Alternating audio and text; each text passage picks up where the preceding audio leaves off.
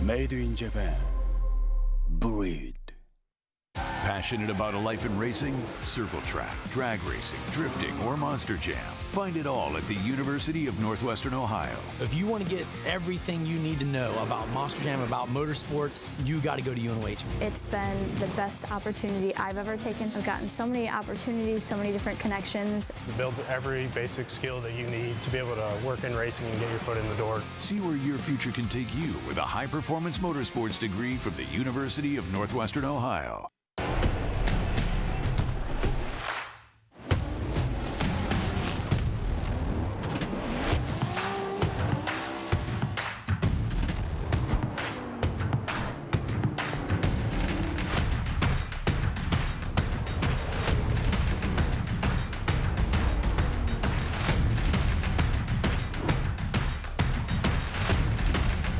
GT Radio. Experience ultra high performance. This is it. The finals are set. The lights are on. Celebrating 20 years of FD, baby. Send it. Here we go. This is Formula Drift, and we are on the streets of Long Beach for the first round. Your winner, Matt Field. Welcome out to Road Atlanta. This is round 2 of the Formula Drift Pro Championship. Longton Jr., two-time champion. The battles that we had at Orlando, I mean, they were intense. There was a lot of contact with the inside. Whoa, are you kidding me? Look at that. That was awesome. Chelsea to Nova gets the win. This is Englishtown Raceway Park, also known as Round 4. Simon Olsen, Adam Elsey, neither have had a Formula Drift overall win, and one of them is going to make history. It is pro time here in St. Louis. The stage is set for round 5 of the Formula Drift Pro Championship. The finals are set. Odie Bakshi's against a new points leader, Frederick Osbo. Come on, boys, send it! Odie Bakshi's initiates in that first outside zone. Osbo cutting through that smoke line. Odie Bakshi's gets the win! Who's gonna get the victory here at Evergreen Speedway? Chelsea Denofa, Dylan Hughes, the local boy, is gonna put it down for his town. Contact was made. That's all she wrote. Your winner here at round 6. Chelsea Denofa gets the win. Are you ready, Salt Lake City? We're heating things up with round 7 of the Formula Drift Pro Championship. We've seen 6 previous rounds with 6 different winners from Long Beach to St. Louis. Chelsea Denofa, Matt Field, they're 1 and 2 in the championship. Who's gonna get the win here? Here we go, send it! Oh, that contact! Holy cow!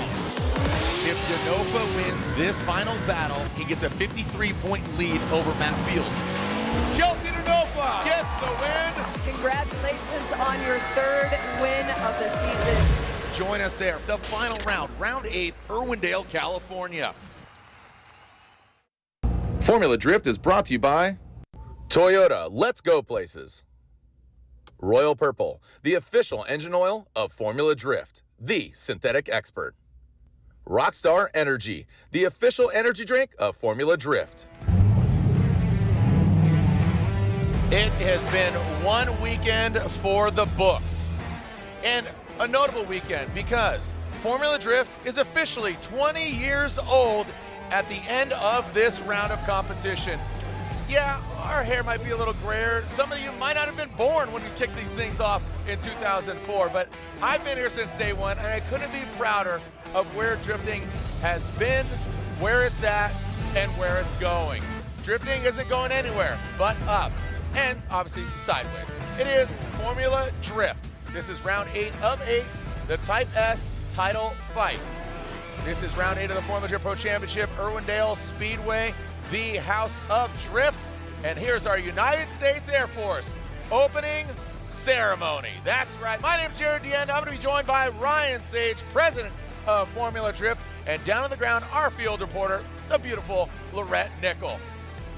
You can see the young men and women standing in front of you in the blue shirts. They have made a commitment to serve in our United States Air Force. To honor their commitment, would you please stand while Lieutenant Colonel Megan Hernkak from the 369th Recruiting Squadron administers the Oath of Enlistment.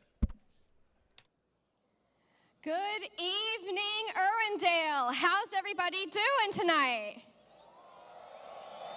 Oh, come on, you can do better than that. How's everybody doing? Outstanding. I am Lieutenant Colonel Megan Hernkak. I am the commander of the 369th Recruiting Squadron based in Encino. I'm so excited to be here tonight. In front of you, you have 18 young men and women who are about to raise their right hand and take the oath of enlistment to join the United States Air Force or Space Force. We are so excited that they are about to take and have this momentous occasion.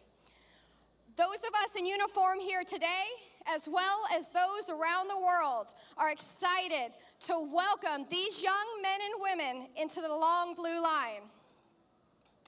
I encourage you, after I issue the oath of enlistment, to please cheer loudly for them, to support them, and say your congratulations.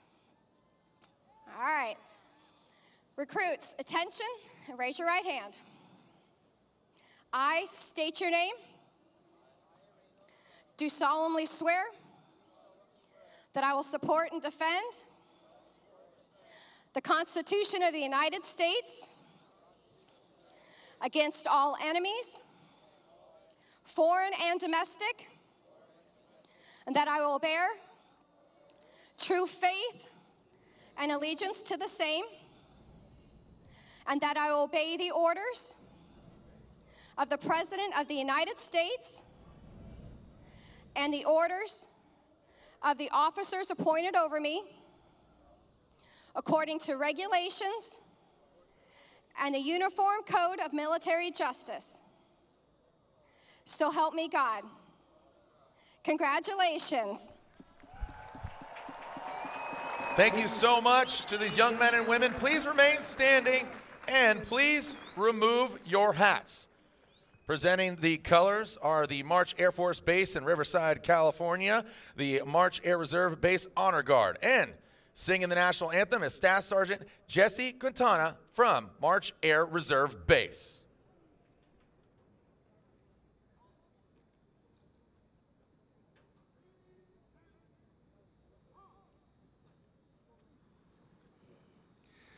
Oh, say, can you see by the dawn's early light what so proudly we held at the twilight's last gleaming, whose broad stripes and bright stars through the perilous fight, o'er the ramparts we watched, were so gallantly streaming, and the rockets wrecked the land, the bombs bursting in air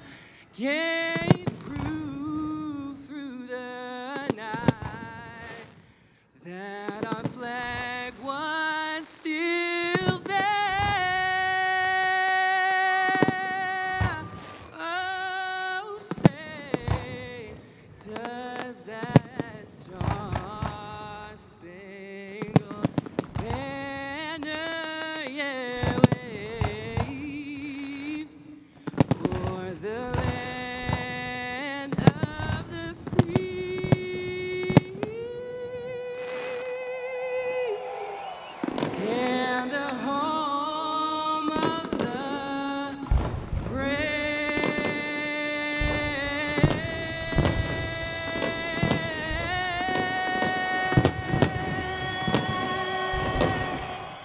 Thank you so much, Staff Sergeant Jesse Quintana from March Air Reserve Base, the Air Reserve Base Honor Guard, and the young men and women. In just a moment, we will introduce you to our top 16 drivers. For right now, enjoy the show before we introduce you our 16 drivers celebrating 20 years of Formula Drift. This is the House of Drift.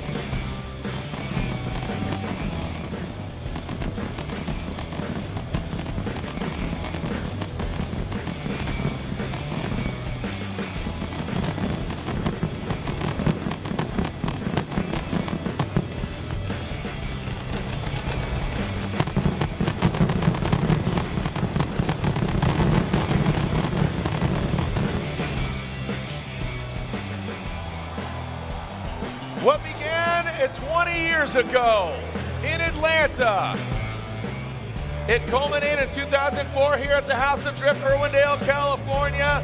Thank you guys and gals for joining us to make history here once again at the House of Drift. Irwindale, stomp your feet, let me hear you, and let the world hear you. Let's make some history here tonight. The fireworks are in the sky, the smoke is lingering, but we're about to have some fireworks on the ground and on the track. Are you ready to meet your top 16 drivers here at the House of Drift? Make some noise!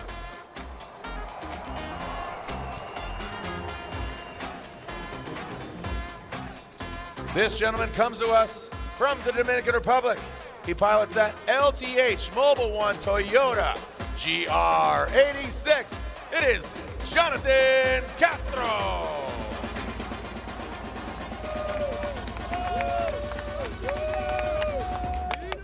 This gentleman comes to us from New Hampshire.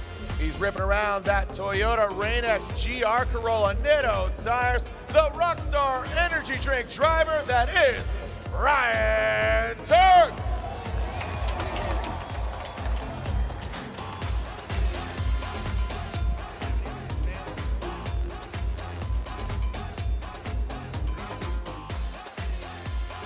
Our next pilot has been around since day one of only 2 drivers. That was here in 2004. The OG, he drives that Monty's Nexon Tires Gretty Toyota GR86, Kenshiro Gushi.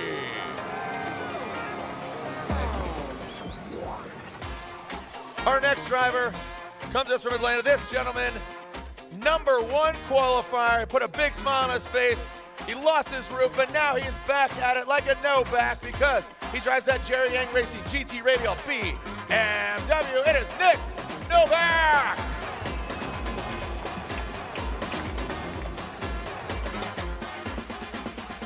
This driver threw down an amazing run earlier, and here he advances on beyond Matt Field. We saw him win in St. Louis in that Up Garage ISR performance. Jerry Yang Racing, GT Radio 86. It is Kazuya Taguchi.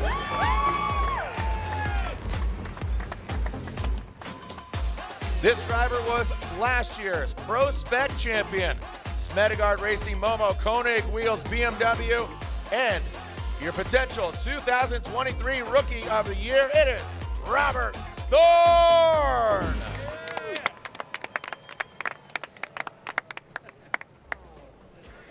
Next up, this driver comes to us from Norway. He's joined by his family in their traditional Norwegian gear. In the bunad is the outfits. He's got his race suit and he is ready to go for it. He goes against Chris Forsberg in 16. He seals his own fate in that field suspension S15. It is Simon Olsen.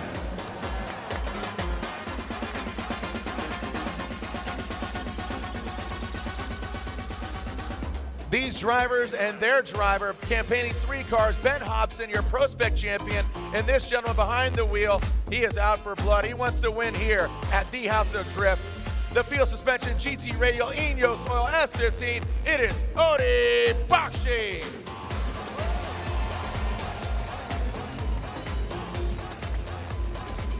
Coming all the way from Latvia, we've seen this gentleman jump off jack stands. We missed him mid this season, a major upset earlier in the action against Chelsea Denofa. But again, we will find out as far as the championship goes. The HGK pilot on GT Radial tires, K&N air filters, it is the Latvian lover, Kristaps Rūš. The other driver that's been here since 2004, that was the first year, 20 years ago, 3-time champion.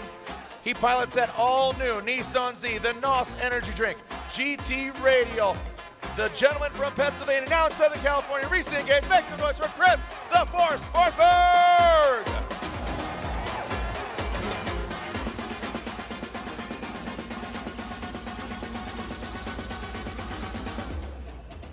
Next up, this young man from Las Vegas, 19 years young, has the support of the United States Air Force, as you can see behind him. Can he take it to the top? Coming to us from Las Vegas, it is high-flying Soren Brandon Sorensen. As he's joined by Chief Master Sergeant of the United States Air Force, Chief Bass. They're on track. Thank you, Chief Bass, for joining us. Next up, the 129 coming to us from the PNW, the Royal Purple GT Radial 2J powered BMW. It is Dylan the Dozer Hughes.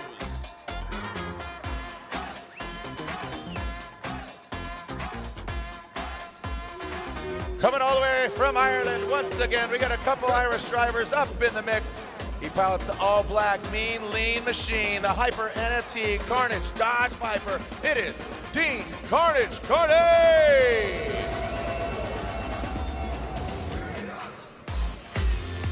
Next up, always a fan favorite. He's about to get nuts, as he is the lead scientist at the Get Nuts Laboratory. Yellow Speed Racing, Kenda Tires, S15, car number 808, Forrest Wing!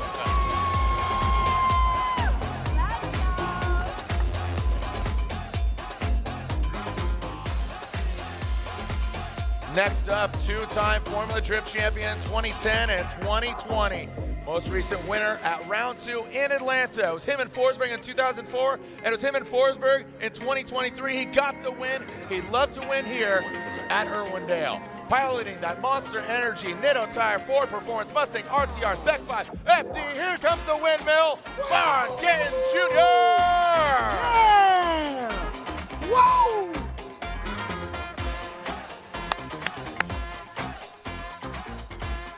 And here we go with an exclamation point both yesterday in practice. Getting airborne, doing skate tricks in a drift car.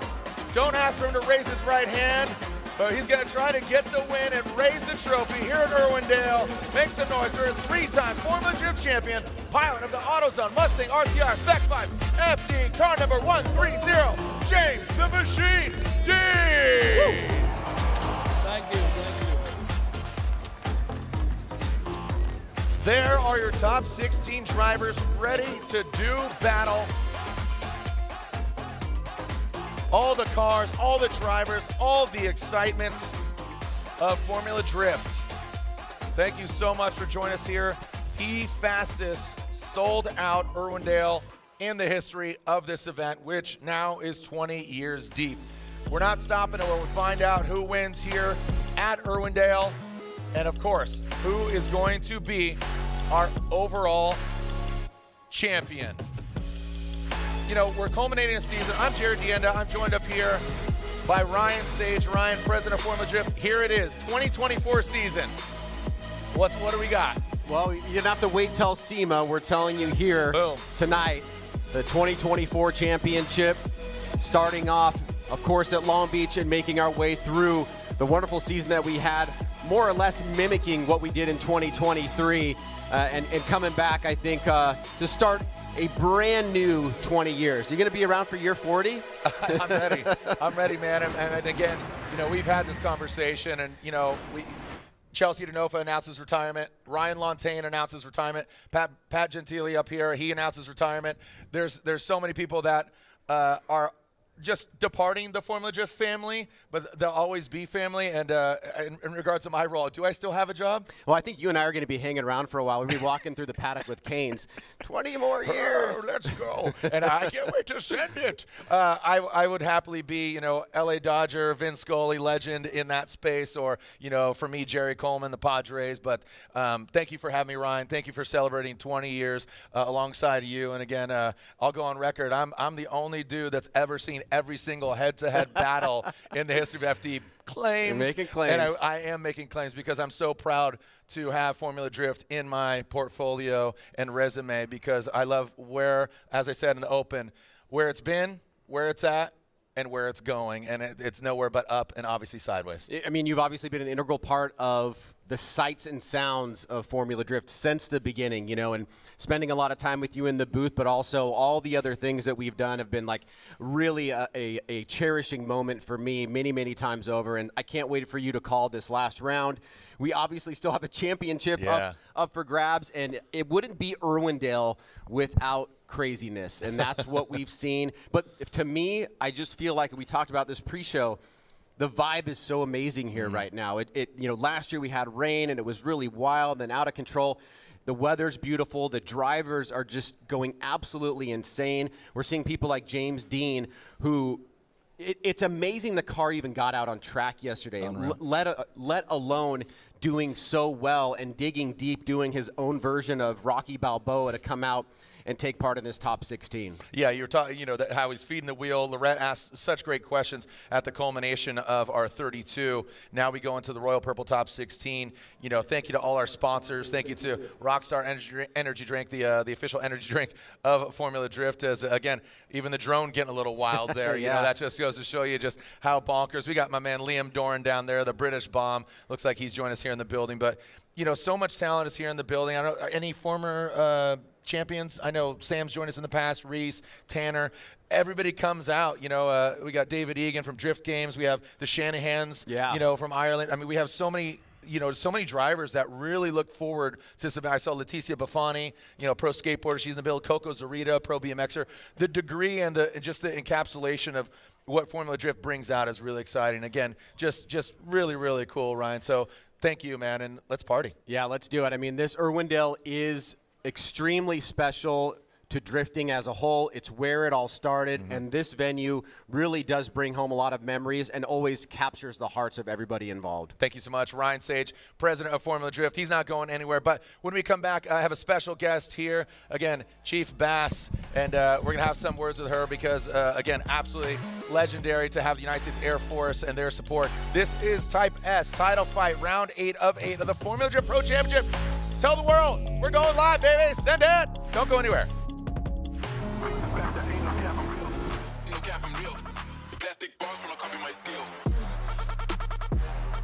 Got my heart no in a bed.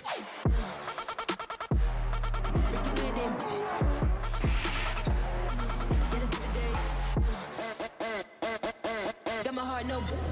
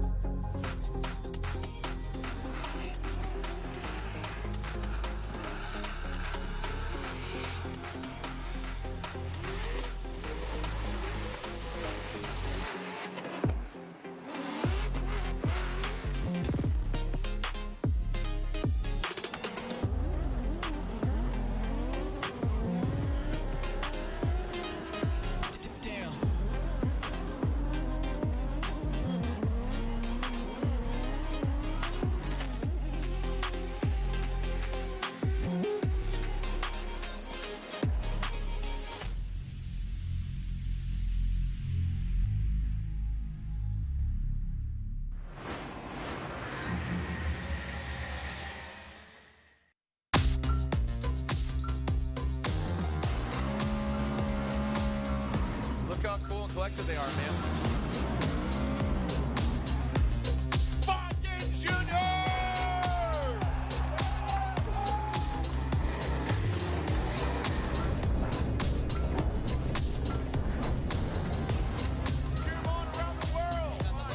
There you go. You got it done. Yeah, we did.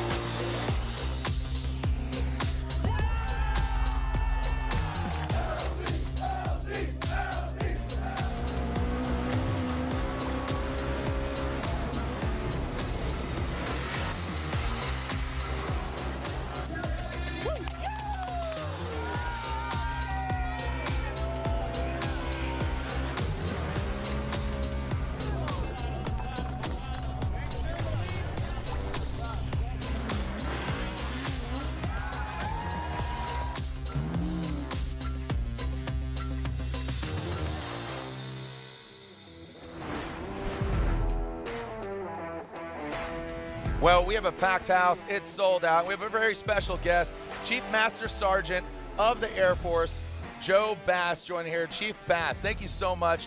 Your first Formula Drift event. Air Force has supported Formula Drift, supported what I think is the best country in the world. Obviously, my grandpa fought in World War II. He fought a P-47 Thunderbolt. People know the story. I tell it all the time. He was shot down over Germany. He was a POW at Stalingrad too. So thank you for his service. He passed away a few years ago, and my grandma survives him. She's 97 as of last week. But thank you, Chief Bass, for joining us. What do you think? You're down there for driver introductions, drifting. You had options to go different places. You came here. What do you think? So first of all, Jared, thank you so much for being here. And this is absolutely the best nation in the world. Could not be more excited to be here. This is my first Formula Drift. This place is wild. Yeah. I mean, but what's so cool about it is just being around the diverse crowds here, especially the young folks. The greatest our nation has to offer. I'm excited to be here. Where are you originally from? So my home of record is Mililani, Hawaii. However, I'm an Army brat, and so I grew up all over. Okay. And again, why did you join the Air Force, and how long have you been in? Because, I mean, you know, some people knew you were coming, and they kind of acted differently when they knew you were coming. How long have you been, and why did you join initially? I've been in the Air Force for 4 years. My dad told me 4 years in the military never hurt anybody, and so I thought I'd join. I've been serving for over 30 years. Wow. I don't know how that's possible. Did you start when you were 10? I was about to say, I feel like I'm 29 years old, so thank you, Jared. Especially because you're riding with Amanda Sorensen. How was that, again? So that was so badass. Let me tell you, Amanda. Are you allowed to say that, Chief Bass?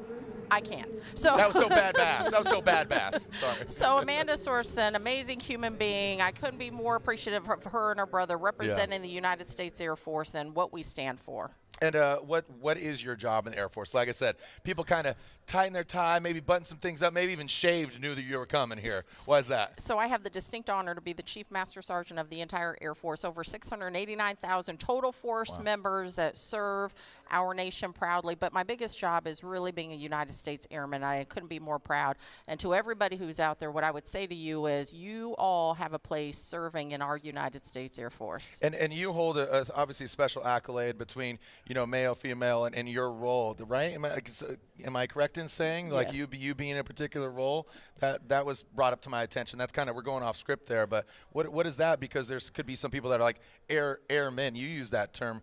What does that encapsulate? Yes, so we have, again, 689,000 total force airmen, civilians, Air National Guard, Air Force Reserve, active duty airmen, who all ensure that we're able to get after our mission, which is to fly, fight, and win air power anytime, anywhere, and so it's an honor. And Space Force now, too. And the United States Space Force. I couldn't be more excited. If we lose in space, we lose, period, and so we couldn't be more excited we have a Space Force. Well, Chief Master Sergeant of the Air Force, the United States Air Force, I might add. And again, obviously, Chief Master Sergeant's like this video game character, but I think you're larger than life like that. And, you know, you got to ride. You said it's badass, so I love that. Yes. I think it's a testimonial. Thank you for your support of Formula Drift. Thank you. And obviously, as you just called it out there, you can be part of the United States Air Force. Local recruiter, UnitedStatesAirForce.com. Absolutely. And again, thank you so much, Chief Bass, for Thank you, Jared. You being belong. Aim high.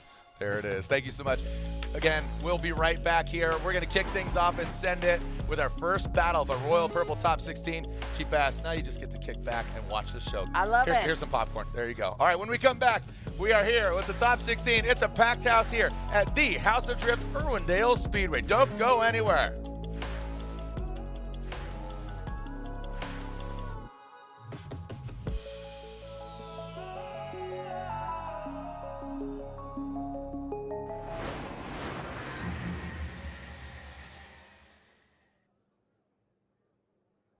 The House of Drift, Irwindale, California. This is it. A championship will be crowned here. But are we going to see a new champion? That is the big question. I'm excited. I can't wait. And of course, I know you guys can't wait. Who's going to get the championship? We will find out under the lights here at the House of Drift.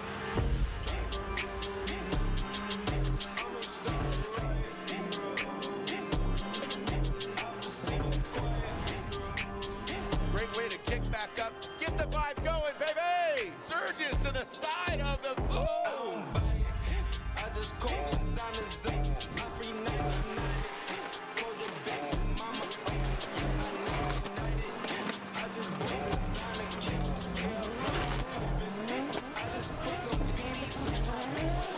Gonna be Odie Boxy's, then he goes for it. He goes high on the bank, but Odie Boxy's not backing down. Look at that. You see him plunge forward to the side. We were talking about the bank, how the water's streaming down. Oh man, great run by Travis Reeder. That second inside clip and bring it across the finish line.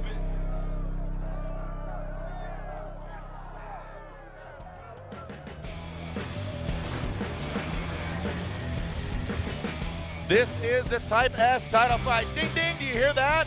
The gloves are off, they're on. Well, they have race gloves on, right? Ryan Sage, what a great kickoff. Thanks to Andy. He put on a good bang show to kick things off. Again, Chief Bass, it's a big deal for her joining us here. Again, thank you United States Air Force and all our sponsors. We've had such great support over the years from 2004 to now. But what's going through your mind, man, as MAV TV joins us, and we are live, and we have a packed, sold-out house. Formula Drift, so proud.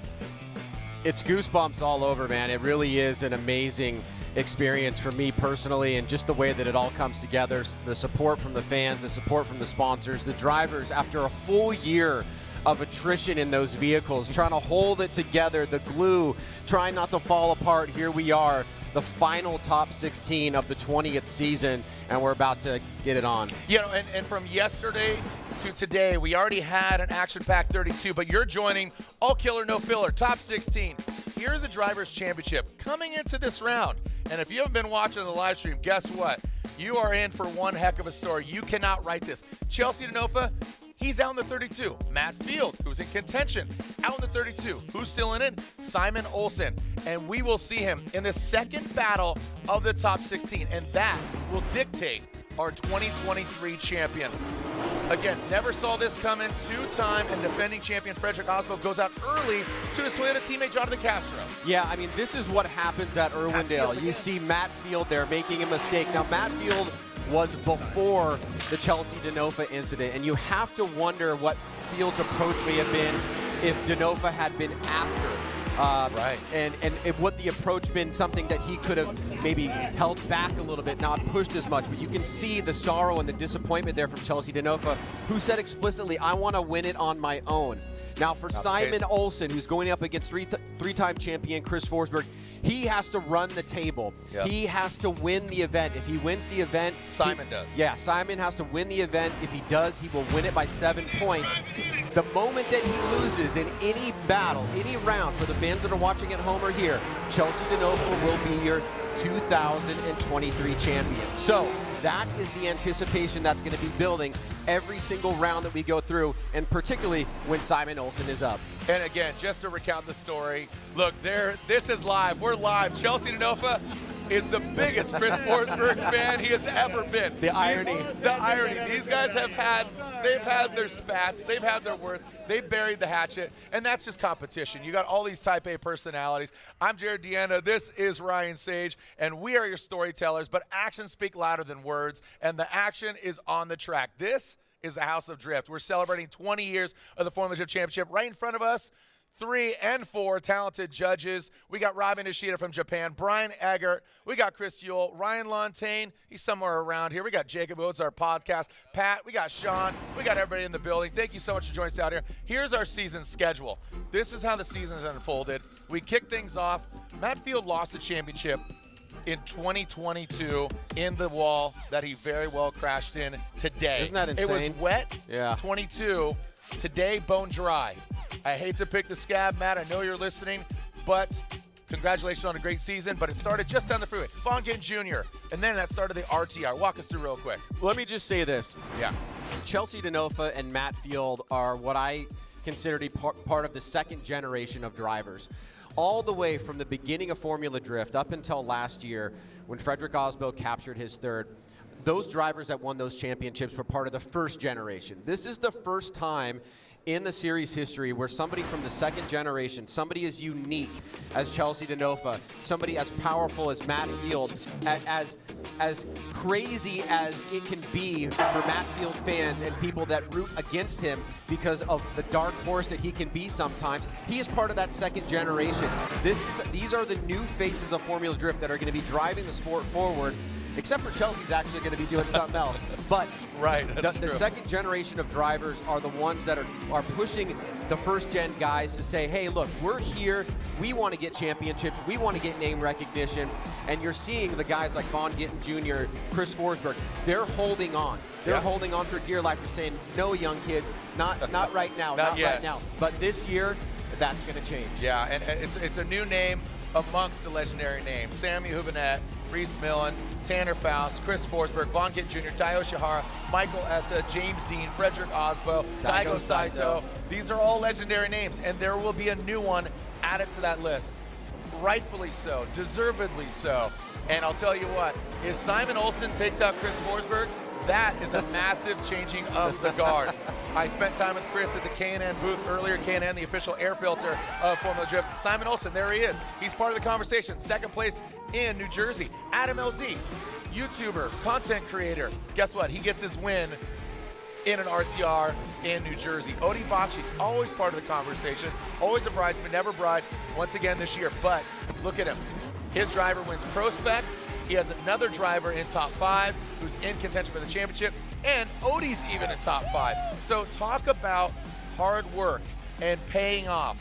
Seattle finals are here. DeNofa and Hughes. This is when DeNofa wins his second Formula Drift round of competition. I mean, to put it plainly, this really has been an all RTR season with all the wins and everything that they've done, and they're so close to clinching it here. But it's going to have to be the work of Chris Forsberg that gets it done. DeNofa with 3 wins this year, just absolutely dominant.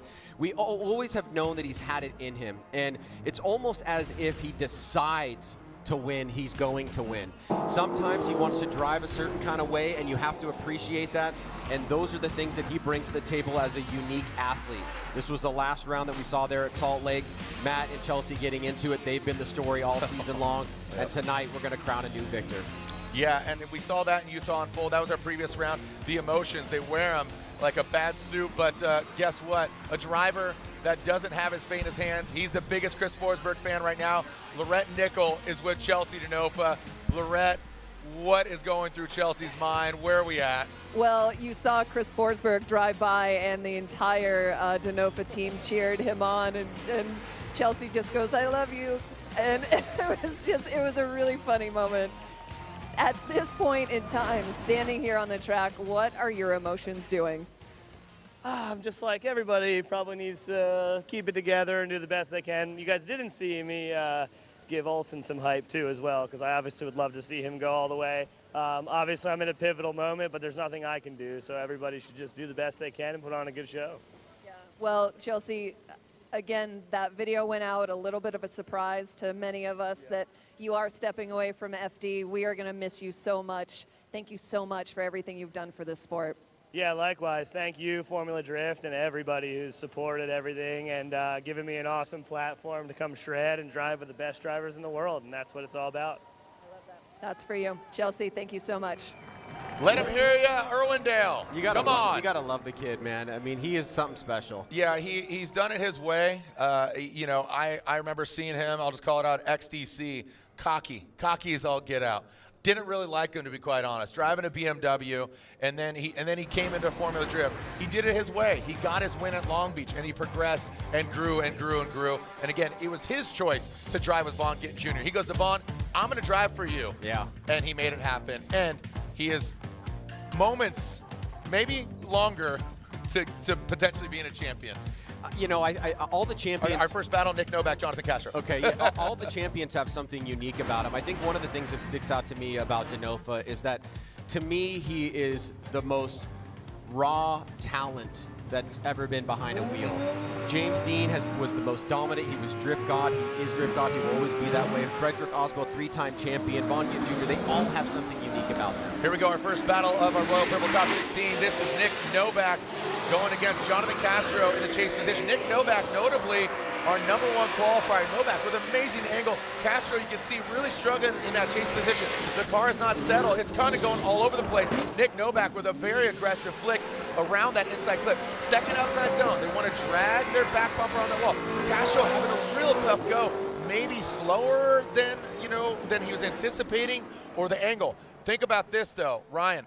Nick Novak has not driven until now. Castro drove during the day, the sun, the track is transforming. Yeah, there's no question that the track is different, and especially for Novak that really didn't get any track time since practice. But you can see he does look a little bit slower, but Jonathan Castro does need to make those adjustments. Novak, very solid lead out front in terms of line, stability, control, angle, hitting all the right spots. Castro surging forward, he almost hits him and he has to back out. Almost hits him, has to back out. Reinitiate. So I think for Nick Novak, it's a good strategy for him. You do need to know the tendencies of the other driver in front of you, whether they're slower with higher wheel speed or whether they're very, very quick and grippy. And so I think right here, Nick Novak did a great job. He's going to have an advantage going into a second run.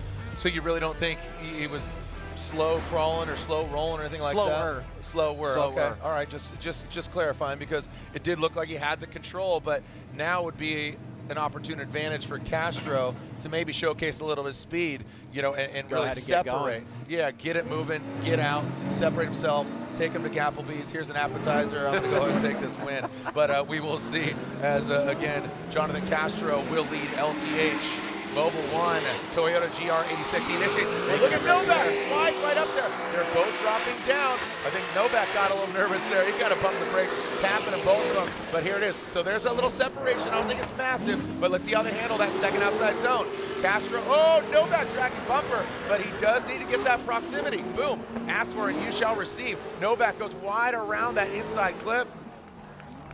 I mean, to start things off, little hiccups here and there. Let's break it down, Ryan. It's a great initiation there by Jonathan Castro. Super snappy, but notice he's on a mid-lower line, then starts to work his way up.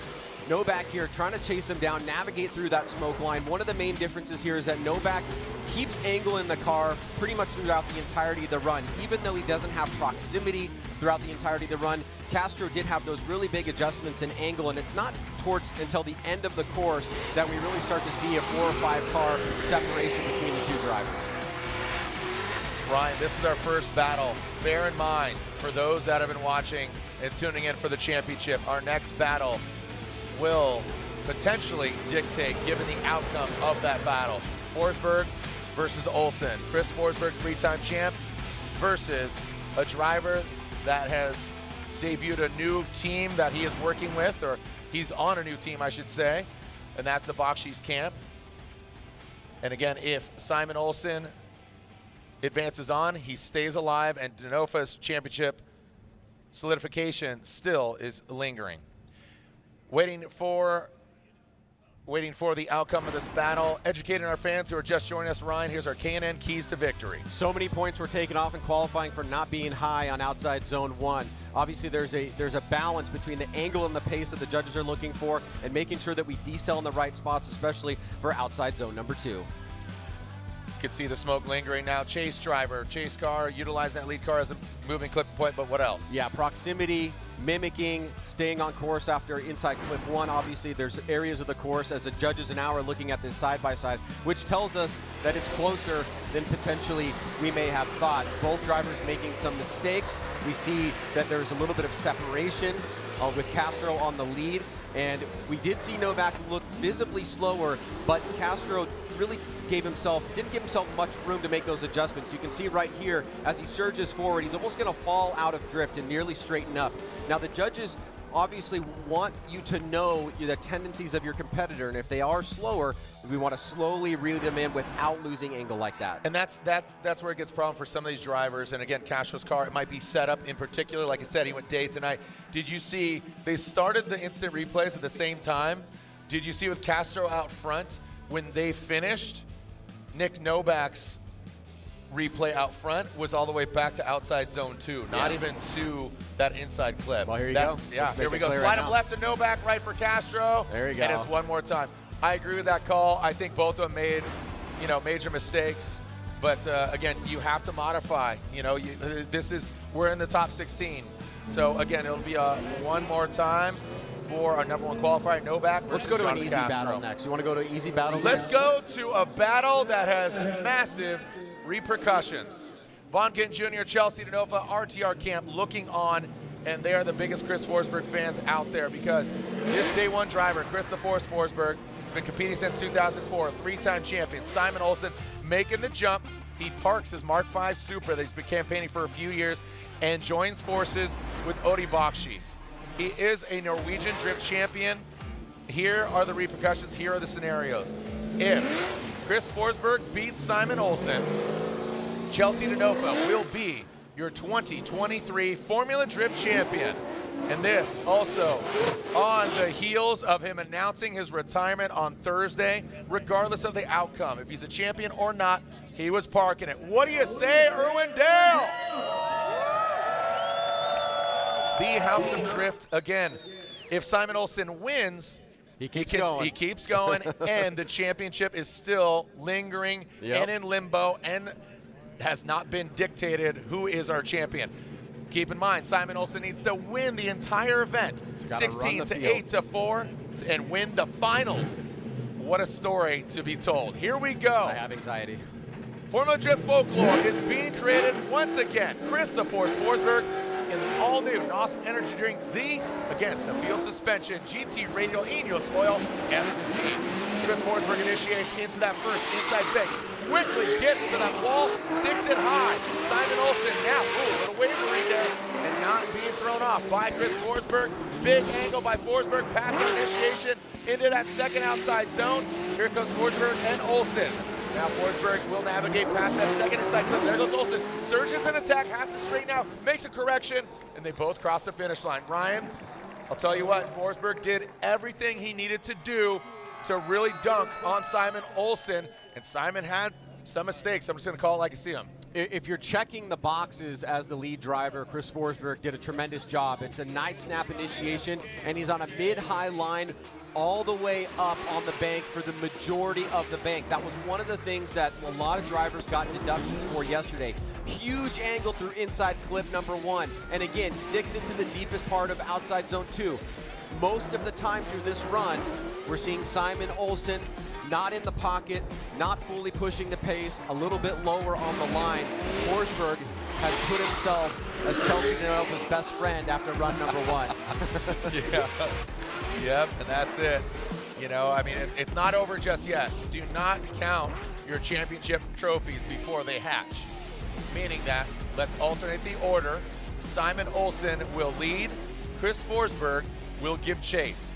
And this battle will dictate if Chelsea DeNova is your 2023 champion, waits in the wings with his wife, with his team. You got Dan, Handsome Rob, Von Gittin Jr. had a shot. You can hear the dialogue. Come on, Foresttown, says Chelsea DeNova. He is the biggest, the mayor of Foresttown. Here we go. Chris the Force Forsberg chasing down Simon Olsen. Simon Olsen needs to win. Chris Forsberg, if he gets the win, Chelsea DeNova is your 2023 champion. Simon Olsen looking strong, really high. Here comes Chris Forsberg. Chris the Force Forsberg transitions past the inside clip. Simon Olsen pulling away. Watch Chris Forsberg slowly inch his way. Both of them dragging bumper on the outside zone 2. Is this the run for glory for Forsberg and Chelsea DeNova? You can hear the banter. Yeah. You can hear the banter. Let's lay out. Yeah. You have 5 championships between those two gentlemen next to Denofa. Vaughn Gittin Jr., James Dean. Your thoughts, Ryan? Right here, Forsberg starts off pretty good, and then after a little bit, you can see he's climbing up here, keeps the pace on. That's a pretty good execution on the big bank, but then he gets a little bit of separation here from Olsen. He's still back on the line, so he's driving the appropriate line for Olsen. And as we take a look at this last little section here, you can see a little bit of a gap developing. I think Forsberg had a tremendous lead run. The chase run was pretty good. Now, tremendous plus pretty good versus what Olsen did. Is it enough to move it forward? Did the scale slide over to Chris Forsberg enough to determine that he wins here and Chelsea Denofa is your champion? Or does Simon Olsen keep moving forward in the bracket? The story, the outcome here will decide. The winner, if it's Simon Olsen, the championship is still alive. If Chris Forsberg gets the win, Chelsea Denofa is your 2023 champion. What do you guys think, Irwindale? Did Chris Forsberg get the win? Or are Simon Olsen's hopes still alive? Where are my Simon Olsen fans at? Feeling the needle, the applausometer going the way of Chris Forsberg, or should they go one more time? Here we go with our BC Racing custom coilover side-by-side.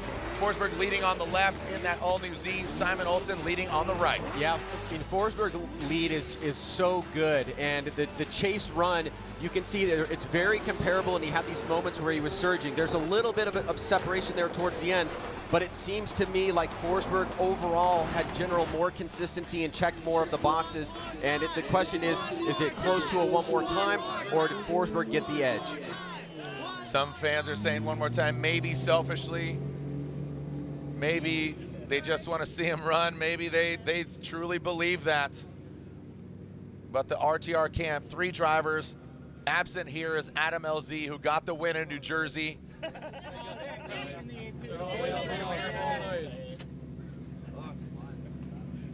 And patiently or unpatiently, here we go. Oh my gosh. Again, if Chris Forsberg gets the win, Chelsea Denofa is your 2023 Formula Drift champion. Chris Forsberg unanimously gets the win, and that means Chelsea Denofa in the Pennzoil Mustang RTR Spec 5 FD is your 2023 Formula Drift champion. The fate was not in his hands. Chris Forsberg getting the win solidifies Chelsea Denofa as your 20th year FD champion. Ryan? The rider's strike really helped determine this one, because it is crazy to be in this position right here where we are now. Chelsea Denofa, dominant this season.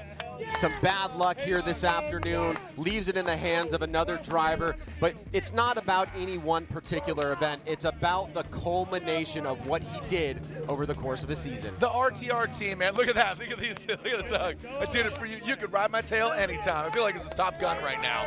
You know, I mean, this is awesome. Lorette Nickel, let's get that energy. I mean, look, he's the only champion I've ever seen in shorts. You know, he's in shorts. Is he in flip-flops? I mean. No, he's actually wearing closed-toed shoes. Chelsea Denofa, you are the 2023 Formula Drift champion. And guys, at 15 years old, your mom drove your competition car to Miami for you. 20 years in the making, Chelsea. How does this dream match up for you? Oh, it's amazing. It's so good. Oh, man, the team, everybody. So the vibe is so high right now. I'm so pumped, and oh, I love it. It feels so good. I don't even really know what to say. I am so happy. It's so awesome. It's amazing. And obviously the emotions right now just taking over, the team surrounding you, your wife surrounding you. What are you processing? A lot. 20 years of shredding as hard as I can to get here, and these guys have been putting so much effort in, and there's been so many people on the way that have helped me get here, so I'm feeling it for everybody right now. Thank you guys so much. It's awesome, for sure. And Chelsea, looking back over 20 years of your career, was there a setback that you experienced that now you realized was actually an advantage and got you here? I think it's just, you know, trying to balance driving as hard as you can and then doing what you need to do to win out here. And like, obviously tonight didn't go as planned, but the last 7 rounds went good enough to put me here. So obviously we're doing it right, and I don't know about setbacks. I feel like you just take those and grow from them and do the best you can moving forward, and that's kind of what we've done, building the most badass team in the game and driving the most badass way I can. Thank you, guys. Ladies and gentlemen, put your hands together for your 2023 Formula Drift champion, Chelsea Denofa. Look at that, Denofa.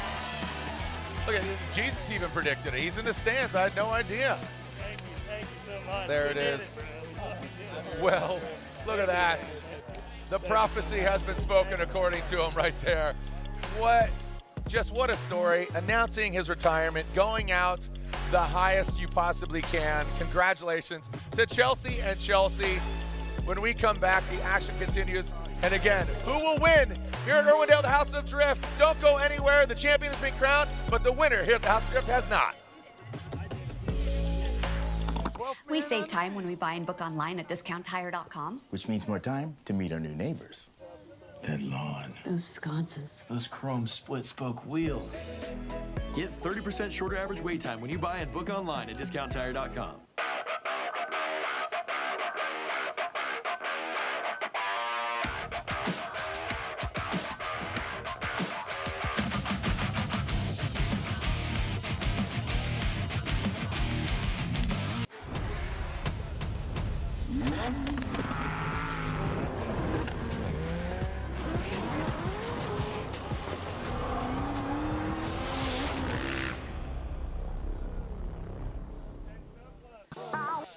The magic of Rain-X.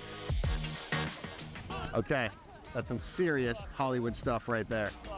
But with Rain-X Latitude water repellency blades, the magic is real.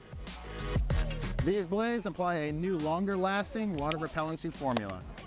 The magic of Rain-X repels water from your windshield so water beads up and rolls away while you drive, giving you the clearest view possible.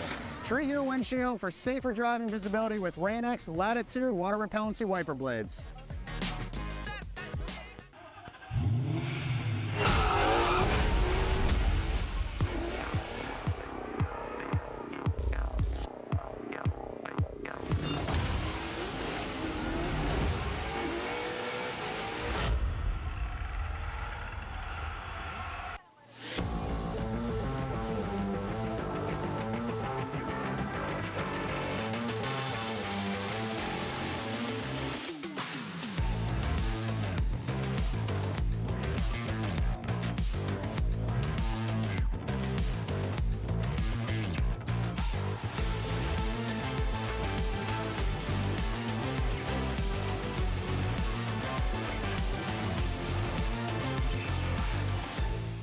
Momo, founded in Italy, raced across the world. Trusted by champions for over 50 years, from Formula One to drift tracks. Visit momo.com for more information.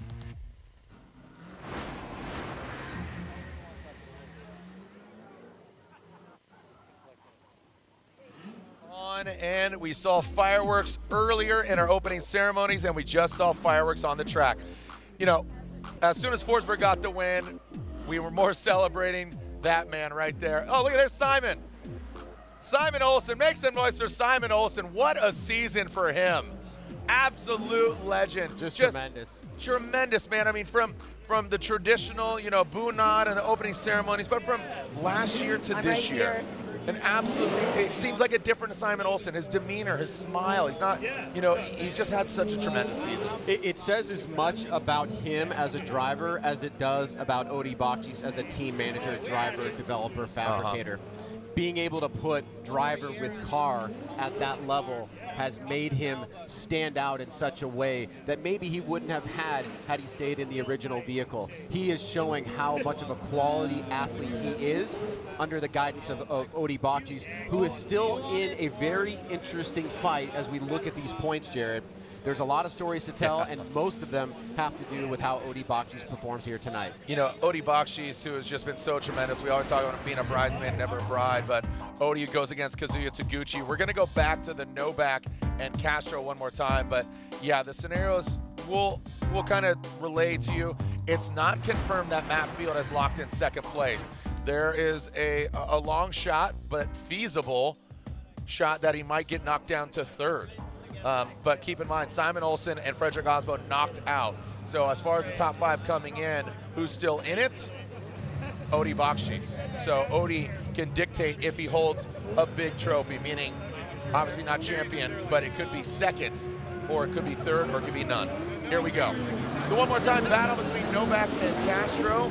A great battle earlier, but unfortunately some mistakes as Novak initiates. Hopefully Jonathan Castro learned the pace of Novak. Castro keeping a consistent pace. Still a little bit of wavering there past that inside clip. Big flick by Novak. Whoa, Castro! I want to run that back there, see that transition, make sure it was on time.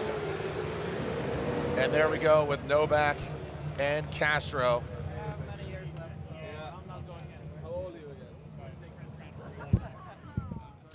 So, you know, this battle actually reminds me a lot of a battle between Forrest Wang and James Dean many, many years ago.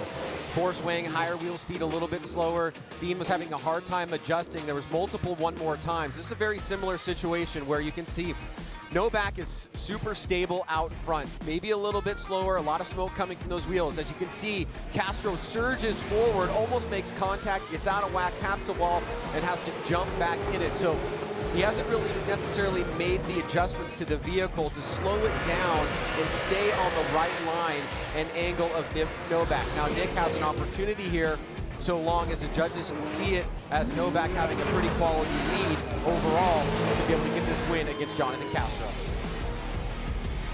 All right, taking a look at that first run. Novak up front. Now Castro will be out front. Don't leave it in the judges' hands, guys.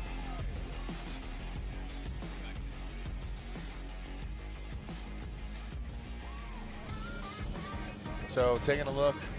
Yeah, the judges up here, they have their own replay machine. They're looking at Novak when he got back on throttle and outside zone number 2. They'll be part of the consideration. And looks like here we see Jonathan Castro heading back to the pits. Looks like he is going to be calling his comp timeout. Yeah, Jonathan Castro with that crash, it definitely benefits him by calling that NGK competition timeout. Here is our headquarters. As far as you can see, our judges, Ryan Lontaine. Go and wave to the camera. Ryan Lontaine, thank you so much for all of your Formula Drift service. Ryan Lontaine is bidding adieu. Thank you for all that you've done for the judging panel and overall the sport of drifting. I know you've been involved in many different drifting sanctioning bodies, including Formula Drift, but thank you for all your service here at Formula Drift. Our current judges, Chris Ewell, Brian Eggert, and Robin Ishida. Our format of 4 judges rotating in and out, so obviously do the math. You know, each judge judges 6 out of the 8 events. Are we keeping that format next year? Is that announced? Well, we'll see. There's been a lot of things shaken up. Yeah, exactly. You're putting me on the spot to try to figure stuff out here on the fly. Yeah, I got. How you doing? You want to jump in? Yeah, I got to do that. I'm retiring, so just FYI. No, all right. Well, again, as we jump into the Pedal Commander Burnout box, that is Dylan Hughes, and again, that would be Dylan Hughes versus Ryan Turk. Taking a look at the top 16, our Royal Purple top 16. That'd be great for Forsberg. You know, just again. There's been so many sentimental moments this year, again, celebrating 20 years, just like in Atlanta this year. I thought that was just such a special moment. It certainly was, and there's been special moments at every round this year, just with the backdrop of the 20th season. I mean, it's crazy to think that we've been doing this for that long, and it feels like yesterday that you and I were sitting up at Road Atlanta in 2004, really not knowing what we were doing. Yeah. I mean, I still don't really know what I'm doing. I've just kind of been going along for the ride here. But, you know, you've been spearheading, man. You've done a great job. I love the advancements you've made in the sport of drifting and where it's jumped. I would say every 5 years, I think that's been really great. Yeah, we try to make it step, you know. We try not to go linear. We try to go flat up, flat up, flat up, you know, like some stairs. There we go. Get higher, baby. Here we go. Thank you so much, Ryan, for that insight. Our next battle, Dylan Hughes, Ryan Turk. Dylan Hughes, Royal Purple, BMW. Both these guys rocking the Rain-X. Ryan Turk ripping around that Rain-X Toyota GR Corolla, runner-up last year. Nitto Tires wrapped around those rotiforms. Let's see what he's got for us. The Rockstar Energy Drink driver. If you want to see more on their season last year, be sure to follow Controlled Chaos on Rockstar Energy Drink's YouTube. And we are clear to send. Dylan Hughes will lead. Ryan Turk giving chase. And here we go. Dylan got a little telemetry here. You can see mile per hour, the G-force lead. Obviously, that is Dylan Hughes in the purple BMW and the hot hatchback of Ryan Turk. Boom! Jumps to the side of Dylan Hughes. A little bit of wavering, drops down, doesn't see that front bumper. The proximity is really well crafted. Now passing into the second outside zone. Dylan Hughes, yeah, that could have gotten really ugly there. But that actually allowed Ryan Turk to get that proximity and flirt with the side of that BMW. Wow. He's got grip on the go. Yeah, that just, it just boosted right to the side.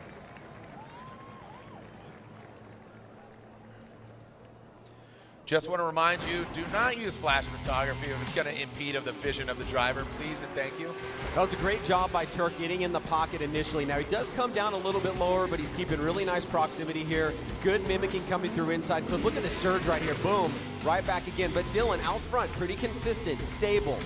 Trying to put down a solid lead run, hits that second hash mark, pushes out wide, and here comes Turk again. So Turk had these moments, almost kind of Diego-like, but was a lot more stable and consistent with the front wheels at angle, mimicking the line, trying to stay out of the smoke line, but in the pocket against Dylan Hughes. This is a great start here to this battle, Jared, between these two drivers that are themselves searching for those championships. It's not going to be this year, but we've seen both of these guys get wins. Ryan Turk was so close last year, but what a great way to go out for either of them to do well here at Irwindale tonight. 2 minutes on the clock for Jonathan Castro. Going down, going down. Look at that, a little bit of thrashing here. So Dylan Hughes is running some ODX prototype drift lights. They're two-color, white for lead and yellow for chase. And the yellow vision is actually going to help him cut through the smoke. So again, pretty cool technology there. Again, thank you so much. Here we go. And here we go. That is Ryan Turk out front. Dylan Hughes in the chase position. Ryan Turk working his way up the bank. And that allows Dylan Hughes, you can see him dropping into formation, just getting into that pocket, but Ryan Turk pulls away. Massive angle there from Ryan Turk right in front of the Rockstar Energy VIP suite. We've got contact. Dylan Hughes goes in the bumper of Ryan Turk. Let's take a look at where Ryan Turk's line was. Again, going to that second outside zone, he filled all of it, but was his line off or was Dylan being too aggressive? Well, I think the most important factor there is the maintaining of momentum from Turk out front. If he was doing that, Dylan does need to give him the right of way. He can surge forward, but if he hits him and makes a mistake, it's going to be on Hughes. Right here, great competitive start by both drivers. Nice mimicking effect, back around to that inside clip. Surging forward here is Dylan Hughes, trying to close the door, but Turk on that mid-high line here. Here comes Hughes and Turk, and there's contact there. Turk stays in it. Hughes comes out of drift, has to make that adjustment, and it is my assumption that the battle will come down to that particular moment right there. Whatever way it goes, the judges are going to utilize that because that was the biggest mistake that was made by either driver. If it's on Hughes, it's going to be a big problem for him. But if Turk was not maintaining momentum, which it looks like he was, then it would be on Ryan Turk. Either way, there's going to be an incomplete from one of the drivers. Wow, just seeing all the messages go out, congratulating Chelsea Denofa. Right now, we are looking at Dylan Hughes, Ryan Turk, the outcome here, contact here in our Royal Purple Top 16. Royal Purple, a great supporter of Dylan Hughes and of the series. Our Royal Purple Top 16 looks like slide up right for Ryan Turk. Ryan, that, like you said, that contact, that really solidified. Unfortunately, Dylan knows who he's going against. He needs to be aggressive. Just unfortunately got too aggressive. Yeah, I mean, Turk looked like he was maintaining momentum there. We didn't see the decel light come on. Obviously, Hughes was surging forward. You have to. This is the final event of the year. One little mistake, and that's all it takes in a Formula Drift event, and your weekend is over, and unfortunately, that is the case for Dylan Hughes. All right. Great effort to Dylan Hughes and the Hughes Racing team. His pops, his dad, his spotter. Ryan Turk gets the win, and looks like they are going back to the start. All right, so looks like we are throwing Castro and Novak back up to the line. Second half. The second half, because we saw that contact, or not the contact, excuse me, Castro hitting the wall, gets disrupted, calls his NGK competition timeout because Spark Plugs did that. Hey, hit me with the favorite moment real quick. For you. This for year? You. Give me a 20-year bomb. Favorite moment of 20 years? Yeah, one of. I would honestly say this year of Vaughn and Forsberg in the finals. Just because here are some kids that had dreams in 2004. I'm crying thinking about it. And it came to fruition. Yep, I know. It was an unbelievable moment. That's it. You can tell it means a lot to you, man. I really appreciate that. Well, I'm one of those kids too. Yeah. You know what I mean? That's why it's emotional for me. I know. So I got some great footage of you, by the way, in the banquet video that dates you a little bit, but that dates me too. My hair was less gray, and I had less wrinkles, and you had some. No, sorry to get choked up there. I think it's just, and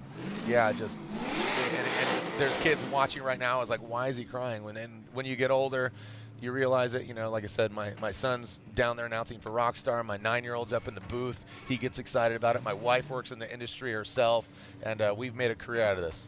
It's amazing. Not just drifting, but motorsports, the whole passion, thing. the whole thing. So that's why I'm a dreamer, and when your dreams come true, you dream bigger, and that's what I see with Vaughn and Chris and a lot of the drivers. So that's my moment.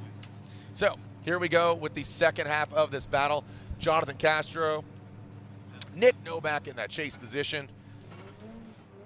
Castro on the LTH Mobile 1, Toyota GR86. This is the second half of the One More Time battle. We will see who moves on.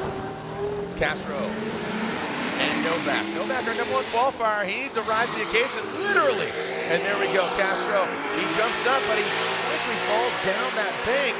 Coming into that first inside clip, transitioning. Ooh, look at Novak. He's now applying the pressure. He knows he needs to, but keep in mind, Castro did hit that wall. He got disrupted. Novak. Oh, now we got contact again. Guys, again, ooh, this inside clip is playing a role, going from outside zone 2 into inside clip 2. This is definitely a situation where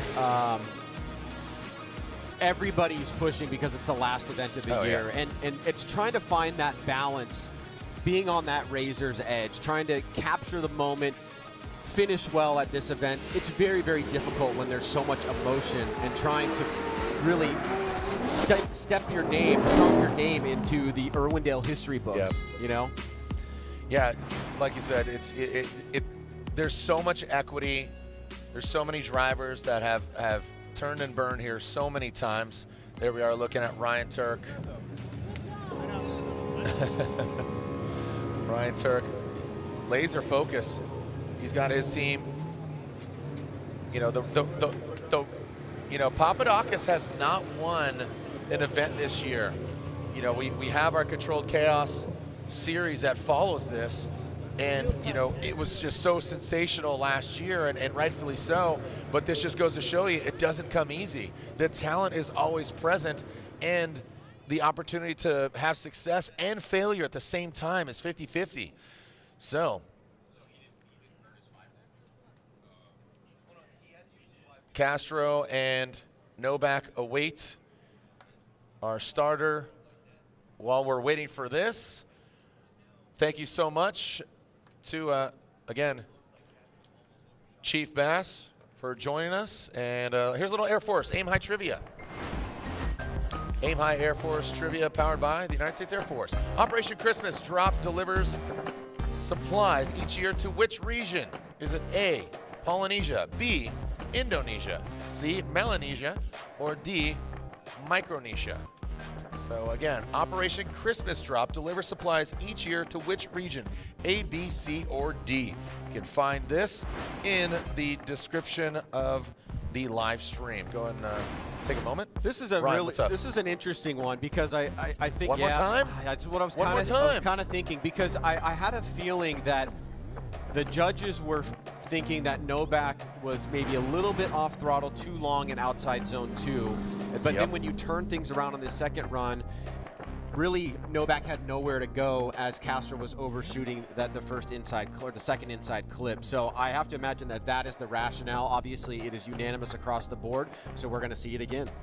I mean, these guys, you know, you really got to dial it in. You can only tell the future by looking at the past.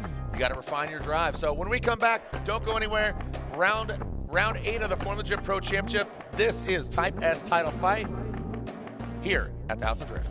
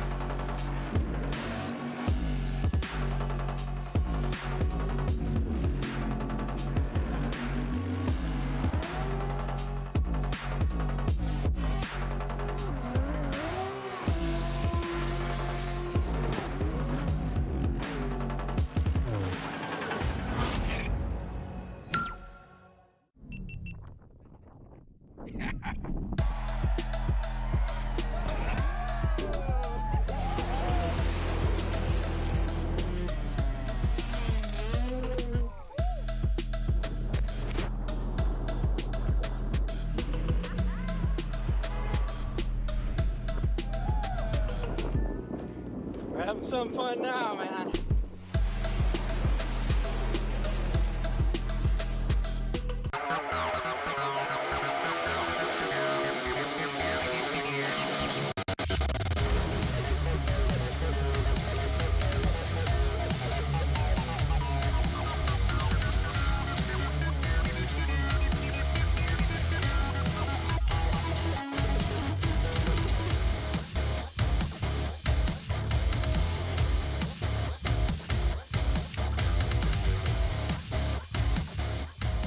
Guys, Jeff Jones here. I'm Dylan Hughes. I'm Travis Reeder. I'm Ken Gushin. I'm Matt Field.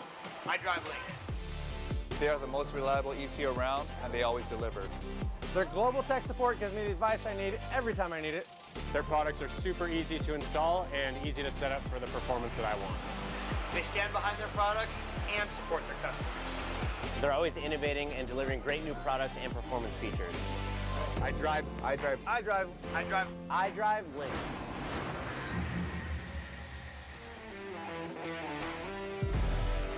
It's a packed house here. Round 8 of the Formula Drift Pro Championship. Sold out, the fastest selling out Irwindale in history. Well, why not? It's our 20th year of the Formula Drift Pro Championship. It all began in 2004 at Road Atlanta. We keep repeating it because it bears repeating. We're so happy to be here. And again, we're going to find out who wins. The champion has been crowned. I'm seeing the internet blow up. Congratulations to Ford, their 3rd manufacturer's championship in the Formula Drift history.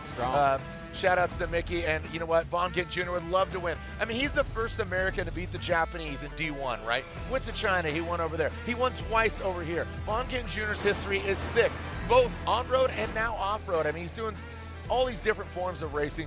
And then again, he's going against such a kind of an icon, kind of a cult status driver, Yellow Speed Racing, S15, Gittnuts Laboratory, Forrest Wang. I mean, 2 very different kind of schools of thoughts, kind of like, hey man, 808, little granola. I'll tell you what, Vaughn has gotten a little granola in his older years too, though, He right? has, yeah, yeah. I like it. I'm here for it. We get these timing. His Galaxy livery is for a reason. You know, him and his wife have looked into just alternative perspectives and different things, and I love it. But regardless, two very different schools of thought. It is, and there's a really great legacy here as well. You know, both of these guys have been in the sport for a very, very long time. Vaughn tends to have these moments where, I mean, I remember the first time I thought he did something with the car that didn't seem physically possible. And so the amount of engineering that goes into those cars, the amount of R&D that goes in, everything that they do to put these programs together, Vaughn comes out in Road Atlanta and just smashes the competition, right? And if you go back to the 2018 season, when James was in the middle of his three-peat, it was Vaughn that beat Frederick Oswald 2-1 more times here. And he had not been having a good year that year. So you just never know when this guy is going to tune in, lock in, and say, hi, how are you? Well, you got to think he's got momentum. He's like anything, like that's when he kind of goes on a trip, when he's just having fun. Yeah. You know, and that's how it was in Atlanta. Right now, his driver won the championship, so Vaughn could really rise to the occasion. Here we go. Forrest Wang out front. Vaughn Gittin Jr. in the chase position. Forrest Wang massive angle. Look at the proximity from Vaughn Gittin Jr. Forrest Wang now going to the inside clip transit. Big angle. Whoa, did you see that? Oh, but look, it ends up biting him. The car snaps back. He does massage the car back out, but that was insane. What did Forrest Wang just did a boomerang wang thing? From above, I mean, that was insane. That's going to be super interesting to see. It was a huge angle at inside clip 1. So much of what Forrest is known for, but did it have an effect on Vaughn? Vaughn starts getting really close here on the bank. You can see he's a little bit unstable, but good proximity here. Now watch Forrest. Flicks it back around, boom. Vaughn tries to match it. He pretty much does get right back in the pocket, and then Forrest misses the second outside zone. Has to work his way back up, but Vaughn is obviously making adjustments to try and stay there, follow the lead car like a moving clipping point, and show the judges that he was the dominant driver in the chase position, as now they will switch things up, and Vaughn will go to the lead. Yeah, that was crazy. I thought, you know, again, at first glance, I thought Forrest was out, but he again just massaged his way back in a second outside zone. Vaughn couldn't handle that. That was a really crazy lead run by Forrest. Styles make fights, right? You know, there's an analogy there, and there's definitely a stylistic difference between Vaughn Gittin Jr. and Forrest Wang, and we're seeing that play out here. Who's going to get the win and move on into the Grade 8? All right, so here we go. Vaughn Gittin Jr. We talked about just kind of getting in the quan, getting in the zone.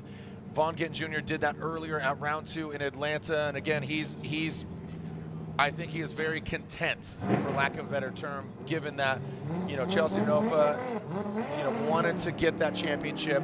RTR gets another championship, the third. Ford gets their third manufacturer. So again, congratulations. Here we go, and look at that. Vaughn Gittin Jr. quickly gets up the bank. Good angle from him. Could be a little bit higher. There you go. And now he works it up. But Forrest Wang closing that gap. And now transitioning past that inside clip. Here comes Forrest. Yeah, here comes Forrest in that chase position, in that pocket. I mean, look that looks like a video game. Forrest Wang, absolutely too close to guns, too close for missile switching to guns. Almost executed that last section perfectly to the final outside zone, but that was beautiful there on the second half of outside zone 2. Let's get it started here. Vaughn gives back a little bit to Forrest. He starts a little bit low, works his way up to the deeper part of the zone. Forrest not getting lost in the smoke, hits that inside clip tight, just like Vaughn Gittin Jr. No, right here, look at this. I mean, this is as close to perfect as you can get right there, as he gets super close, but then right here, he doesn't follow Vaughn to the deeper part of outside zone number 3. So a little bit of a back and forth battle, a jab, a right cross, a blow to the stomach. Who's going to get the win? I think it's just the refinement, and that's what we're looking for. Here we are on the 16, right? Just the refinement of, you know, Novak and Castro. You know, they have these little bobbles here and there. Just that separation, impeding, getting in that pocket, finding that sweet spot, and sticking with it. And that's what Novak and Castro are missing in their exchange. That's why we're forced to go one more time. And this is tough. I mean, both of them had these, you know, glimmers of success, but it's, again, not leaving it in the judges' hands. And I think that's what these drivers are doing.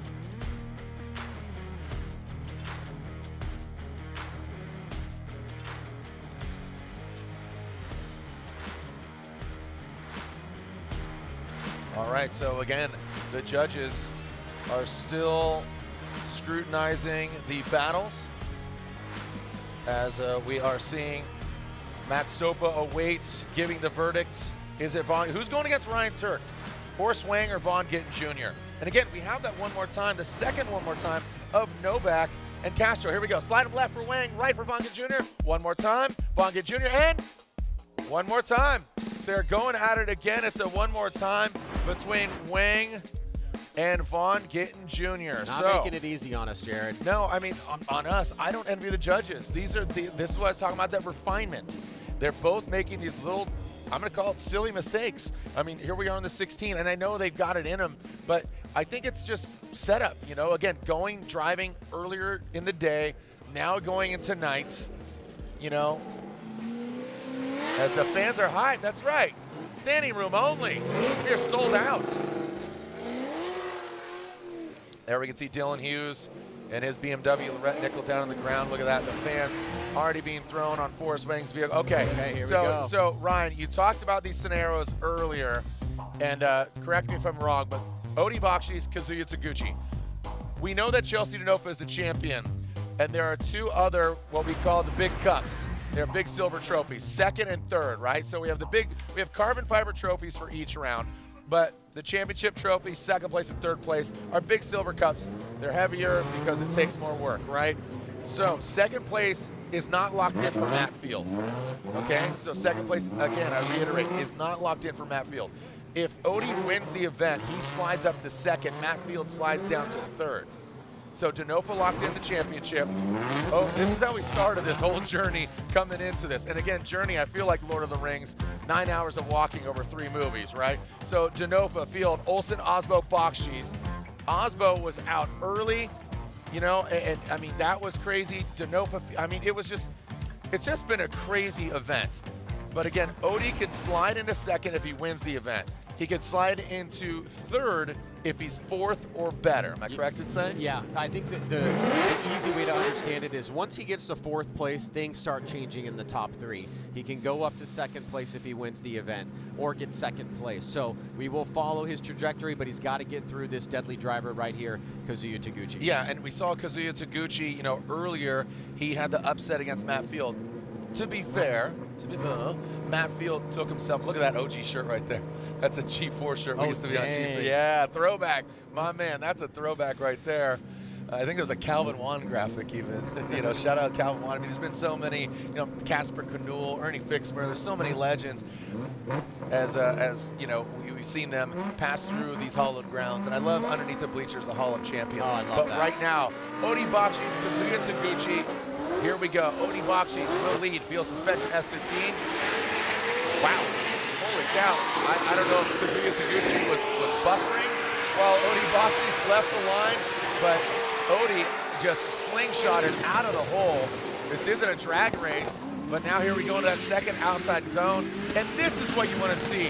Just dialing in. This is the refinement that we're looking for. Odi is on an absolute tear. That car is on rails. Absolute rails. Odi, again, just always part of the conversation. The fans over there near the Rockstar Energy Drink VIP pit. But Odi, I don't know why he's not a champion just yet. Just a little bit of bad luck here and there. But that was phenomenal driving. Yeah, I mean, you really cannot give Odi Bakshi's even an inch, and you can see what happens here is Kazuya is left with no choice but to kind of cut the line a little bit, go a little bit shallower to regain some of the distance that he lost against Odi Bakshi's. Now, he's more or less in the fight after the big bank, but Odi is laying down a tremendous lead run, and you can see the mistake there from Kazuya coming off the second outside zone, while Odi is with clear path in front of him, no smoke, is laying down a very solid standard for that lead run. He could have been a little bit higher on the bank towards the middle part, but it was a stable line, consistent, and it's something that if you're Kazuya's spotter, you have to tell him, hey, look, he had a pretty solid lead run overall. You got to come out strong on this second half. Yep, and that's absolutely right. So here we are taking a look. Will Kazuya dial it in just that little extra, that X factor that we've talked about so much this year, the kind of elusive X factor points. Points aren't part of the measure of advancement, but it is obviously that X factor level that takes you to get the real victory. You can see the lights are on. Once they extinguish, they are ready to go. Kazuya Taguchi out front. Again, gets the win over Maxwell earlier, playing spoiler. And there goes Kazuya and Odi Bakshi. So there's that proximity that we really are looking for. Judges all. Oh yeah, he kind of applied the pressure, had to back off. Now coming to the second outside zone.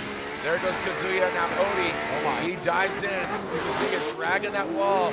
You can see Odi just chomping at the bit, lunging forward here and there, surging. Whew. The fans absolutely erupting, loving this right now. The energy here today, Ryan, we're talking about it. Everybody's just so positive. You know, like they're wearing Denofa shirts or they're wearing field stuff, and they're like, I'm just having a damn good time. Yeah, and it makes you have a good time. Yep. Odi Bakshi's here in the chase. Can he close the door on Kazuya Taguchi? Now watch what happens here. He's going to get kind of pinched off by coming up a little bit too fast. He comes down really low. Now, it happens to be coming off the bank when you can start making that transition, but he does not get to that inside clip like Kazuya did. Kazuya's on a high line here, super deep. Odi, once again, pitches off with a little bit too much grip, has to make that adjustment as Kazuya goes super deep into that last outside zone. So Taguchi doing the job that he needed to do in the lead. Gets a nice little snap there. Tiny bit of a hesitation, but right to angle and then right up against the wall. Now, I actually think that he did that better than Odi in terms of where the line was placed and putting that back bumper right up against the wall. Odi having to make some adjustments, back off, find a good way to get into the pocket, try to keep angle in the car without fighting the car and making big mistakes, as Kazuya does a great job in his lead run. Ryan, we've seen, you know, requesting of 2 one more times with Novak and Castro. Wang and Gittin, another one more time. Do you think we're gonna see another one more time here? Do you think we have a winner?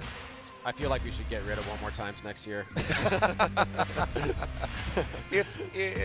You know, when it's close, it's great. When it's like, who is less worse? You know, like not saying they're bad, but again, pitching, batting. If it's, you know, stick and ball sports, you know.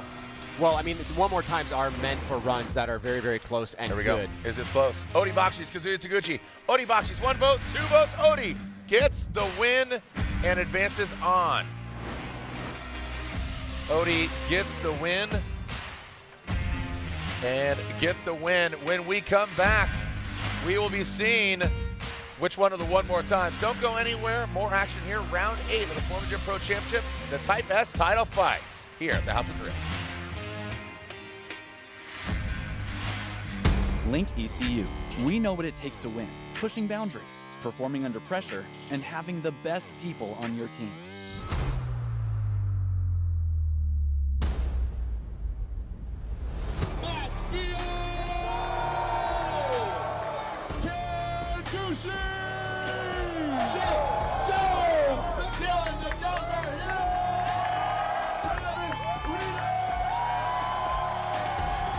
Link ECU, the performance, reliability, and power to get to the podium.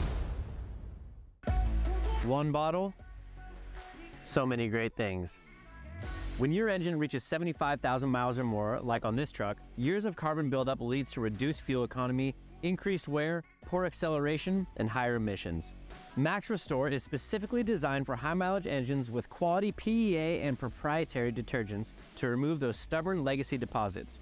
And it includes a friction modifier to reduce future wear in the upper cylinder of your vehicle's engine. Restore performance and protect your high-mileage engine with Royal Purple Max Restore.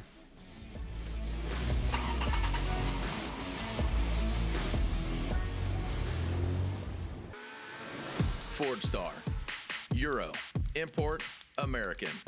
With bold colors and custom fitments. Your wheels, your way. Visit Fordstar.com. I watched my first race yesterday. You're on the team, kid. It's orientation day. Hey, new guy. Let's get you up to speed. Lunchtime.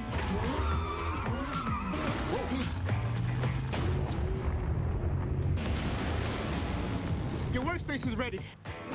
Looks like you got a corner office. Be part of something greater. Toyota. Let's go places.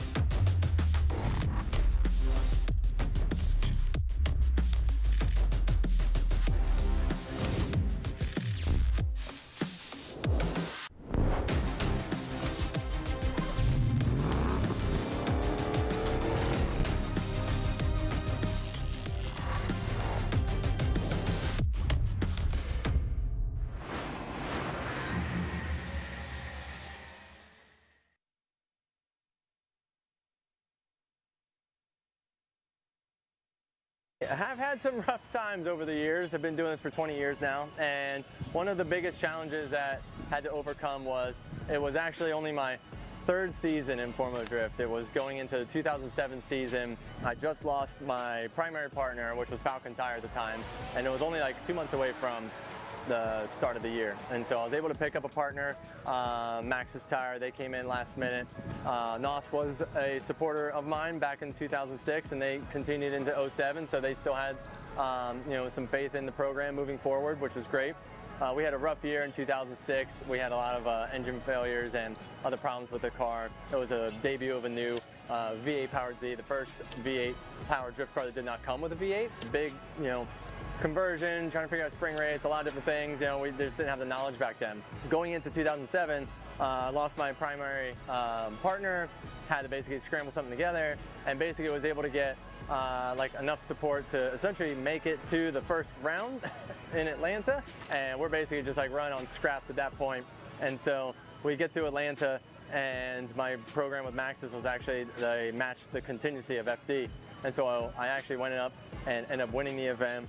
And so I won, $5,000 from Formula Drift, another $5,000 from Maxxis, who matched it. And so I just got 10 grand. That basically was funding the program that year off of contingency. That's actually what funded our season, I should say. Finished second in the championship, solidified our NOS partnership going to 08. They became our primary, and the rest is history. I mean, in the end, the moral of that story is, door slams with windows open. It's like you gotta invest in yourself. You can't just, expect someone else to, do everything for you and just have it show up on a silver platter.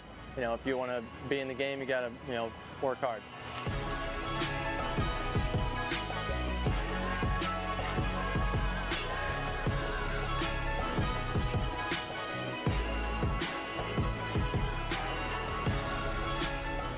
Well, so as we sit against the wall here at Irwindale Speedway, Chris and I actually sat against this wall in about 2015, and we had an interview. It was during the heat of the day, very, very hot.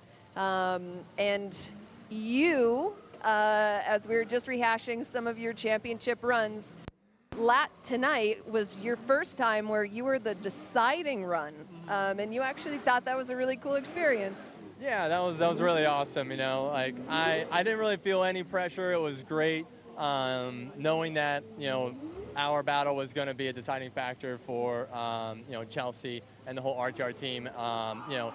Simon, he was a fast driver. I knew he was going to bring us a good run and a good battle, and so I'm just feeling really good. Our lead runs are good, and we're just trying to do some tire management to keep the grip all the way through the run, through the finish. Simon got a little pull on me, and I thought that might get it one more time, but we're feeling really rock solid. So yeah, it's sitting on the Irwindale wall watching runs. It's a crazy experience. I know, it's quite the experience, isn't it?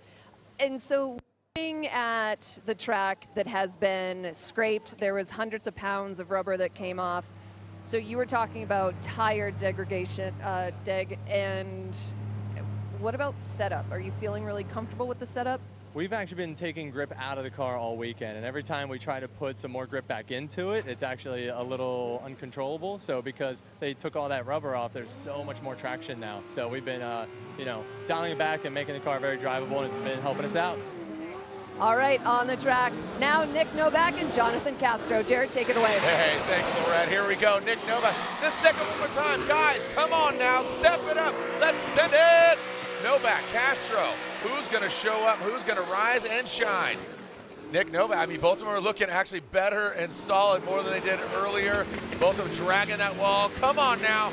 Leave it on the track. This is Irwindale. Show up for the fans across the world. Novak past that inside clip and hitting that lily pad there at the end. Goes Nick Novak. I called that the lily pad. I don't know if you caught that, Ryan. That little square, that last outside zone, because there is a zone right as they cross that finish line. There sure is, and Nick Novak has really got his lead runs dialed in. Very smooth and consistent. You can see he steps into that line, locks in on it. This time Castro makes a better adjustment. You can see he's keeping that mimicking effect to Novak out front. Coming through the smoke line, getting into the second outside zone. Much less wavering, much more committed. The front wheels are at angle pretty much throughout the entirety. Gets a little bit tight there on that last inside clip and doesn't follow Novak completely to the outside zone. But overall, much better execution from Jonathan Castro.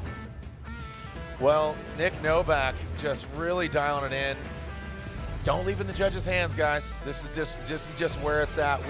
We know too much at Irwindale, right? And that's where, you know, Lorette's talking to Forsberg, and I feel like we could, you know, that image of them sitting on the wall. We've seen that for so many years. It's just iconic, right? Just like the DA guys, Ryan Hampton sitting up there, Alex Pfeiffer. I just get reminiscent just being here. You finally said his name. He's been in the chat all night. Say my name, say my name. Who's that? Alex Pfeiffer. Oh. Here we go. Well, Alex Pfeiffer, thanks for joining us here. Jonathan Castro initiates, and there we go. Nick Novak in the chase position. Oh, Novak. He's getting aggressive. He's our number one qualifier, has to back off. You saw that kind of decel, the light go back, and oh boy. Castro, Novak holding on loosely, not letting go. Past that inside clip into that final lily pad, that final outside zone. All right. Yeah, I feel like at first glance, Castro gets the better of the chase runs here. So let's take a look at the lead. I love that snap by Castro. Unfortunately, he doesn't go high on the bank, and the judges have been so particular about filling that outside zone to the deepest part. And that's an area where, as they're weighing the mistakes, the things that drivers do, also Novak giving some back as well, you know, as he surges forwards, has to back off. Is the lead run enough, though? Is that great lead run enough to move him forward? Or did Castro kind of pull it back on his side of things by having the better of the two chase runs? It's a tough call once again. Oh, dude. Yeah, I mean, here we are splitting hairs. And Castro, real resilient. We saw him earlier. Excuse me, Castro went against Frederick Osbo, great drive, but he touched on it and said, hey, I know how Freddie drives. He says, the best driver out here, you know. Obviously, compared to himself, you kind of want to back yourself. Here we go, Novak or Castro, and it looks like Nick Novak gets the win. Novak gets the advancement after one more times. That first outside zone, man. Yeah. Yeah, that is exactly it. And all the judges, yep, they're kind of calling you out, Ryan, exactly. Backing you up and saying that first outside zone, that is where you start is where you're going to end. And you really, if you don't start strong, you have a big uphill battle. Here we go, Novak, Chris Forsberg, Ryan Turk, Odie Bakshis. We are now officially at our halfway point of our Royal Purple Top 16. Yeah, we still have the one more time of Wang and Vaughn Gittin Jr. They are in the Pedal Commander burnout box. Put them in the bob, we say. Forrest Wang, Yellow Speed Racing, S15. Vaughn Gittin Jr., we talked about feeling the flow. Sometimes, you know, when you're already, you know, it sometimes happens when people have babies. I saw this a lot in action sports, like Bucky Lassick, great friend of mine. When he had a baby, he'd always skate better because it was just a little thing, you know. It was like that. It was like, you know what? I'm so happy, and you just feel the flow. It's just a byproduct. Then you just go and set into motion. Feel like Vaughn winning that championship. Obviously, he put out some posts talking about his affinity and his respect for Chelsea and what they've built. But him winning the championship, that was the goal, and he knew he couldn't win a championship running only 4 events. So the goal, the mission was obviously successful. Yeah, laid it out and got the job done. Here we go, Forrest Wang, who missed a few rounds this year, unbeknownst to us, or, you know, don't know the exact reason why, but here he is back at such an iconic track and such an iconic driver. with that 2J S15. Always has kind of that JDM style of his own. And here we go. Forrest Wang out front, Yellow Speed Racing S15 sticks it right to the wall. And Vaughn Gittin Jr. in the pocket. Let's see how they handle this inside clip, this transition. We saw big, nasty angle from Forrest Wang on the first run. Oh, backs it in. You see him hit that and slam that back super new bumper into the wall. That does allow Vaughn Gittin Jr. to get that proximity. Vaughn does get close. Would like to see him a little deeper on that last outside zone 3 crossing the finish line, but great proximity from Vaughn. Yeah, it's always a question of what did they learn after that first run? What can they change? What are the spotters saying? A great job out front by Forrest Wang. Pretty nice and high on the bank, but you see Vaughn there with the proximity. Good mimicking effect through that first inside clip. Surging forward here is Vaughn. Almost a little bit deeper as he tries to make that adjustment. The judges just want to see you follow the lead car like a moving clipping point as Vaughn keeps the pressure on through that last outside zone. A little bumper tap there for Forrest Wang. Vaughn getting that left foot braking on, trying to stabilize the car, keep the car at angle. As he hits that inside clip on the second hash mark, surges forward again here, driving right in the smoke line. Incredible muscle memory there from Vaughn Gittin Jr. as Forrest Wang leads out front, hits that hash mark, and pushes out deep to the final outside zone. Here we go with just so many legends watching either in the building or across the world. Mad Mike Woodette, a one-time Formula Drift competitor. I know he's always tuning in. He's always watching. He's tuning in, having his coffee because it's morning time over there in New Zealand, so he's tuning in and watching. Here we go with Vaughn Gittin Jr., Monster Energy Nitto Tire. He is a professional fun haver. He would love to continue his success here this season. And Forrest Wang, I mean, he's definitely going to apply the pressure. He knows what to expect. Look at that early jump. And again, that chase car is allowed to jump the lights. The lead car cannot, so all about pace, and look at that pacing. It did not end up working out for Forrest Wang. He gone. Oh! Vaughn Gittin Jr., just like that. The tires are off, and another RTR Mustang is hurt. Let's make sure Vaughn is okay.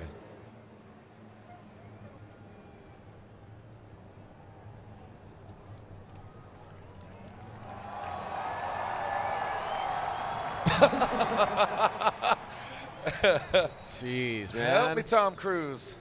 Holy cow. That was a hard hit. That was out of left field. That just snapped right up. I'll tell you what, round of applause for the RTR team this weekend. And Vaughn Gittin Jr. That was such a hard snap. And at one of the quickest parts of the course in general. Gets a huge gap here. Let's take a look at what happened. About midway through, and the front end just washes out, and he goes pretty much direct into the wall. He's got a huge gap on Forrest here. Watch the front end. He's going to wash out, grip up, and go right into the wall. Takes the right front completely off. Massive hit from Vaughn Gittin Jr. We know how well developed those cars are, but when you lose the front end like that, there's really no getting out of it. And then you can see the whole front part of the suspension off, the wheel off, parts flying everywhere. And he gets out of the car very quickly. The safety crew is there also as quick, and it looks like he's going to be maybe a little bruised and bumped, but not injured. Well, what a testimonial to the RTR camp for building these vehicles that can keep their drivers safe. That's the priority. It's not about how cool it looks or whatever, but guess what? With that big hit, Forrest Wang gets the win. Wang advances on. He'll go against Turk in the Grade 8. That's not the way you want to win, but he gets the win. So again, a testimonial to RTR, the lab, building these vehicles that could sustain a hit. Yeah, James Dean is banged up, but that could have been a lot worse. Yeah. So again, Vaughn taking that hit right there. It almost looked like, I was talking with Ryan Lontaine and Jacob, it looked like the car just lost power. So here we are, like you said, almost a carbon copy of what we did here in our 23 season into the 24 season. Yeah, winter tickets on sale. We're going to probably put them on within the next couple of weeks here and get it going early. Obviously, we have added a few really cool things to Long Beach for next year, including a brand new grandstand in the Elephant Lot, they call it, and some brand new developments at Orlando as well. Awesome. Thank you. That's great. All right, so it sounds like the fans cheering on Vaughn Gittin Jr., but there's our 2024 schedule. Vaughn, going to take a little walk back to the pits. Absolute legend, splitting his season, got the win in Atlanta, 2010, 2020, and now another RTR vehicle, not Vaughn behind the wheel, but Chelsea DeNofa is your 2023 Formula Drift champion as he bids adieu to Formula Drift competition. It's a packed house. We still need to find out who wins here under the lights at the House of Drift.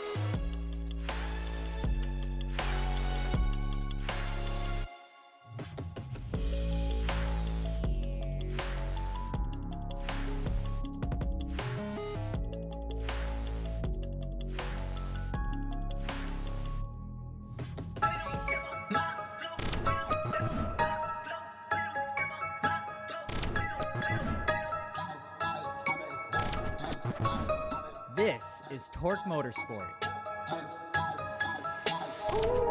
Driving too fast, I don't wanna wait. We driving the days, we stepping in late. Nothing but blind, I'm free on the tape. Best be alive, but we gonna skate.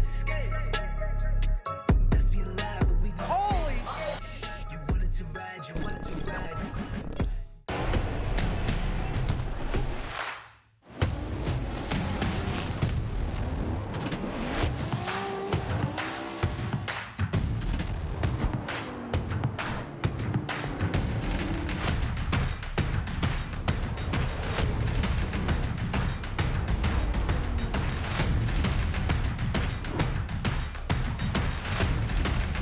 GT Radio. Experience ultra high performance.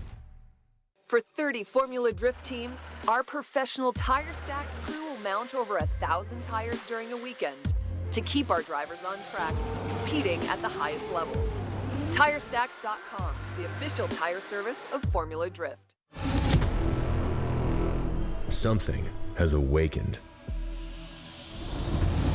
The horsepower and torque you always knew was there. Just waiting to make every drive thrilling. Track tested, off-road proven. Performance for everything you drive. Drive better with K&N.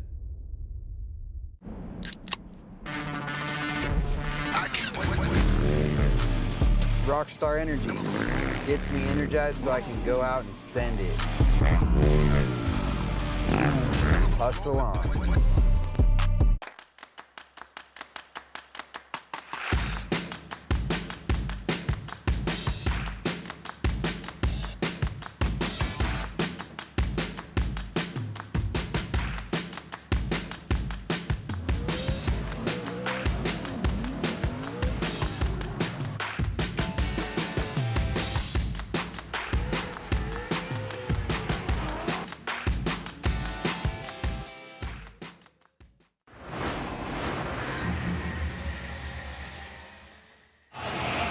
This is it. The finals are set. The lights are on. Celebrating 20 years of FD, baby. Send it. Here we go. This is Formula Drift, and we are on the streets of Long Beach for the first round. Your winner, Matt Field. Welcome out to Road Atlanta. This is round 2 of the Formula Drift Pro Championship. Vaughn Gittin Jr., two-time champion. The battles that we had at Orlando, I mean, they were intense. There was a lot of contact from the inside.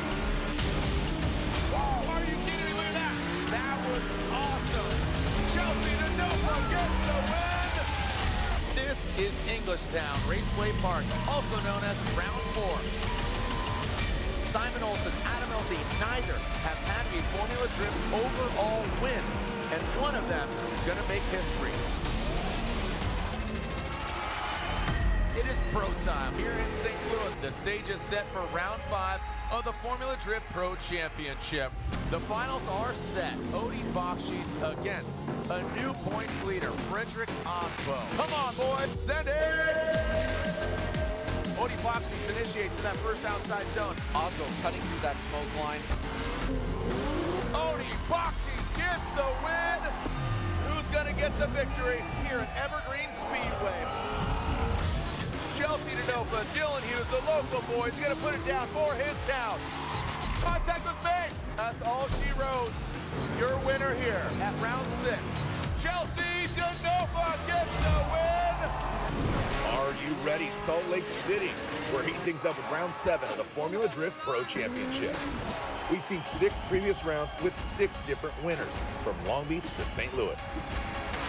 Chelsea Denofa, Matt Field, they're 1 and 2 in the championship. Who's gonna get the win here? Here we go, send it! Oh, that contact! Holy cow! If Denofa wins this final battle, he gets a 53-point lead over Matt Field. Chelsea Denofa gets the win! Congratulations on your 3rd win of the season. Join us there, the final round, round 8, Irwindale, California. The Irish flag is still waving.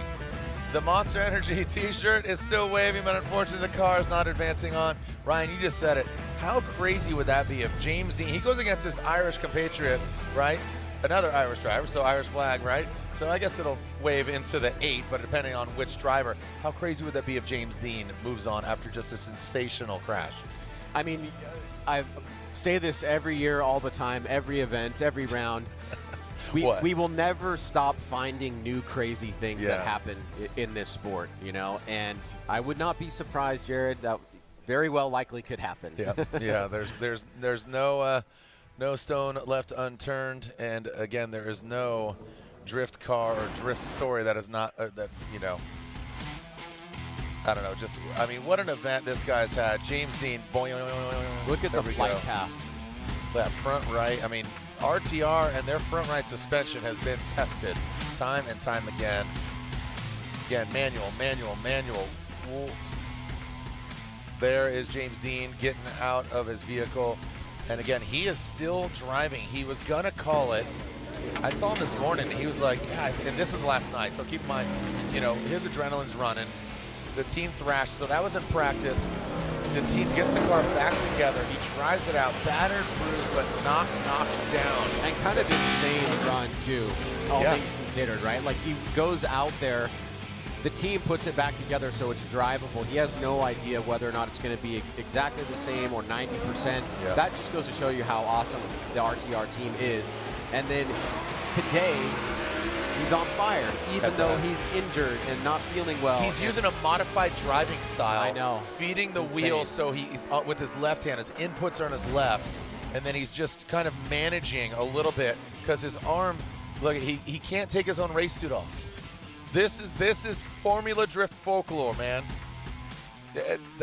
It's crazy. It's crazy, and he's a few battles away, so we're talking about it just because of the insane story that has transpired here at Irwindale. Yeah, I mean, James is very humble, soft-spoken, but he is a competitor's competitor. Oh, yeah. To the core. The guy loves to win. He wants to go out there and compete, and he pushes the limits. And as we see Vaughn Gitt Jr.'s car get towed off, we're going to quickly see the other Mustang here, and James Dean is going to try to do some damage. So right now it is Thorne and Christos Blush. So kind of old BMW against new BMW. I mean, just E46 versus the all new.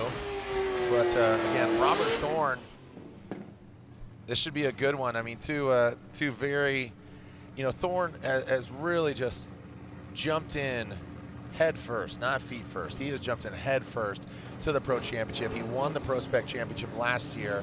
The Smedegard Racing BMW, you know, traditional racer. And then going against, I mean, a pure drifter in Christos Blush. I mean, Kind of like James yesterday. yeah, the text down there. She says kind of like James yesterday. Like it just looks like Bambi on ice, man. Just splayed. A lot of brake fluid, bud. A lot of brake fluid, she says. Well, you know, at this point, they are cheering on the last remaining Ford Mustang that is James Dean. I mean, I guess surviving battle. You know, Chelsea's car is the least banged up, but he's just out of competition. So here we go. Robert Thorne will lead. ASM, Momo, Koenig Wheels, BMW. Chasing him down will be Christoph Blusch in that HGK Eurofighter. Here we go. Let's see who comes out on top, Thorne or Blusch. As here we go. Robert Thorne, let's see how he initiates into the bank. Again, we saw Christoph Blusch. He's down in power, but now seems to be figuring it out. Here goes Thorne. Blusch, you can see him just kind of jumping and lunging back and forth, cutting through the smoke. Here goes Thorne. Both of them on that natural decel. But Blusch takes a tighter inside line. Thorne on that second outside zone. Good proximity by Blusch, but doesn't drop back into that pocket, kind of exceeding Thorne's line. So big opportunity for both the drivers. Yeah, Robert Thorne is a throwback to some of the Reese Milling and Stanley Hubenet and Tanner Faust days with a lot of traditional racing experience. One of the few drivers that has made the conversion over to drifting and been successful. He's going to lock in Rookie of the Year this year. He was the champion in Prospect last year. And you can see with his lead run, a lot of confidence. He feels strong in his ability. And as Blusch tries to close the door there towards the end, it's the lead run for Robert Thorne that really sticks out. He's on a mid-high line here as Blusch is trying to keep the pressure on. You can see a little bit of wavering there, trying to get the stability in that car. Robert Thorne is giving him a good lead to follow. And the judges are going to be asking, did he take advantage of all the opportunities there as a chase driver? Yeah, I think, you know, Christoph's, him missing a few rounds, I think set him back a little bit. I mean, he's driving back at home, but just it's different driving over in Europe. I mean, you know, if it's, you know, LZ World Tour or Drift Games or Drift Masters, it's just a different driving style across the globe. The you know, format or the criteria is similar, but it's just a different ball of wax here in Formula Drift. Here we go, Christoph Blusch, HGK, the Eurofighter BMW will lead. HGK really making a name in making some awesome body kits, just for many different makes and models. Here we go, HGK initiating into that first outside zone. Could be a little higher, and Thorne works his way up top, but does not find the proximity that we saw from Christoph. Back there quite a bit. Now Christoph, you can see some gangster angle there from him. Thorne tucked back a couple car lengths into the smoke. Yeah. And I think that was really highlighting Thorne and his weapon going against the Latvian pilot that is Christoph's. Thorne was definitely more stable in the chase, but was lacking in the proximity. And right from this point forward, Christoph's is going to start gaining distance. Thorne does miss that inside clip by a pretty far margin. He has to swing down low, and he's never really able to recapture the fight. And you can see Christoph's is just blowing smoke right in his face, so he's blind through that section of the course.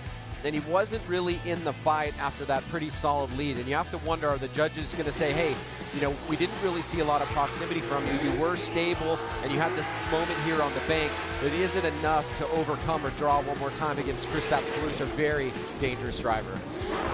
All right, so let's see.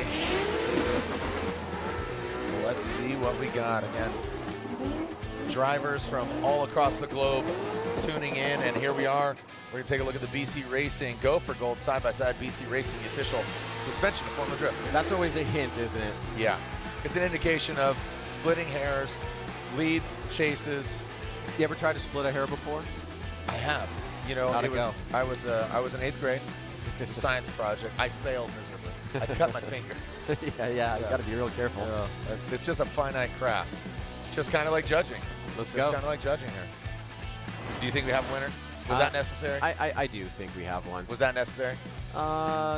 Look at Thorne. Thorne, leave it to Sopa, dude. Stay in your lane. Stay in your car. I'm joking. Robert Thorne, a great driver. Hopefully we see him at Grid Life in Laguna Seca next weekend. Here we go. Slide him left for Thorne, right for Blusch. There's 1 for Blush and 2 Staying and out of the heat, staying out of the 3. cold. Yep. Staying out of the grade 8. Unfortunately, Robert Thorne is, and again, great driver.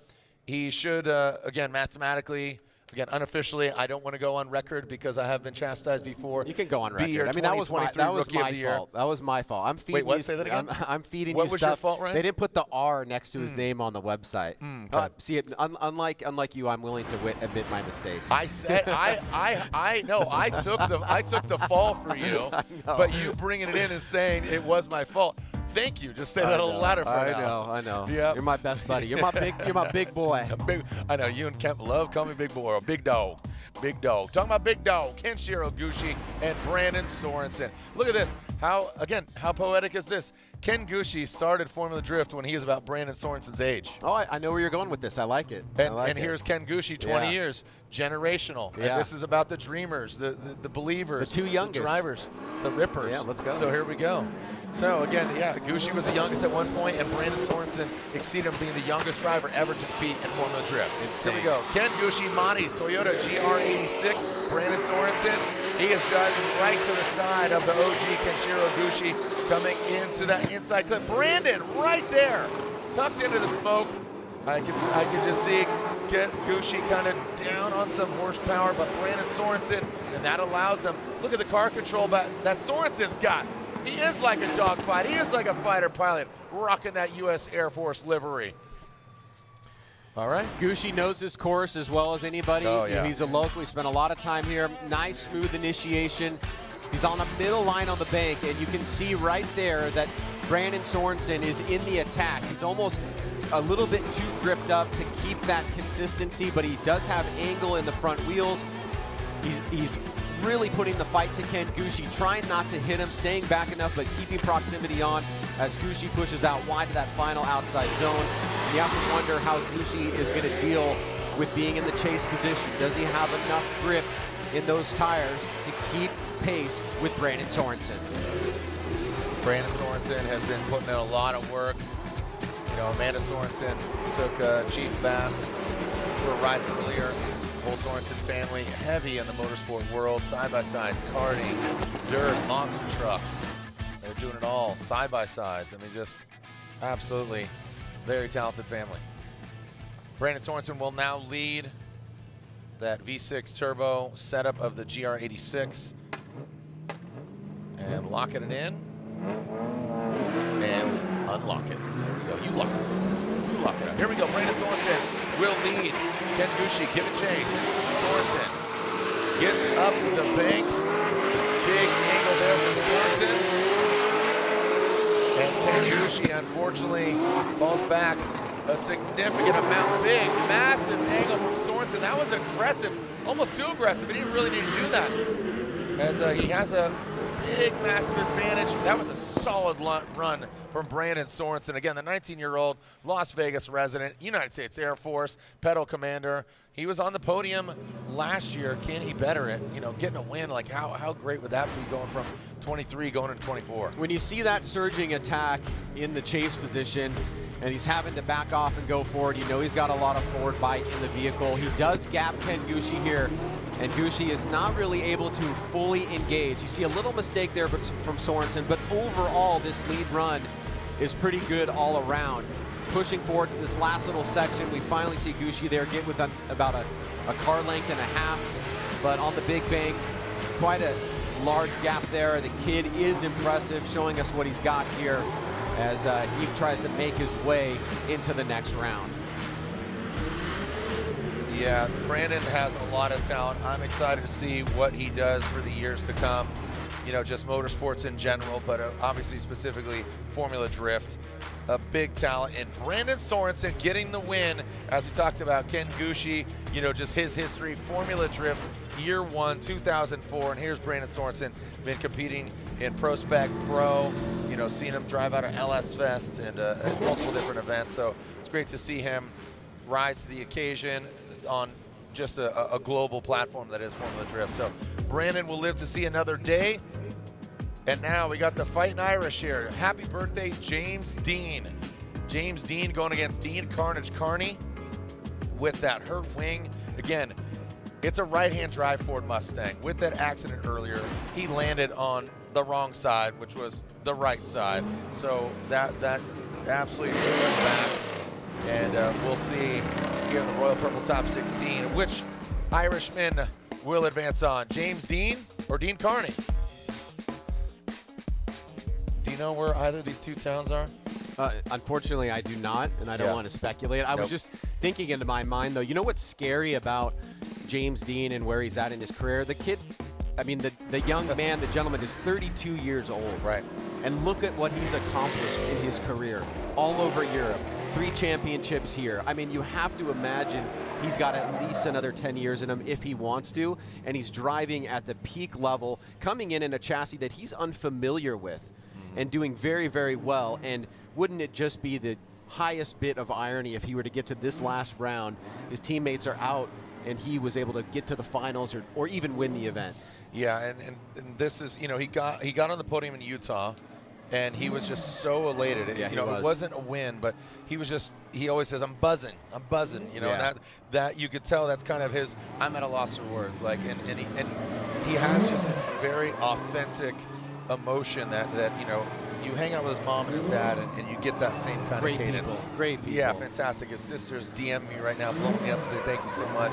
You know, we're next year we're coming over, and it's really cool. Again, he's got to get through this guy though. Yeah, he's got to get through Dean Carney, who I'll tell you what, Dean drove really well against a very fierce Rome Charpentier. So he was smooth. So how Dean Carney got the win earlier was he was very smooth. Now with James Dean, with that hurt wing, that could hamper the smoothness, or maybe it could help him, giving him the finesse, right? Sometimes you want athletes that are maybe a little under the weather. That way they default back to their skills, their muscle memory, as opposed to overcooking it, throwing it in a little harder. Like in golf, sometimes if they're sick, they're going to go back and defect to their swing and the fundamentals, as opposed to muscle. It's a great point, and Dean is giving a little bit of his strategy here with the staggering. He's really going to try to attack James Dean. Here we go, James Dean out front, that AutoZone Ford Mustang RTR. Dean Carney, initiation very early, and goes it right to the door. The two Irishmen, we're in a bit of a pub brawl right now. Going into that inside clip, Dean Carney falls back, carnage, but James Dean continues on. The point that he saw, the side, he saw the top of that wall, but James Dean continues on in that AutoZone Mustang, and wow, look at that. Whoa-wee, Rick, holy cow.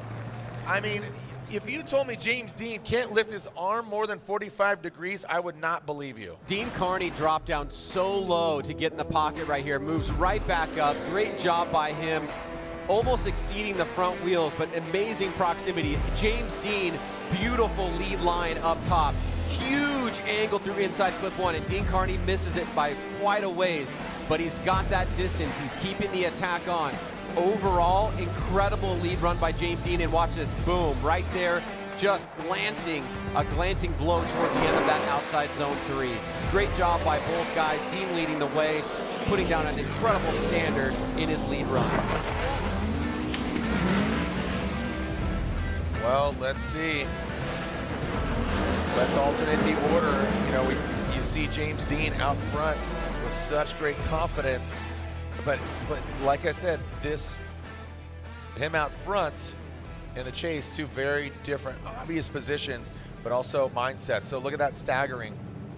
Well, James Dean, you know, when you're in the chase position, there becomes trying to predict what your competitor is going to do, having to react to your competitor. In the lead, you're just going out there, you have no smoke line to deal with, you're driving the best that you can. How is James Dean going to adapt? Yeah, that's exactly right. I think it's a bonus for him that he knows Dean Carney's driving style. You know, both of them are Irishmen, party together, both on track and off track, barely seeing it through the smoke. Look at that. Thank you, real clear. That is really, really well done by Dean Carney.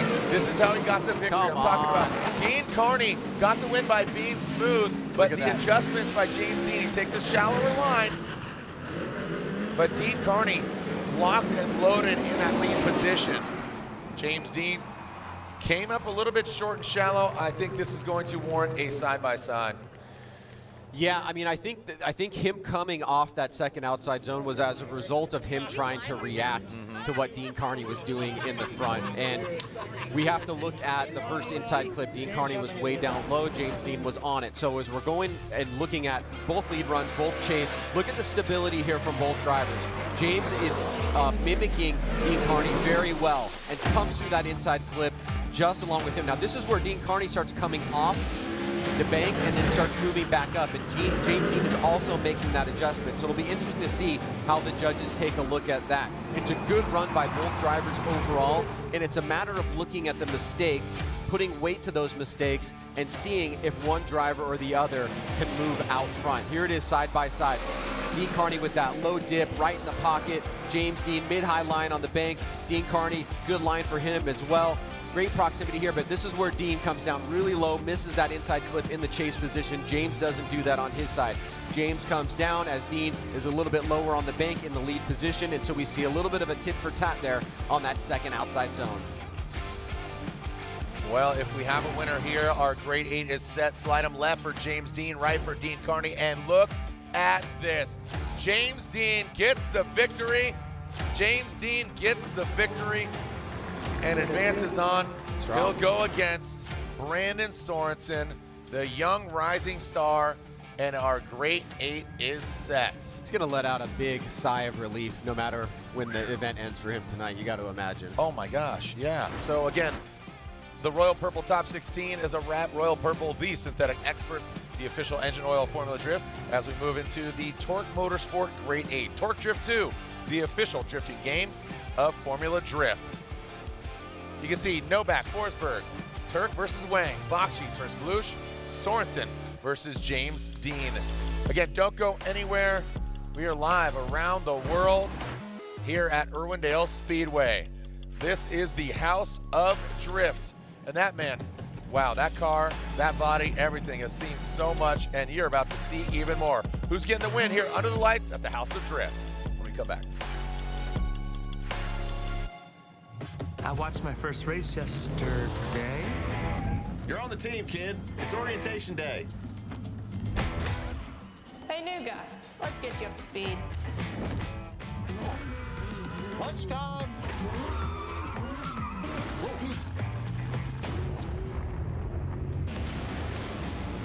Your workspace is ready.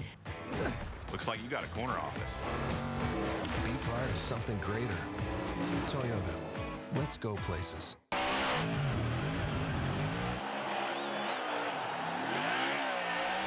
Welcome to the streets of Long Beach. Look at that. It is a beautiful day here in Southern California.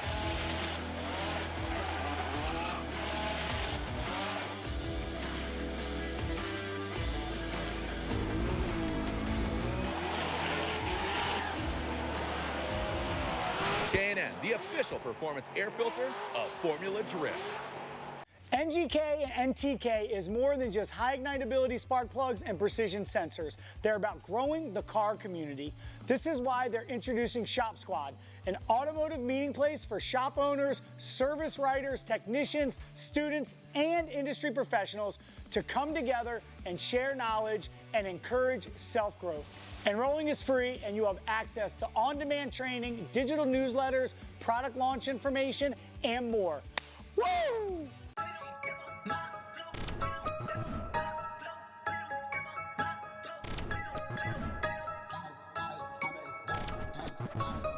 This is Torque Motorsport. Driving too fast, I don't wanna wait. We driving the days, we stepping in late. Nothing but blind, I'm real the tape. Let's be alive, but we gonna skate. Let's be alive, but we gonna Holy skate. You wanted to ride, you wanted to ride.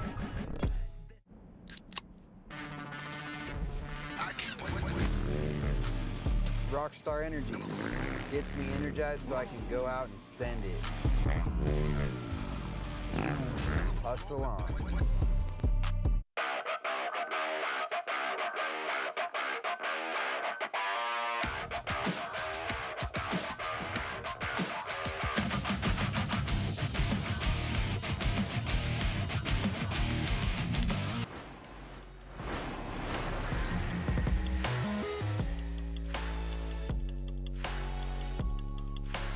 Look at that.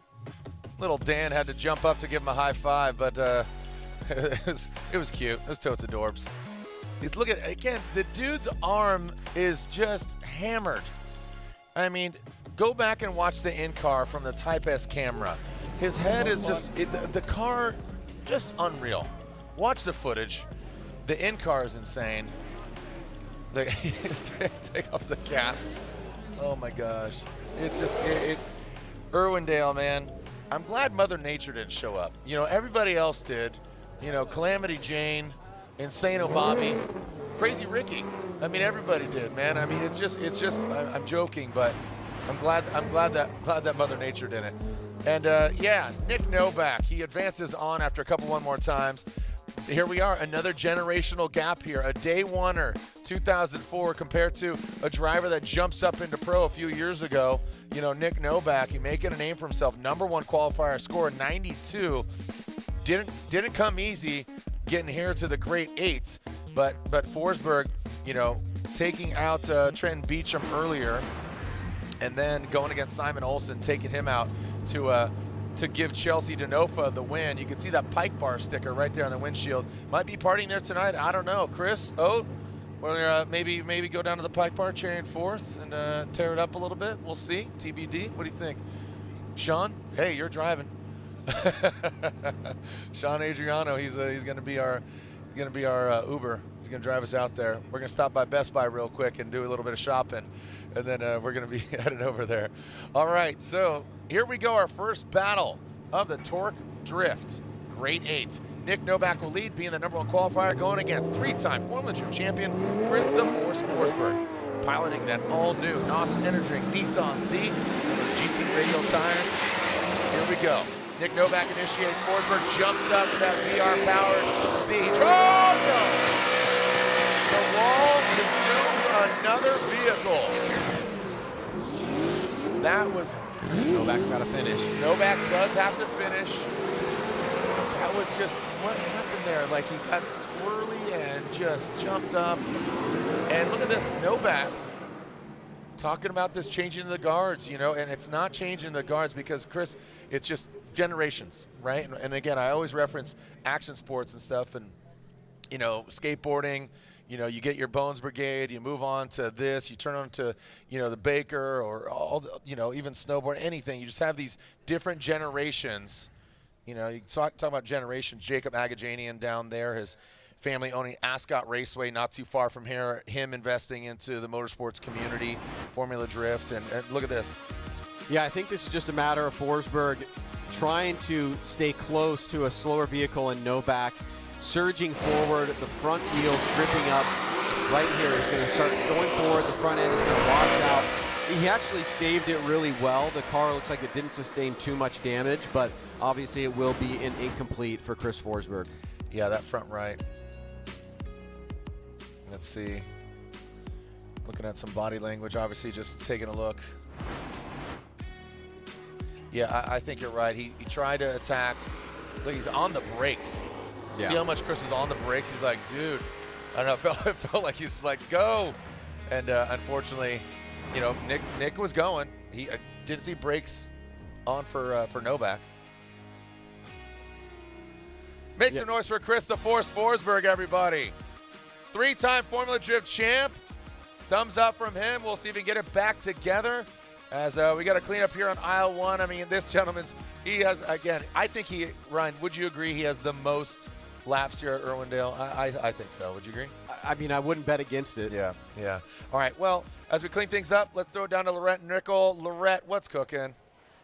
I just needed to grab a word with the warrior down here with, James Dean, what you are doing is absolutely incredible right now. We're standing right in front of your car. The damage here, the damage to your right shoulder, and you are still fighting.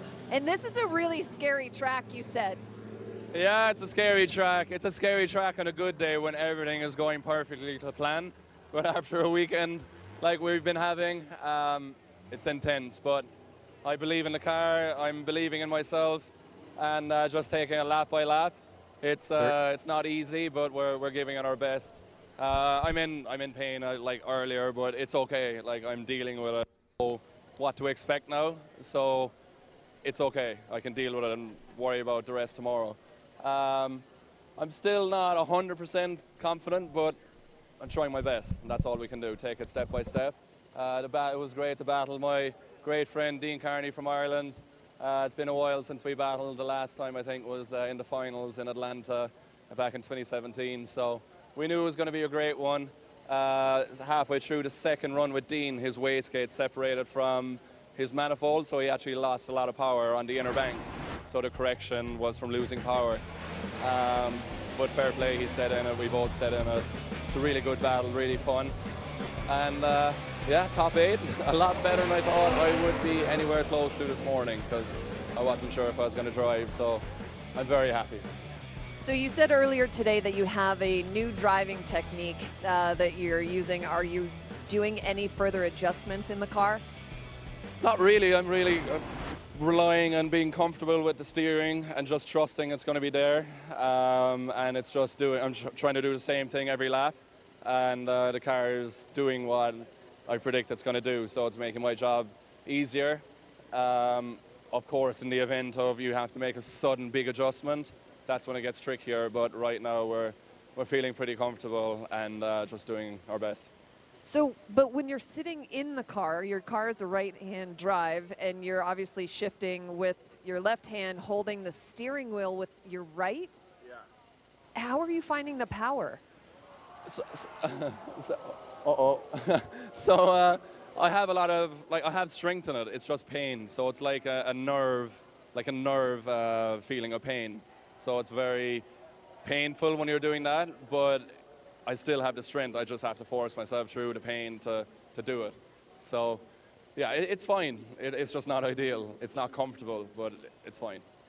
All right. And, of course, your teammate for RTR, Chelsea Denofa, takes that championship. I mean, any words from the 3-time champ to the brand-new champ? Oh, man, it's been an absolute pleasure working with Chelsea this year. Has been, before this, obviously, we've battled loads, but we're on different teams, different sides of the world, and this year we really got to know each other. It's been a pleasure working with Chelsea. We have a lot of fun on and off track. And my nerves, my heart rate, waiting for that result was insane with the battle with Chris. And yeah, I'm delighted for him. He truly deserves it. And what a great way to wrap up his Formula Drift season and career. But as I said earlier, I still feel like he'll be back, maybe not next year, the year after, but in the future, because it's very hard to step away from this amazing stage with all these fans and the support we get off everyone. So huge congrats, Chelsea, and I'm sure we'll party on track somewhere very soon. James, thanks so much. Jared? Thank you so much, both Lorette and James Dean. We still have a cleanup of Forsberg's car, but let's take a look at Chelsea Denofa's his weekend, his day. And what's crazy is, Denofa went out with that solenoid issue, and he talked about, he says, that's the best practice I've had all year. And then ironically or coincidentally, but this was exactly what James was talking about, the nerves. All 3 of the RTR drivers, I should say 3 of the 4, Adam LZ not joining us, but this is where the nerves came into play. Again, if Simon Olsen was to advance on, the championship would still be in limbo of who would gain that title. And with Chris Forsberg getting the win against Simon Olsen, that is how Chelsea Denofa gained the title. The team celebrates, and I'm sure Adam LZ, I saw Pat Gooden post something and getting emotional about it. I'm seeing all the people just, in Chelsea's corner, excited for what has transpired and what has worked out for Chelsea Denofa in his swan song of the year. So again, congratulations, Chelsea Denofa, getting that championship, courtesy of Chris Forsberg, getting the victory over Simon Olsen, and again, just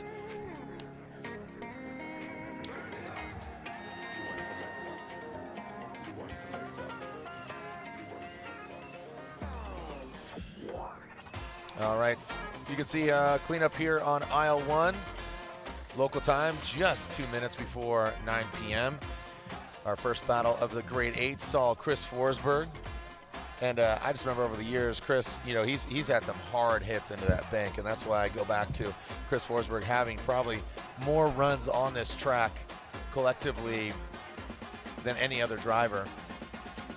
You know, he obviously would be rivaled by Ken Gucci and Von Gittin Jr. You know, also a lot of commercials are shot here, TV shows, like, you know, a lot of different scenarios here, but we are ready to burn it up. There's Chris Forsberg. You can see Lorette talking to Chris. So Lorette talking to Chris, getting some insights. Car was looking good until it wasn't, unfortunately for him. And he did, as you say, Ryan, he did, seems like he saved it. You know, could have been a lot worse. Here goes Forsberg's team. There it is, that right-hand side. Putting the chocks under the wheels. He was just much slower than anticipated. So now we're moving on to Ryan Turk and Forrest Wang. Really working to get that car off and see what and if it can be repaired. Ryan Turk, Forrest Wang. Forrest Wang piloting that Yellow Speed Racing S15, getting its lavatory. Little super doof body kit. Shout out to Paco and them. Ryan Turk, part of the Controlled Chaos series. Check it out on YouTube, on Rockstar Energy Drinks YouTube. Check out Controlled Chaos Season 2. Here we go. Oh, your winner, round one. Look at Osmo. He's a magician. Rain or shine, he's got you down for a good time. You can't count anybody out. Everybody's really pushing the envelope. One mistake, and that's it. Oh, my goodness. We're in the playoffs, man. We are fighting for tooth and nail. We've got 20 seconds to shine. We can't make any mistakes. The championship is on the line. Matfield is out. Your winner, Frederick the Norwegian Hammer Osbo!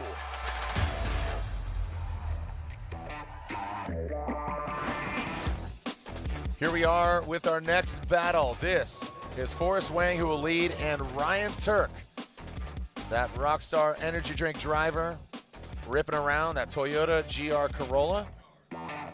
He's on Nitto tires, Rain-X. Fortunately, didn't have to utilize Rain-X, but if you do, it is obviously there, but fortunately didn't have to use any this weekend here at the House of Drift. Ryan Turk would love to get a victory. Again, him and his Rockstar and Toyota teammate has not seen a win. They'd love to see that here at just such an iconic track. Good angle, not as high as we've seen previously. Now coming into that inside clip. Forrest Wang goes in the outside zone too, right in front of the big Rockstar Energy Drink VIP area. See Mateus and the gang cheersing their cans for Ryan Turk, the Rockstar driver.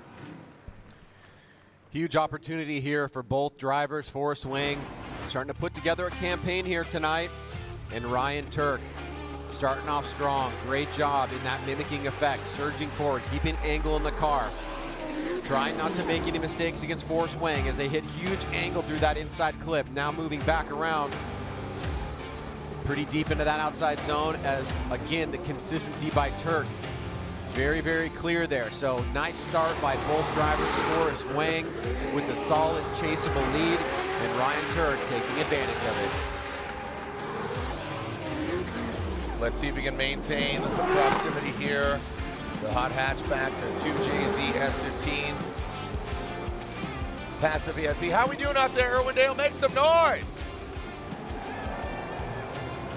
Oh, come on, this is the House of Drift. We don't know who's won just yet. Make some noise! Well, here we go.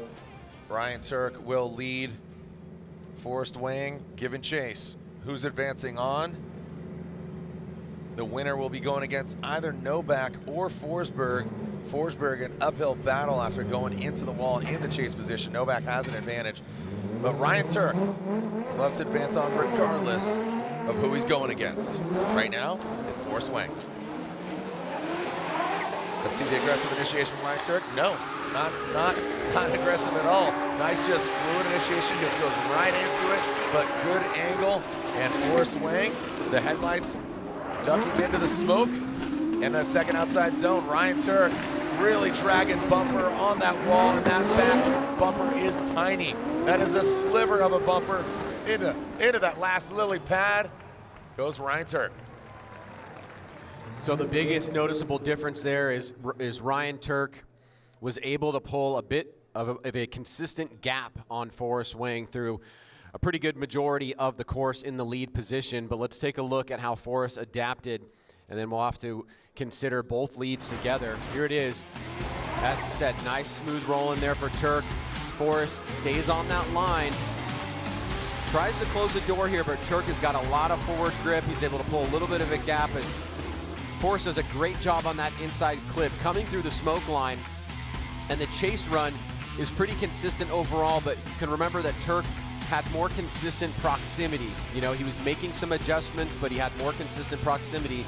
And we'll have to think about how the judges will weight those chase runs together against each other while they do the analysis on the leads.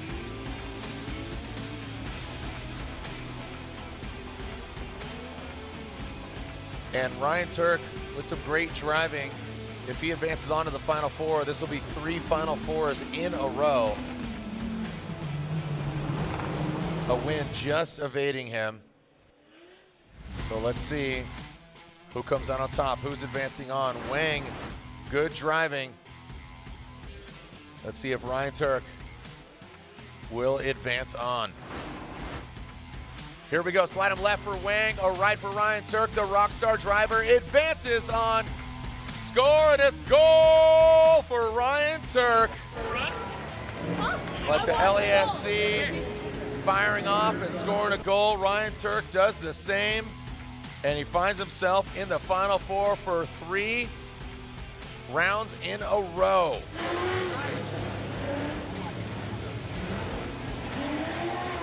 Turk is Ryan Turk is, oh, here we go. And look at this, less than 30 seconds for Forsberg. Oh no, 30 seconds for Forsberg, and it's not gonna happen. Yeah, suspension, no. Well, unfortunately, a very aggressive and a veteran driver, Forsberg. It looks like 10 seconds, and there is no way we are going to get a wheel on that when you don't have the suspension or the brakes. So, unfortunately, I believe Forsberg's night is done, but you can see Ryan Turk backing it in.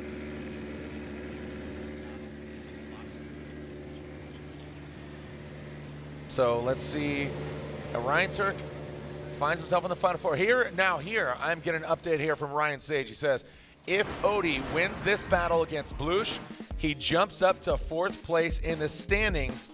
Third place. If he wins this battle, he jumps up to 3rd place, knocking out his teammate, Simon Olsen. Simon Olsen currently sits there, but Odie Bakshi's, again, if he beats Blush, he jumps up to 3rd overall in the season, and he could continue on to get a 2nd spot. Here we go, Odie Bakshi's and Christoph Blush for this battle. Odie in the white, orange, and field suspension all over, S15. This supercharged V8 against the V8 BMW of the HGK Latvian driver. Look at Christos Blush, very aggressive in the chase position. And Odie putting down a heater of a lead run into the 2nd outside zone, massive angle. Again, just another textbook run by Odie Bakshi. He is now a machine. I mean, he is just a robot. The way he just has just such a comfortable driving style with this S chassis, producing 3 of them, Pro Spec champion. And again, with this win, he jumps up to 3rd overall. He knocks down Simon, who has had a sensational season. And meanwhile, Blush is kind of ratcheting up the performance as well. Look at that, as he starts a little bit lower, makes his way up, tries to take the attack to Odie Bakshi's. Odie on that inside clip gets through it super fast, makes that transition, starts locking into the deepest part of outside zone 2. but Blush will not let him get away. He keeps surging forward, stays just outside the smoke line, does a great job in the chase. He was making a couple little adjustments there, not as stable as he would like him to be, but the proximity was amazing in some sections of the course. Meanwhile, as you said, Jared, out front, Odie, a killer lead run, and we're going to have to see Kristaps Blush match or better that. I mean, Odie is on a tear. Just the comfortability that he has behind the wheel of that car, it just seems masterclass. He seems unstoppable right now. So Kristaps, expect, I think, a big swing for the fences here. I think he's really going to risk it for the biscuit. Oh, looks like just lost a camera there. One of the GoPros. And here we go. Kristaps Blush will lead from Latvia. Both these guys on GT Radials. GT Radials, the official tire of the Link Engine Management Pro Spec Championship, and many drivers running the GT Radial rubber variety. Is Odie going to advance on, jump up to third overall in the standings? Or is Kristaps Blush going to play spoiler? Kristaps initiates. High on the bank. And Odie Bakshis, you see him just shimming his way to the side of Blush. Let's see how they handle this inside clip. Now into that second outside zone. Here goes Blush. A little straightening there. That does allow Odie Bakshis to get up close to him, knocking over that second inside clip and across the finish line. Ryan. Man, Odie he's on one. Yeah. He's on one. He's just blacked out, man. Like, whoa, what happened when he's on the podium, I feel like. Kristaps gives him a great lead run to deal with here, and Odie, you can see surging forward. He also had a couple little adjustments, but when you make adjustments like that, but you're in proximity, you're super close, you're still accepting that as a judge as a really good performance overall. You want it to be perfect, but when you're on that surging attack, stuff like that can happen. Odie stays within proximity. The duration is great. Blush is on that midline, coming up on the big bank. Great transition there. Odie just a little bit lower on that first inside flip. And right here, he's kind of right in the pocket, looking for this last little section to attack here as both drivers come across the finish line.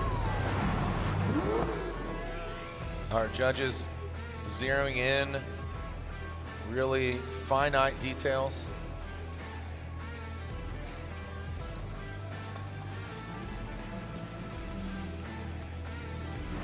All right, so our judges analyzing here with our BC Racing Go for Gold side by side. What are you seeing, Ryan? Anything stand out to you? Yeah, I mean, I think what's going to be the decision maker here, if it doesn't go one more time, is just the overall consistency in both positions. You know, both drivers were surging at moments. Odie had, I think, a higher duration of proximity, probably a little bit more consistent. As we look at the lead runs, both drivers had some pretty solid lead runs, and it just becomes a matter of, is there a point of difference? Yep. All right. Do we have a victor? Looking at the side-by-side, slide him left for Odie, right for Kristaps Blush, and there is one vote for Odie, 2 votes for Odie. Odie gets the win, and with that, Ryan, you said the outcome would be that he jumps up to third overall. So as Chris Forsberg's clock retires, Lorette Nickel is with the 3-time champ. Unfortunately, this is how the 2023 season ends, Chris, and I'm so sorry. But out on the track, what happened there? Well, it's like I told you earlier, it's a checkers or wreckers type of event. And, you know, we're feeling really good, really on it. The crew doing great. The boys gave me a really killer setup. But, yeah, I just really did not anticipate Novak to be as slow on the bank entry as he was. And I was first fighting the car off with a handbrake. It kind of came down the banks, and I started to get on the left foot to try and get it back up and into the pocket. And I was just so loaded up on it, pulled the front end out from under me, and just too wound up. So we've been running the same setup all weekend, so I thought it was going to be proper. But anyway, it was, you know, went out swinging, and, you know, it's still a great year for us. You know, we're really happy with, you know, our overall performance, and just want to thank, you know, NOS Energy Drink and GT Radial. I know they're up there having a great time, you know, watching, you know, the guys go out there and try and battle to get that championship cup tonight for the tire championship. So, you know, at least Novak's part of the crew, so we're still pushing on. Chris, thank you very much. Jared? Thank you so much, Lorette. As, again, there's Ryan Turk. He's a winner. He's moving on. Let's celebrate with some Rockstar on the podium. We will see. Again, Novak. Let's lay back and listen to Nick Novak, our #1 qualifier. And again, Chris Forsberg went into the wall, so here, Nick Novak gets a bye run into the Final Four. Nick Novak, can you make it a perfect event? Man, that'd be a great way to end the season.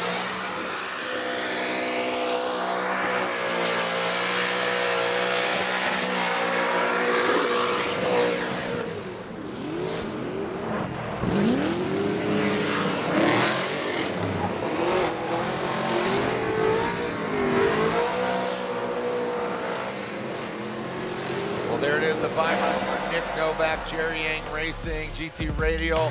He's advancing on. It'll be Novak versus Turk in the Final Four. When we come back, 2 more battles left in our Torque Motorsport Great 8. Don't go anywhere. This is the House of Drift, the final round here in Irwindale.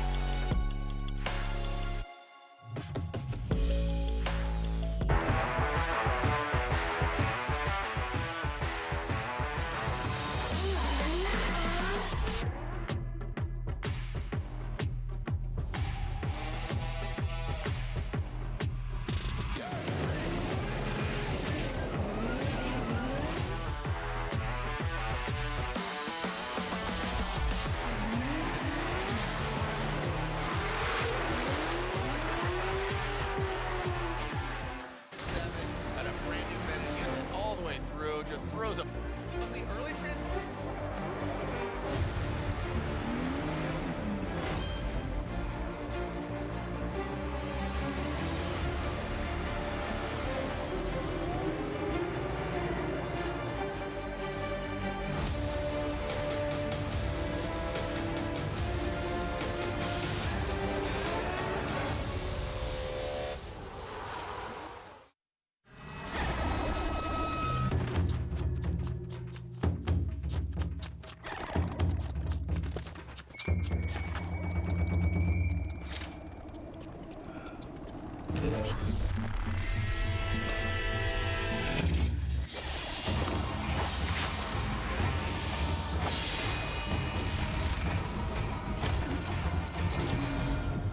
Made in Japan. Breed. Passionate about a life in racing? Circle track, drag racing, drifting, or Monster Jam. Find it all at the University of Northwestern Ohio. If you want to get everything you need to know about Monster Jam, about motorsports, you got to go to UNOH. It's been the best opportunity I've ever taken. I've gotten so many opportunities, so many different connections. You build every basic skill that you need to be able to work in racing and get your foot in the door. See where your future can take you with a high-performance motorsports degree from the University of Northwestern Ohio.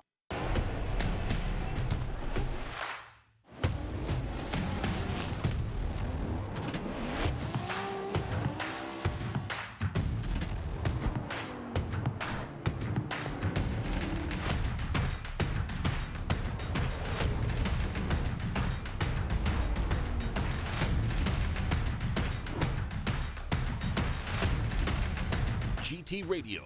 Experience ultra high performance.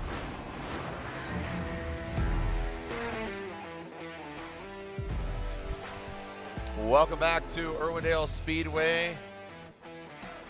We are seeing who is advancing on. As we saw Novak, Turk, and Odie, and now our final battle of the Great Eight. Sorensen and James the Machine Dean. Wow. Brandon Sorensen, who has been absolutely buttery smooth. The young gun has been ripping around. James Dean, again, notably, big accident yesterday, just turned 32 years old. It's his birthday. What a way to celebrate. I mean, the dude, like you said, just gets very honest, buzzing, just a phenomenal driver. So let's see, James Dean, Brandon Sorensen, that would be just such a storybook tale. Ends up on his nose, on the side of his car, his arm's hurt, it's his birthday. RTR, every vehicle has won. RTR wins the championship. This bears showing once again, if you're just joining us, this was yesterday in practice.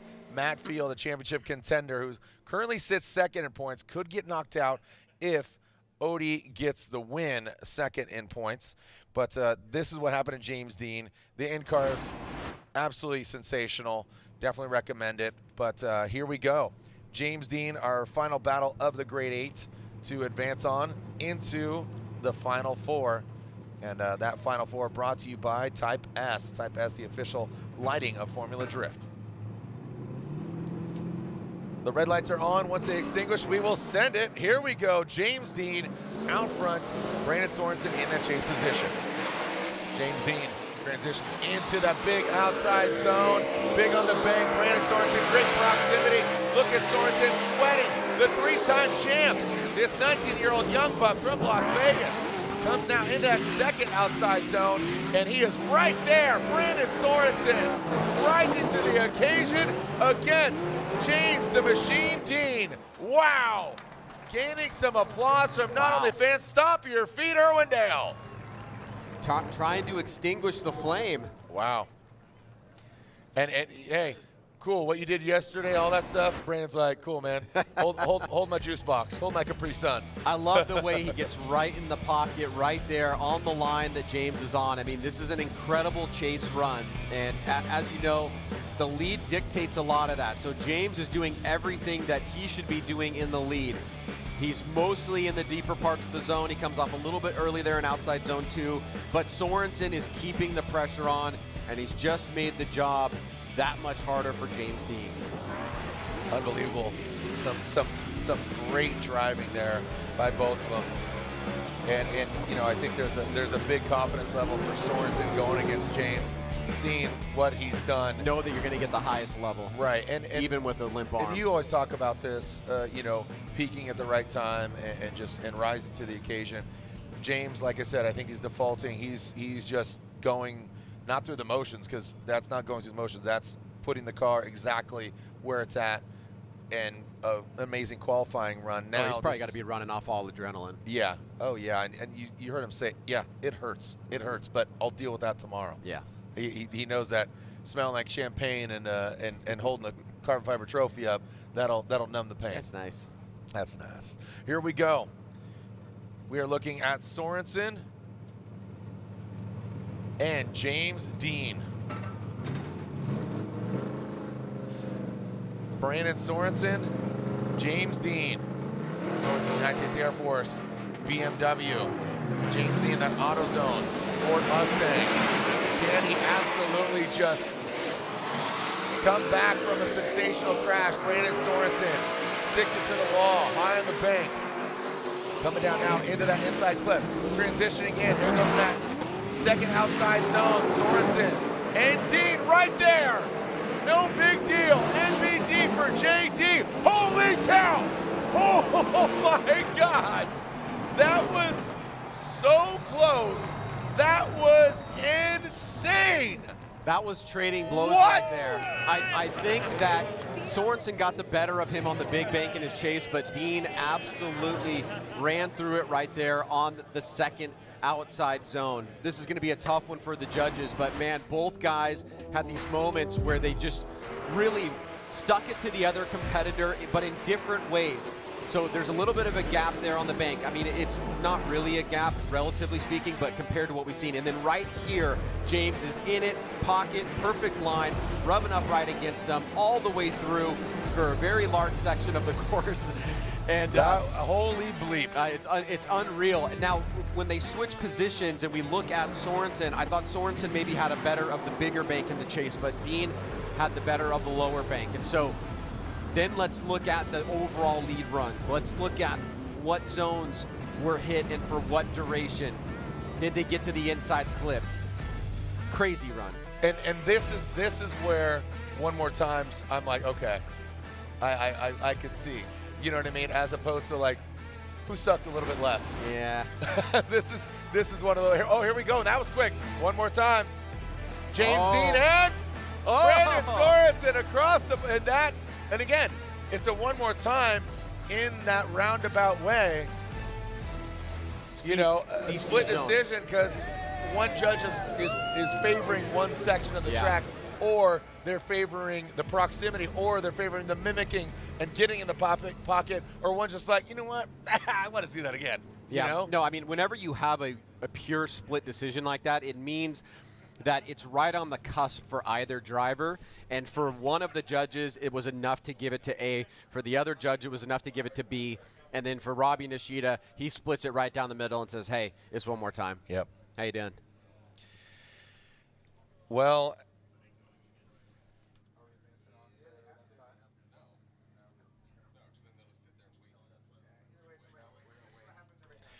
and so we cannot advance on because basically, you know, if at some point somebody will wait, either be, you know, if we advance on to Novak and Turk on the final four, they'll have to wait, you know, for obviously the winner to go against Odie. So yeah, it's a little bit of a waiting game here.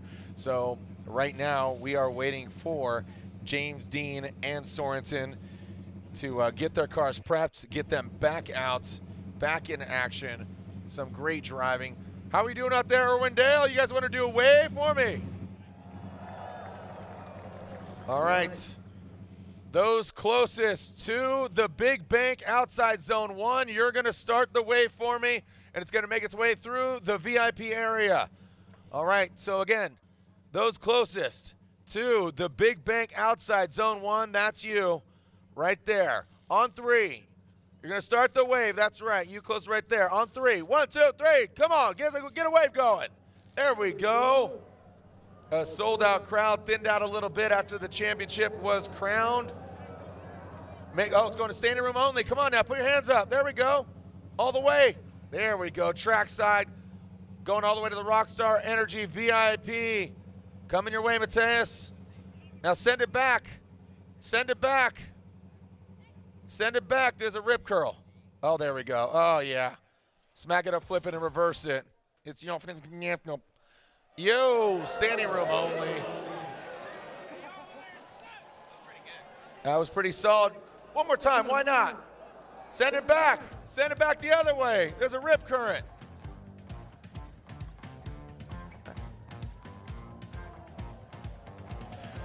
So right now we are waiting for Sorensen and James Dean to find out the winner of that battle to go against Odie Bakshis, and then we'll advance on. Celebrating 20 years of Formula Drift. 2004, it all began in Atlanta. We crowned our first winner, Sam Hubenat, in 2004. 4 rounds, now 8. A great storied history. And this is the House of Drift. Let's take a look back at 20 years of Formula Drift. Congratulations.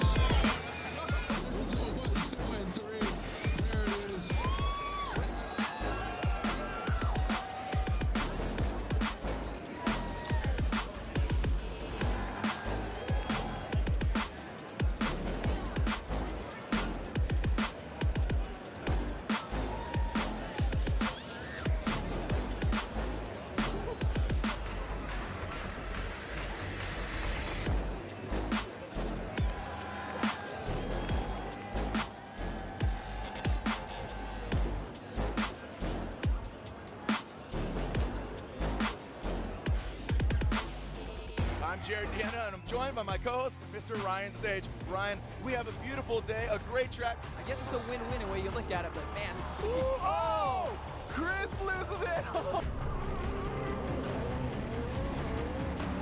Oh, and Darren McNamara, what happened? Oh, Darren! Kyle McCory drops the tire right there. Oh! Ninja as Millen's pushing hard, and look at this! Pushing way too hard. This corner right here. Oh! Blazing speed, and he hits the outside rear clipping. Church is looking hot, 59 miles per hour. Oh! Conrad Grunwald slams into the tire wall.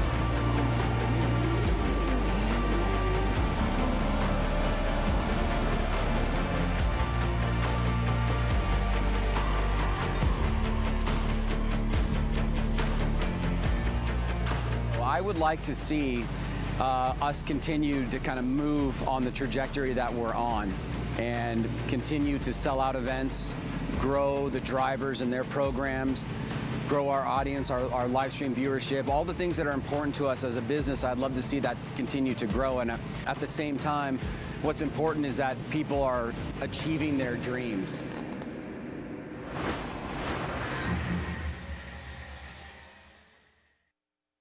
Which means more time to meet our new neighbors.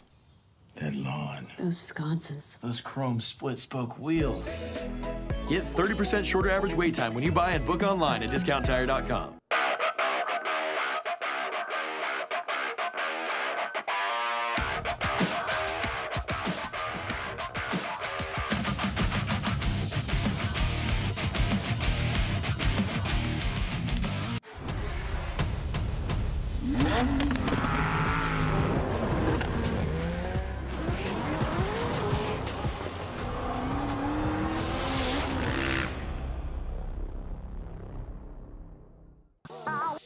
The magic of Rain-X. Okay, that's some serious Hollywood stuff right there. But with Rain-X Latitude water repellency blades, the magic is real. These blades apply a new longer lasting water repellency formula. The magic of Rain-X repels water from your windshield so water beads up and rolls away while you drive, giving you the clearest view possible. Treat your windshield for safer driving visibility with Rain-X Latitude water repellency wiper blades.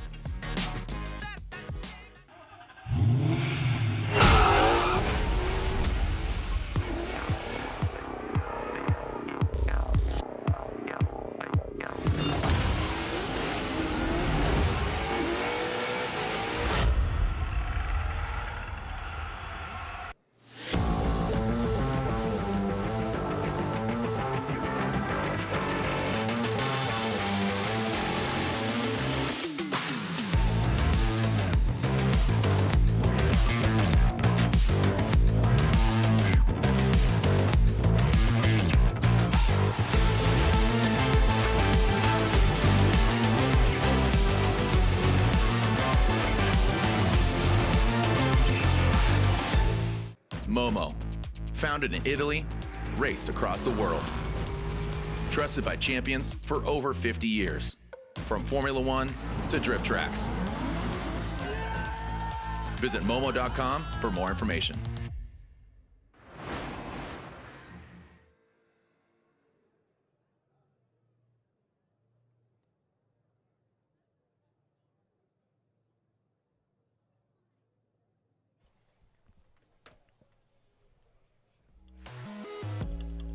Man, we still have some ravenous fans to find out who wins the 20th year of Formula Drift.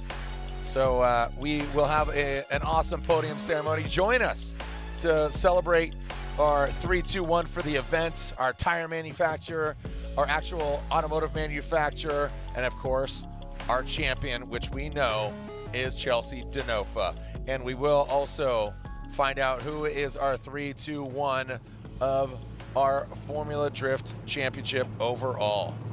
So here we go. Let's see what we got. Nick Novak, Ryan Turk, but first we need to find out who Odie Bakshis is going against in the Final Four. Sorensen or James Dean. This one more time battle. James Dean with the hurt wing. Let's see what he's got. It's high in the bank. Here comes Sorensen. Look at that. He's feeling the pressure. Wow, rubbing the tire on his door on the big bank. Nasty transition. Sorensen might almost got lost in the smoke, it looked like. Now coming back through that second outside zone. Oh, Sorensen comes out of angle a little bit, knocking over that inside clip of James Dean. Wow.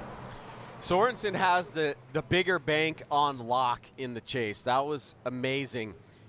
He starts giving James Dean an opportunity after the big bank. Right here, dives in, right in the pocket, pretty much like door to door with good stability. But here, this is where James Dean starts to pull out ahead. Sorensen's on a slightly tighter line here. He's gonna move his way back up, and then right here, he's gonna fall out, lose a little bit of angle. That's James Dean's opportunity. If he wants to get the win, and he can get relatively close on the big bank, and then do what he did in the last run, or the last battle, on the inner bank, he's got a real shot here. But Brandon Sorensen has got to match that lead of James Dean and do better than he did. And James right now is in a good position to continue this amazing story. Go ahead. Brandon's inside clip on that transition. Yeah. You okay? Yeah. You know, that's where I thought he might have came out of drift, but blinded by the smoke, didn't see that inside clip. Would like to take a look at that again. Yes, absolutely. I think Brandon has. He didn't center punch it, but not good. Exactly. and there might have been lack of angle. That's what I want to look at. You know, so again, we got into it, you know, in Sorensen conversations about what is drift, lack of drift, straighting, all these kind of things. You know what I mean? Just that's always up for debate, but you need to maintain that drift on transitions. If you minimize that angle, that's driving straight. Yeah. I understand what you're saying. Yeah. Okay. Thank you, sir. Honorable Ryan Sage. Surprise. Here we go. Hard eyes, all rise, as we are now going to see Sorensen out front and James Dean chasing him down.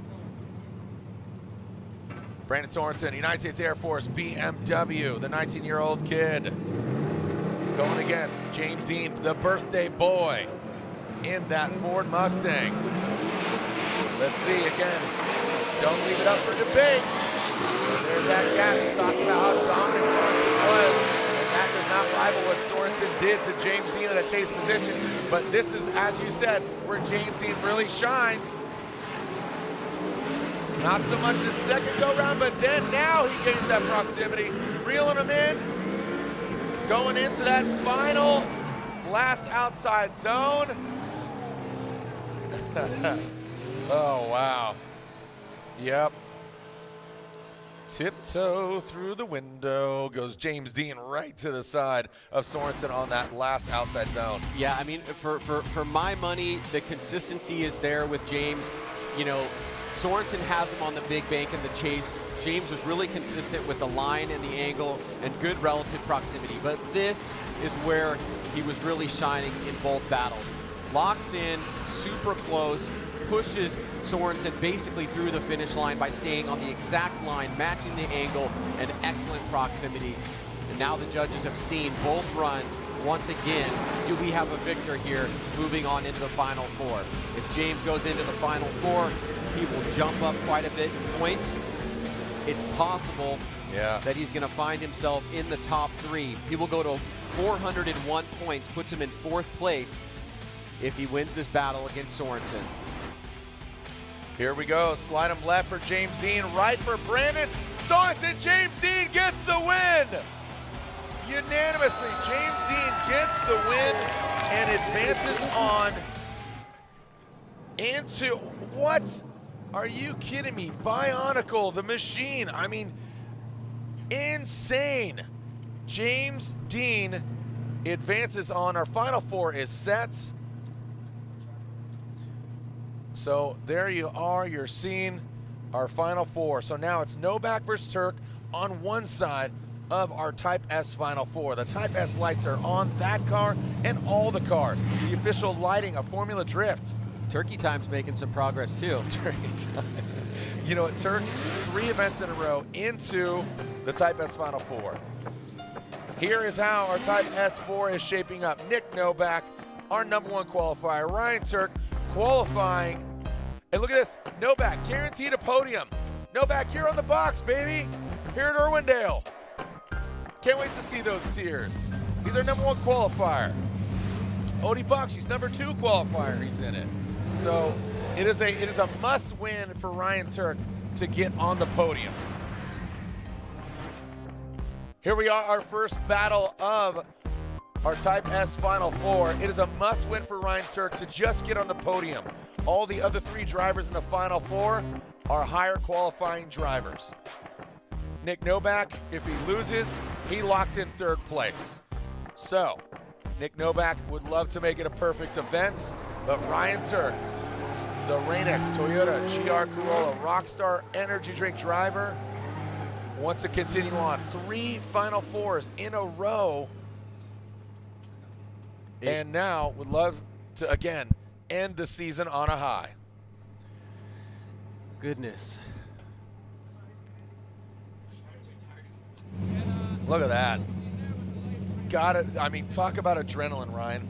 This is just you reference Rocky. It's like, come on, Rocky, get out there. It's like, cut me, coach. Like, you know what I mean? Just like, he is a boxer, man. This is a pub fight, man. Knocked down, but not out. Here we go. Run one of our first battle of the Final Four. Nick Novak, Ryan Turk. Novak in the BMW, Ryan Turk in that Rain-X Toyota GR Corolla. You see the Rockstar energy drink on that back window. You'll see it maybe on the podium. Nick Novak, high on the bank, settled. Ryan Turk, you see him kind of shimming his way. Behind the scenes, he drops down pretty low there. Now past an inside clip. Oh! Ryan Turk goes into the wall. Ryan Turk, that knuckle section of that second outside zone. This was, like I said, a must-win for Ryan Turk. He is qualifying 20th position. And there is Ryan Turk, hard into the wall. That back right, just bang, you see it hit, and then throws him out of line. Well, we heard from Chris, and we noticed it up here. You know, a lot of guys are having a little bit of trouble chasing Novak, trying to modulate their speed. Turk dives in right away. You can see left foot braking there from Novak at the beginning. The surging attack from Turk, trying to get settled here. He comes off the bank quite low, gets on the inside of that inside clip, and then as he comes back up, he's too deep into outside zone 2, taps it, and unfortunately comes to a stop. Let's take a look at it again. Watch as he's going to start coming off the bank, dropping down here, gets lower. He's going to transition to inside clip 1, and when he comes to the smoke line, he's too deep. Yep. And unfortunately hits the wall with his right rear. And then that shot him actually into that back left corner of Novak, and that's why that front right was damaged. So that knuckle that just comes out on that second outside zone, I think Ryan got lost in the smoke, to be honest, just on that transition. He was just too buried in it and just could not see. So again, that front right, that was contact with Novak. Wow. Yeah, so just plot thickens, and this was a must-win for Ryan Turk. And keep in mind, he can fix his vehicle. He needs to utilize his NGK competition timeout. And then if he fixes it, he would need Nick Novak to obviously have it incomplete. Thank you. All right, so you can see, look at that. Turk already. I mean, I feel like this is controlled chaos, but then sometimes you can't control it. So as you know, again, we are taking a look here, and let's see Nick Novak, Ryan Turk. All right, so again, clean up here on aisle 1. So let's take a preview of the Rockstar Energy Drink Series, available on YouTube, following the Rockstar pilots, Frederick Osbo, and the driver that, again, controlled chaos. Sometimes it's not in control, and here it is. Let's take a preview of Controlled Chaos.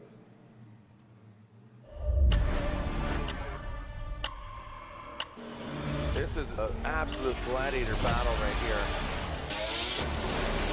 Whoa! Explodes that back bumper!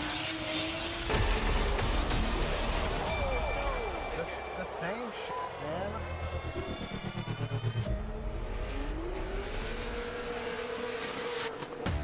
Look at this, it's a sold-out crowd. Welcome to the streets of Long Beach. This is Formula Drift, and we are on the streets of Long Beach for the first round, celebrating 20 years of FD, baby! It's 2023. We're back in Long Beach. It's such an iconic spectacle, drifting. There's so much cool, high energy and hype around the event. I love this place. The fact that you're in this downtown shadow and you get to have these crazy, loud, wild cars ripping through the streets. The sound banging off the walls, the sunset, the great weather. It's really, really hard to beat that from an experiential standpoint. You really feel like, all right, this is happening. Like, we're putting on a show. You know, we won the championship the last couple of years, and Ryan won this event last year. So I think that's a pretty high expectation for us. This is a year to watch the most talented drifters in the world. Frederick Osbo defending the title. Matt Field, a championship contender last year. 3-time champion. Chris Forsberg, Von Kitt Jr., Chelsea Denofa, and James Dean's back, man. How cool is that? And then you got Ryan Turk, man. He wants a championship. He got #1 qualifier, got the win, the perfect event last year. Can he do it again? Can we repeat? 100% we can. Just keep pushing. You know, the team and I have developed together. It's like everything that I needed is getting put into this car. Yeah, there's nothing like driving such a well-prepped car that is capable of winning a championship and that is so fine-tuned and almost an extension of yourself. Here we go, Ryan Turk. The judges want the wow factor high, and that makes the margin for error very small. He's exploding towards his first outside zone. Ooh. Perfect. Perfect. Yo, Ryan Turk is back at it. He wants it. He wants the championship that has escaped him. I let it all hang out, and it's definitely one of the best laps, if not the best lap I ever had. 98.33. A damn near perfect score for Ryan Turk. Is this a master of Long Beach or what? I'm taking my hat off for Ryan. That was amazing. Buddy, Good job. I'm so proud of you, dude. yeah. Crazy, #1 qualifier 2 years in a row. Everybody's stoked and makes you confident, but like you gotta even out the highs and the lows, and today's not the day that's gonna win you a championship. It's all about tomorrow. Who's gonna win the championship? Anybody can win, but the target, the star, is on Frederick Osbo's back. He's your 3-time and defending Formula Drift champion. Here we go, Frederick Osbo, your defending champion, going against Mike Power. Freddie's still sort of warming up. Frederick Osbo, not all the way to the outside zone 3.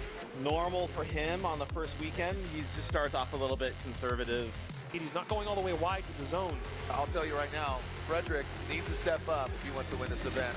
You're just not using the whole track. Yeah, copy that. I was a little bit stressed. I felt the pressure. That's clearly what's going on if you're just not comfortable doing it. Yeah. And it could be that the car's just not comfortable for some reason. I think it's that. It's, yeah. You've been anxious all week, so. Yeah.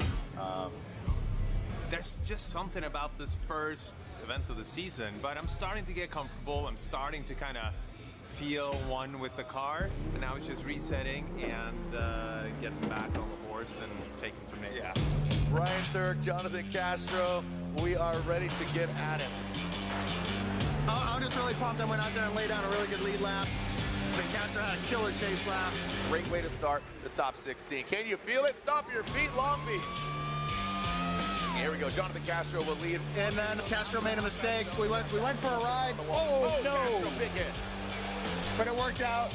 No big damage on the cars. Ryan Turk moves on to the Great Danes. That was a fun one. That was going to be a banger for us. Here we go.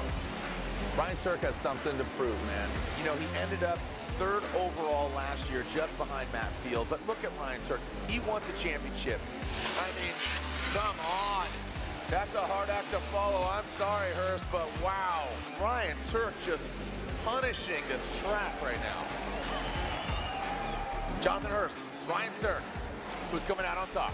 So I just focus on my driving, my team, my car, getting the car set up, being comfortable, being fast, trying to run good tandem, and hope it all works out in your favor. I mean, he's just on it. He is locked in like a tractor beam. Oh, boy. Tangled up. Hey, what happened? Oh, God fucking damn it. So Turk just a bit too aggressive in that final turn. So Jonathan Hurst takes out Ryan Turk. Feels like it was taken away from us a little bit. The It's so frustrating. You know, it's been so long of being kind of at the front of the pack and still not having a championship. So it's hard to keep that mental strength, you know. And I think that's been my downfall, where I just let the pressure build up and end up making a mistake like I did here at Long Beach. and I don't feel like we are the ultimate, the best. But I think we can be better than the rest when we have our day. Three-time champion James Dean going against three-time champion Frederick Osbo. Come on, let's go. Whoa, James Dean explodes that back bumper into that second outside zone. Now he goes into that third. He knows who he's going against. Two good friends, two fierce competitors, and 6 championships between these two drivers. Wow. This is a absolute gladiator battle right here. We're doing it. Come on, guys. Who's gonna get the win? Who's moving on to the final 4? Freddie gets intimate with the wall. 1, 2. And for me, it was one of those moments where I was able to step it up when it really mattered. He dialed in that third outside zone. That's what it's been escaping him all weekend. Wow. And Frederick Osbo gets the win. Yes! Yes! That win was huge. It was huge for not only me, but the team. It's a good one. Yeah. Here in the Pedal Commander Burnout box, Matt Field, Frederick Osbo. This, again, is a grudge match. They saw battle last year, and it was pretty tumultuous for one of the 2 drivers. That was Matt Field. Freddie owned it. He felt bad. I'm not gonna allow that to scare me from being aggressive out on track this year. Are you guys ready to yell, send it? Here we go. Once we're out there on track, it turns into war. Frederick Osbo initiates, trying to get outside zone. He taps it. Matt Field spins and goes into the wall. The clock is ticking for that man. He says his spotter, Brian Hartsock, comes in here. He says, we'll give it a go. There's Steph Papadakis.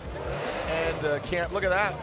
Look at, we are looking at Ray Shake over there. He's helping out. That's part of the RTR camp. And the car being lifted up here. So we are going to the Odie and James Dean. We are looking at Odie and Dean's. Odie Bakshi's, James Dean, the second half of what was to be the final 4, but we'll go back to the Novak Turk. So and here we are taking a look overhead. So Ryan, what's at stake here as far as, outcome? Currently right now, we know Denofa, Matt Field's currently second in points, but if Odie wins this run, he slides up to second. Either way, whether Dean wins or Odie wins, they're in the top 3 of the championship. Okay. Here we go. Crazy. Odie Bakshi's. That's insane. Will lead. Odie Bakshi's, James Dean. Odie, again, he's an unbroken record. I don't know how you say that exactly, but just absolutely consistent with this line. Now coming to that second outside zone, brings it in. But look at James Dean once again, blowing minds. Hope you wore a hard hat because he is absolutely blowing minds right now. He is just locked in. He is just this insano Irish strength. The machine, he's living up to his name. It's his birthday, big birthday energy. Like, he's harnessing a level that's not available all the time. Bro. I mean, seriously. Jeez. We have less than 2 minutes for Ryan Turk, but go back to this. So look at this. So Odie starts out really nice on the bank, but then he starts to move lower. Now this is an area that James can try and utilize in his lead run. But James has got this inside bank on absolute lock. I mean, that is incredible. Near mimicking the angle. There's the perfect mimic. Stays super close. And we know Odie's going to give a good chase run. So what James needs to do is run the best qualifying lead run that he can, and he's going to give himself a fighting chance. Odie, on the other hand, has got to do what he has been known to do over the years, and that is be a devastating chase run. Go out there and be a killer and try to take out the surging James Dean. Yeah, that overhead, taking a look at it again, Odie had, yeah, he fell off of that first outside zone. He came down. I think that gave James an opportunity to kind of, reap the rewards, and he did on the latter half of that second outside zone. But that's just that car control that we've come to expect and know. And not that his injuries and it looks like Ryan Turk did make his competition timeout. That's sweet. Here we go, back to the action. This is James Dean out front, and Odie Bakshis in the chase position. Going to the big bang. Oh, backs it in. Backs in. The back bumper. You saw the trunk, and that was a great save by James Dean. Now coming to that second outside zone. Risks it, big angle. Odie surging now. He says, anything you can do, I can do better. Grinding. Wow. Odie bumping and grinding into James Dean. Oh my gosh. Again, the crowd erupts. They are stomping their feet. They're making some noise. Oh my gosh. Yo, ho-ho, and a bottle of rum. So absolute drift James taps the wall and gets scary for a second, but he actually comes out of it really well. He's able to save it and not lose much angle in the car. It becomes more of a slight bump than a big correction. Watch right here. Boom, and you can see he does a good job saving it, staying in line where he needs to be. Odie makes an adjustment as well, but he's keeping really good proximity on nose to tail right there on the transition back around, and then Odie says, I know you got me pretty good in the chase, but now it's my turn. Locks in super early. Great mimic there. Amazing proximity. And overall, a great battle by both these guys. I mean, just tremendous performance. We're seeing the highest level of drifting from these guys as they're pushing each other all the way through to find out who's going to go to the finals. And as we said, these are the justified one more times. Not saying do it, guys, choose a winner, but I'm saying these are the justified when it comes down to, just that degree, that unit of measure, the tenths of tenths. When you talk about traditional racing, this is going to be a great side-by-side. Yeah, Odie mid-low on the bank. James taps it, but higher. Pretty close there on the transition. James gets to the door a little bit earlier, but Odie is a little bit tighter there. But then James is man, this is crazy. I don't know what to tell you. That's tough. Soap was like, hey, what am I supposed to do? I'm gonna dig. I'm gonna point out which driver got the victory, man. Thank you to Robin Ishida, Brian Egger, Chris Ewell. Most thankless job. Yeah, and Ryan Lantain, thank you for your service. Formula Drift, bidding us adieu. Here we go. They're going one more time. Look at how battered and bruised that thing is. I mean, let's take a look. Slide him left for Odie, right for James Dean. Robbie says Odie. Oh my gosh. James Dean, and a one more time. Oh my gosh. It's a one more time. When was the last time that happened? 2 splits in one event. Yeah. Look at our fans are still just insane right now. They're hyped on it. Yeah. I mean, they want to see good battles. Jeez. I will never cease to be amazed, man. Yeah, I'm loving it, man. It's just such a great community. Thank you so much. Thank you to all the fans tuning in around the globe. I mean, the DMs, the conversation. And look at that. The Rockstar driver and his team, the kid made it. I mean, that is absolutely the spirit of the event. Go down, swing, get your car back together. Turk goes into the wall on that second outside zone. Keep in mind, this is the second half of this battle. Novak, our #1 qualifier, he was leading on that first run. Turk goes in the second outside zone. He hits the wall, takes himself out, but straps his car back together. Ryan Turk is hoping that Nick Novak, who has been on it from yesterday to today, being #1 qualifier, advancing on. I mean, Novak, Forsberg took himself out. Castro and Novak went 2 one more times. I mean, just Novak could make this a perfect run. He's in the best position here because he's in the chase, right? Yep. He can play it safe. He doesn't need to push it. This is I wouldn't say as easy as it gets because obviously there's a ton of pressure, but this is where you want to be in this situation. So the Rain-X Toyota GR Corolla on Nitto tires. And a massive event for Nick Novak. And this is, again, he's guaranteed a podium 3rd place, but he'd love to better it by going in the finals, which would guarantee a 2nd place. So here we go. Ryan Turk, the Rockstar driver, out front. He went to the wall, but he'd love to stick it to the wall on this first outside zone. Now he's gonna risk it all to get that advancement into the final, the second half of this battle. The Controlled Chaos driver now into that second outside zone. And look at Nick Novak. He falls back a bit. Ryan Turk, again, fills all that second outside zone, but again, consider 5, 4, Ryan Turk, 3, 2, and 1. Got it. And that's going to be it for Ryan Turk. Unfortunately, that wall taking him and his team out.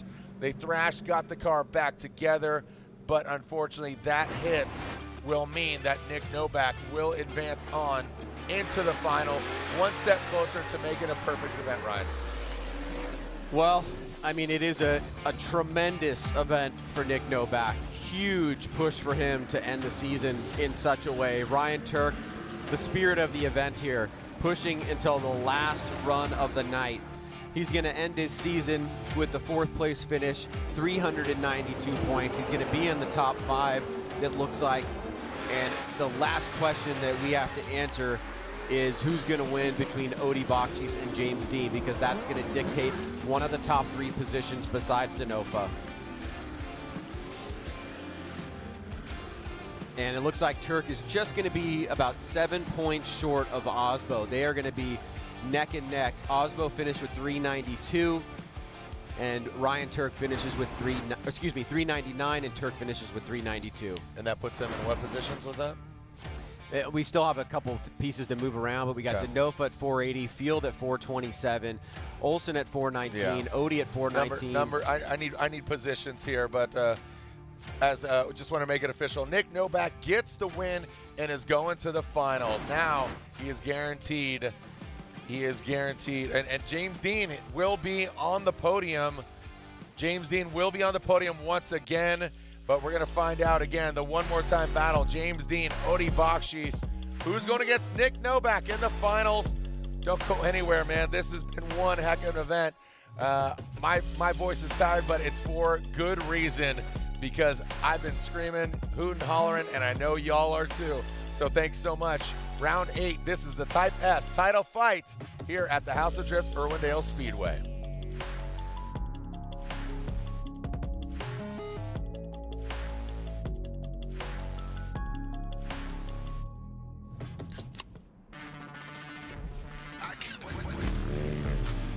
Rockstar Energy gets me energized so I can go out and send it. Hustle on.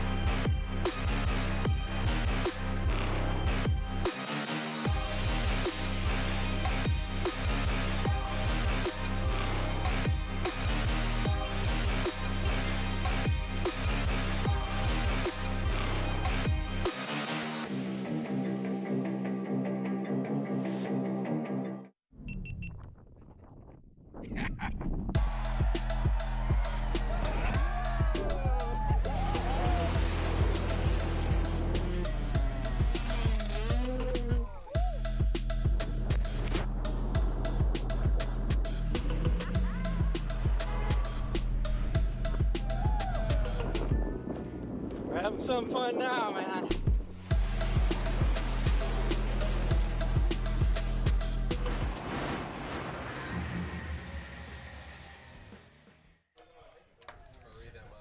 Well, we are finding out that Odie and James Dean are about to enter the burnout box. Irwindale, look at that. We still got tons of fans, standing room only, still on the bleachers. Stomp your feet, let them hear you across the globe, if you will. Join us at the podium ceremony, again, celebrating our event winners, our overall tire manufacturer, automotive manufacturer, season champions, and our performance bonus award. We have our banquet tomorrow, and we have announced, again, no waiting for SEMA show for our 2024 season. You found out earlier today, it's pretty much a duplication of what we did here in our 23 season. But Nick Novak moves one step closer to making it a perfect event, but he's gonna have to go through either Odie Bakshi's or James the Machine Dean. So Ryan, the scenarios you're talking about here, if Odie wins, he slides up to second. If James Dean wins, Matt Field will retain his second place position, but James will slide up to third, knocking out both Odie and Olsen of holding the Big Silver Trophy's top 3 overall in the championship. Yeah, and if James were to somehow win, that would put him in second place. Wait, what? Win the event. So if James Dean won the event. Yeah. So he'd slide up to second. So Matt Field does solidify a top 3 finish. Mm-hmm. Okay. Here we go. First up, foremost, we have our second battle in our Type S Final Four. Odie Bakshi's, James Dean, a one more time battle. Again, really scrutinizing these runs to the umpty-ninth degree, rightfully so. Some amazing driving, and this is really when you want to see one more time battles being justified to have them run again. Odie Bakshi's, field suspension, GT Radial S chassis there on the top portion of the track. James Dean wiggling his tires in his AutoZone Mustang RTR Spec 5 FD. After that car has been banged up, beat down, is still begging for some more. Odie Bakshi's, the hush falls over the crowd. We're ready to send it here as lights extinguish. There we go. Odie Bakshi leaves that start line. Both of them simultaneously initiating into the bank. Big angle there for Odie Bakshi. Ryan, what he did different there from that first run is the mistake that he made, right? Oh, wow, James Dean. Look at that, really close on that inside clip, and this is where Dean really shined. And there he goes once again. Odie snaps it back across the finish line, so not as close. Odie stepped up there, though, in the lead. Odie was ripping. He grabbed another gear, Gary. This is a great lead run here from Odie Bakshi's. From the onset, he's on a high line. Dean down a little bit lower, about a half a car gap. Dean trying to find an opportunity to attack, comes through the smoke line, just nicks the inside clip. Odie, again, deep into the second outside zone. Now, this is where Dean really laid it on last time. He's still very, very close, but he wasn't as close as he was in the first one. So this is a huge opportunity here for Odie Bakshi's, huge. He's got to put down a better or equal chase run that James Dean did, and Dean has a big task in front of him. This was a solid lead from Odie Bakshi's. Yeah, and that just, by comparison, seeing their first battle to this, he filled the gaps where he saw the cracks. Right. You know, and that was that first outside zone, that big bank, and our judges have been saying that all day, kind of where you start is where you're going to end up, and if you start off strong and continue on, it's not going to be as blaringly obvious if you have kind of the cracks in the latter portion of the track. He definitely can't kick back here. He's going to have to push. No, this is it. I mean, his arm is battered and bruised. He says, I think about that tomorrow. Talking about James Dean. We're ready to send it. Irwindale, James Dean, Odie Bakshi. Who's going to the finals? James Dean, that AutoZone Mustang RTR. Goes into that first outside zone. Not as high as Odie Bakshi. Slowly works his way way up, but Odie right there. Look at him tucking in to that Ford Mustang. Down to that second outside zone. Here goes Odie Bakshis. Wow. That right there. Oh, and he backs off. A little bit of massage. Explodes that front bumper. Whew. But I'll tell you what, that great job by Odie Bakshis. That, I feel like when I win, because again, these three guys, Novak, Odie, and Dean will all be on the podium. When we go to the podium, Odie is going to exhale so hard, I feel like. So here's Dean out front, and it looks like the first half of the Big Bank, Odie did do a better job in the lead, but Dean gets up there pretty close. Great job on that inside clip. Odie is off of it a little bit. Odie tucks in right here, right into the pocket, keeps it close, backs off for a second, as you said, Jared, as Dean hits that inside clip, and then pushes there towards the end. Both drivers right up against the deeper part of that outside zone. So you can tell the difference here in the lead between Dean and Odie. Dean moved his way up. He did it smoothly, but Odie was there longer, more consistently. Dean was closer on that inside clip. Odie was down a little bit, but Odie really laying it on here. Tremendous pressure through the latter part, through the middle and latter part of that final outside zone. And so the question is, was it enough high points for Odie Bakshis to make his way to the finals against Nick Novak, or did Dean stop him here? Yeah, we will soon find out. Nick Novak, what an amazing event for him. Or are they going to go one more time? I'm just going to throw it out there. We've seen a couple. We've seen a lot of one more times. Yeah, we have. I mean, I do feel like there are points of difference here that the judges can look at. I mean, it's definitely not an easy call. We do see some mistakes from both drivers, but certainly between the first one more time and the second, some adjustments were made. Absolutely. Here we go. Do we have a verdict? Judges racking their brains. And just two great battles. Do you think we have a winner? Slide him left for Odie, slide him right for James Dean, and yes, Odie Bakshis gets the win. Odie gets the win. And Ryan, Odie Bakshis jumps up to second place, knocking down Matt Field. So that's how it will end. You know, obviously Odie can't jump up to take the win. Matt Field will get locked in. James Dean can't go any further. So it should be, again, Denofa, Odie Bakshis, and then Matt Field finishing third place. Unofficially, just want to make sure that will be for certain. Again, just kind of plugging it into our program, but we will see exactly after this. You know, obviously the smoke has settled. We will be having our trophy ceremony again, celebrating our event winners. Who's it going to be now? Our number 1 and 2 qualifier. Look at that. Novak qualifying first, Odie qualifying second. They had bye runs in the 32. They did work to get here. Obviously, we just saw that. Novak and Turk, Novak and Forsberg. And there, our final battle is set. Our Type S Finals, Round 8, 20 years of Formula Drift. Thank you so much for those here, either in the building or the digital building. That is our live stream across the globe also as well via MAV. But as we are keeping this car cool, got to keep it run efficiently, and that would be a great way for Odie to end the season. Again, I'll say it and I'll say it again. I've said it and I'll say it again. Always a bridesmaid. That gentleman is just scotch away from being a champion. Odie Bakshis, Amy, his wife, I mean, his family, they work hard. The whole tenor of the second and third place part of the championship changed literally within the last 2 hours. Yeah, you're right. You're right. I mean, just the shifting, all of that. And again, I think the RTR camp, you know, with Vaughn and LZ doing a half season, winning that round, that really shook things up.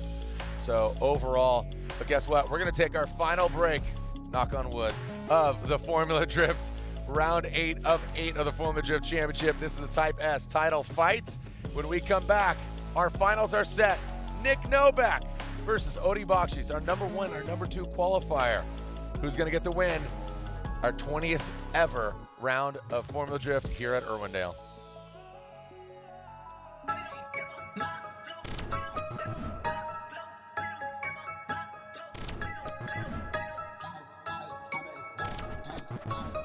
This is Torque Motorsport.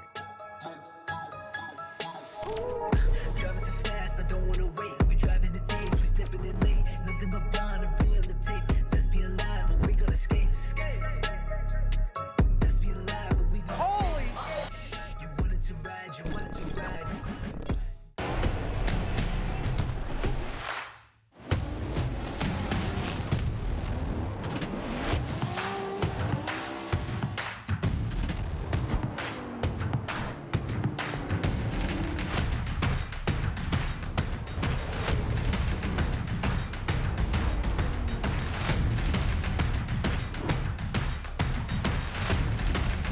GT Radio. Experience ultra high performance. For 30 Formula Drift teams, our professional tire stacks crew will mount over 1,000 tires during a weekend to keep our drivers on track, competing at the highest level.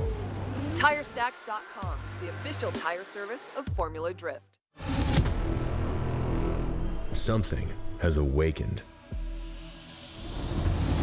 The horsepower and torque you always knew was there, just waiting to make every drive thrilling. Track tested, off-road proven, performance for everything you drive. Drive better with K&N.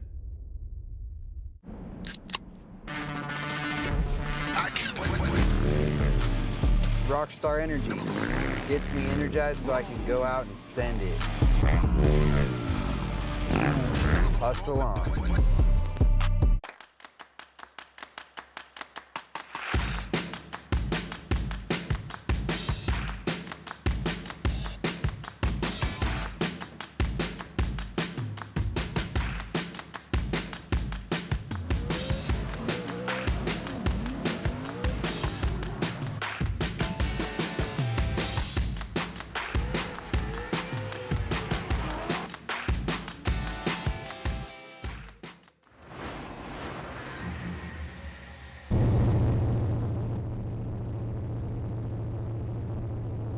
What's up, everybody? It's Chelsea Denofa. This is the Formula Drift Finals at Irwindale Speedway, and this is your Type S course preview.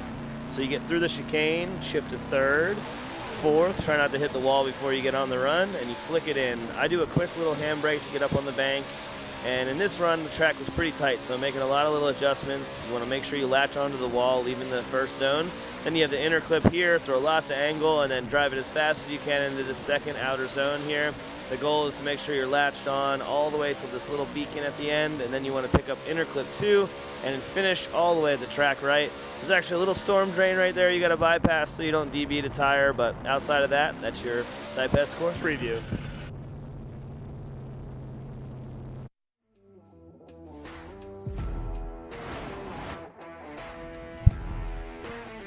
And here we are.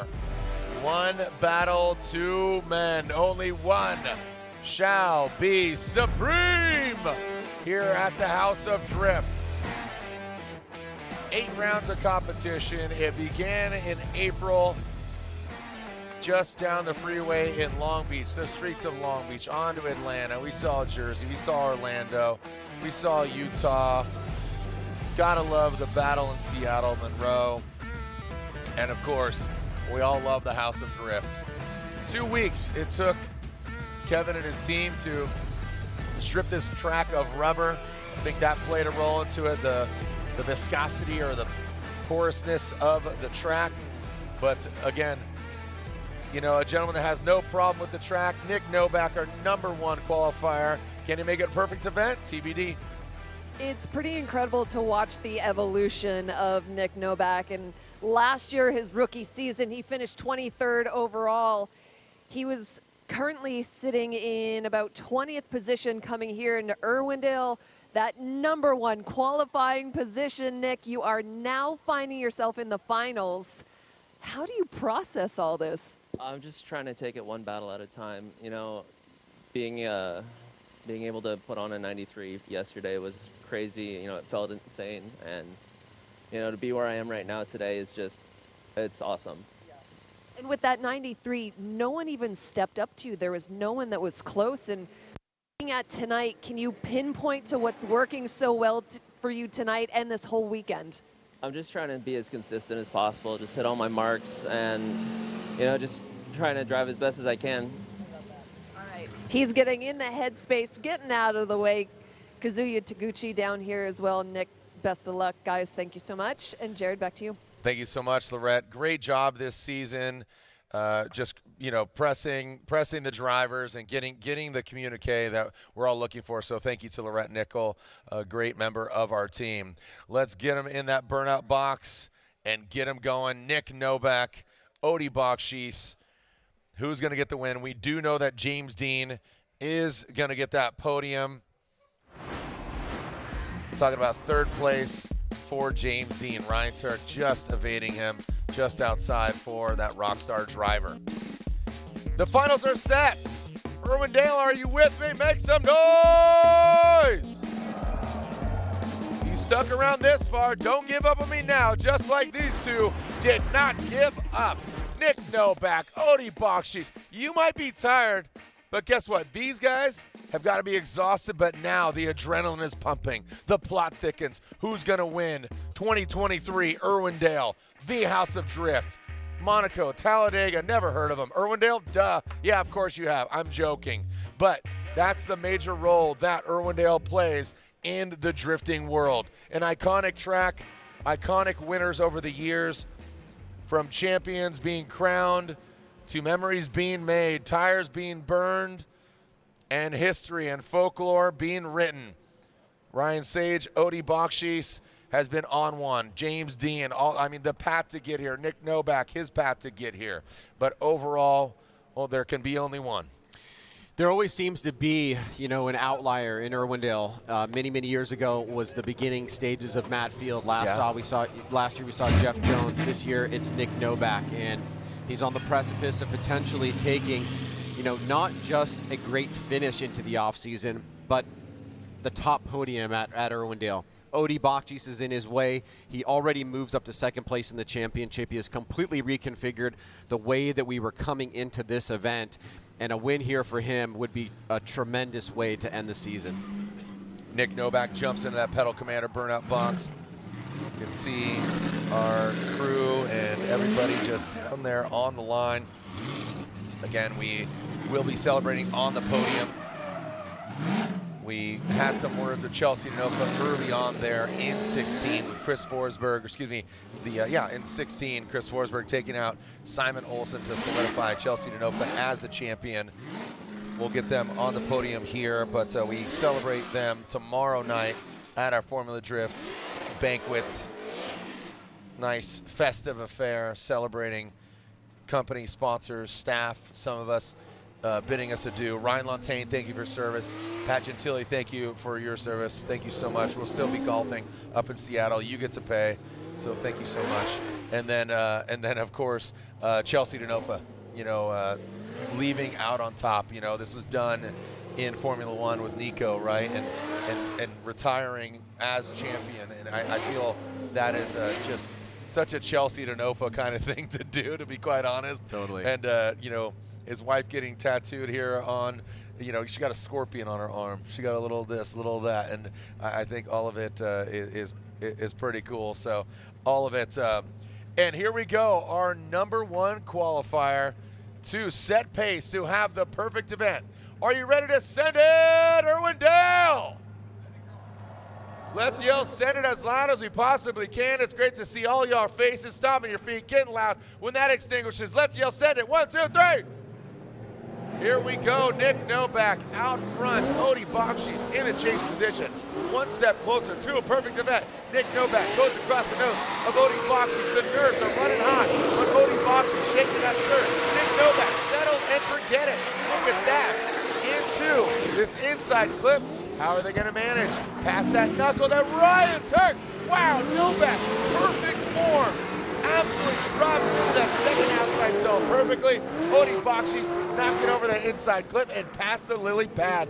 Both the drivers go. Novak, really great lead run. Yeah, I think that's been a major challenge for a lot of drivers, is to figure out the speed that is needed to battle against Novak. We know that he's going to have a great lead run, and he has so far, but you want to be careful if you've got a quicker car, more grip, not to surge forward, lose the front end, lose angle. Odie does a pretty good job, but you can see there's some moments of instability as he tries to find his way here, has to back out, loses a little bit of angle. And now it's going to be up to Novak to get that solid chase run. The lead run is pretty phenomenal here, Jared. You know, he's the #1 qualifier. He's showing it here. We've seen this happen so many times where the #1 qualifier makes it so deep into competition. Nick Novak had a goal, came out, he's accomplishing it, and he's one step away, but Odie Bakshi's is in his way, and Odie has fought so hard this event, Jared. I mean, just some unbelievable runs. One more time, James Dean, he wants it, but he's got to perform right now. He's got to lay down a solid lead run. Absolutely. Here we go. Odie Bakshi's. Hey, everybody, real quick. Turn on your phone lights. Turn on your phone lights. Light up the night. Take a video if you want. Take a photo if you want. But turn on your phone lights if you're in the stands. There we go. Light them up. The fireflies are out. Turn on your phone lights. My man Larry Chen's going to snap a photo here for the finals. That's right, staff, you can do it too. I see you. Turn it on. Event staff, you can do it. Come on, turn on your lights. Everybody turn them on. Let's light up the night. Those fans sticking around to find out in person who's going to win here. Celebrating 20 years of Formula Drift. Chelsea DeNova is your 2023 champion. Let's send it here. What could be the final time. Odie Bakshi, Nick Novak, who's coming out on top? Keep the lights on as they rip past you here on that inside clip, outside zone 2, and who is going to get the win? Odie Bakshi, Real Suspension GT Radio. Keep those lights up. Let's keep it lit. Send it. Odie Bakshi initiates Nick Novak. Odie not as high up. Nick Novak, but he drops down. Maybe a little bit of timidness here into that second outside zone. Goes Odie Bakshi. Here comes Nick Novak. Novak back there quite a bit on the second outside zone. Odie past that inside clip, knocking it over and hitting that lily pad. Goes Odie Bakshi. Surprising that Odie was not higher on that first outside zone. Stop your feet, Irwindale. You kind of figured that was a real possibility, that Odie was gonna jump out to a lead. Now, when that happens, you want to do that trying to maximize all the responsibilities of the lead driver. He's on a mid-line here, starts to move up a little bit higher. Let's remember the comparison to Nick Novak. Now, Nick struggles a little bit to keep proximity with Odie, especially from inside clip #1. He surges forward a little bit, but he's not able to fully get in the pocket and keep the pressure on Odie. So we see a situation where probably Nick has the better lead, but Odie probably has the better chase. Now, was there a degree to which one driver did better in either the lead or the chase that takes that out of balance, right? Takes it away from a one more time. Here it is right here, the side-by-side. You can see Nick does a pretty decent job with Odie on the bank from that perspective, but as soon as we get to the inside clip, we'll see a bigger separation. Meanwhile, Nick in the lead, so consistent out front, but Odie takes advantage of that consistency by keeping the proximity on. He does drop angle there, coming through that inside clip, and so once again, a very, very tough task for the judges. Do not envy the judges whatsoever. If we have a winner, we'll bring them down to the line, and it looks like we do have a winner. We have a winner, we'll bring him down. Third place is James Dean. We'll bring him down right here, start, finish. And again, we have our podium ceremony just here behind the bleachers. So please join us over there. Thank you so much to all our staff. Again, Ryan Lantain, Pat Gentili, thank you for all of your service. Thank you, Ryan Lantain. Absolutely love you. Thank you so much. We're going to keep in contact, obviously. Coming over your house. Yeah, I know you don't drink, but your wife does, so we'll be partying in your house.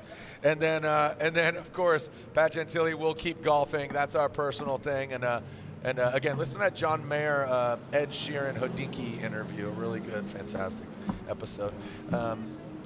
Ryan Sage, we're bringing down. We do have a winner. some amazing driving. Your thoughts before, because I know we're going to jam down. It's a late night, but here's some celebratory burnouts here for you. Robbie Nishida, Chris Yule, Brian Egger, thank you, Chris Adriano, as some celebratory burnouts. Your thoughts? It's so hard to capture the general emotion, much less the specific in this particular moment. You know, being up here and spending time away from the commentary booth and coming back in and seeing this event unfold from both perspectives was really quite amazing. To see Nick Novak have a breakout event here in the Pro Series after everything that he's done in Pro Spec and his rookie season last year, and Odi Bakshi's to continually impress. And then, of course, we've got the story of James Dean, the broken man that really fought his way to an incredible podium finish here at the end of the night. Has got to be commended. He is an absolute stud, and I wish him all the success in the rest of his career. Right. No matter what he does, he is going to be one of the greatest, if not the greatest of all time. Wow, there you go. And I mean, all these sentiments, just the variety of drivers, and that's what I always talk about drifting. You can be an engineer and be enticed by the vehicle builds. You could be just a fan of the sideways burnouts. You can be a fan of just the personalities. I'm from Ireland, he's from Ireland, I like him.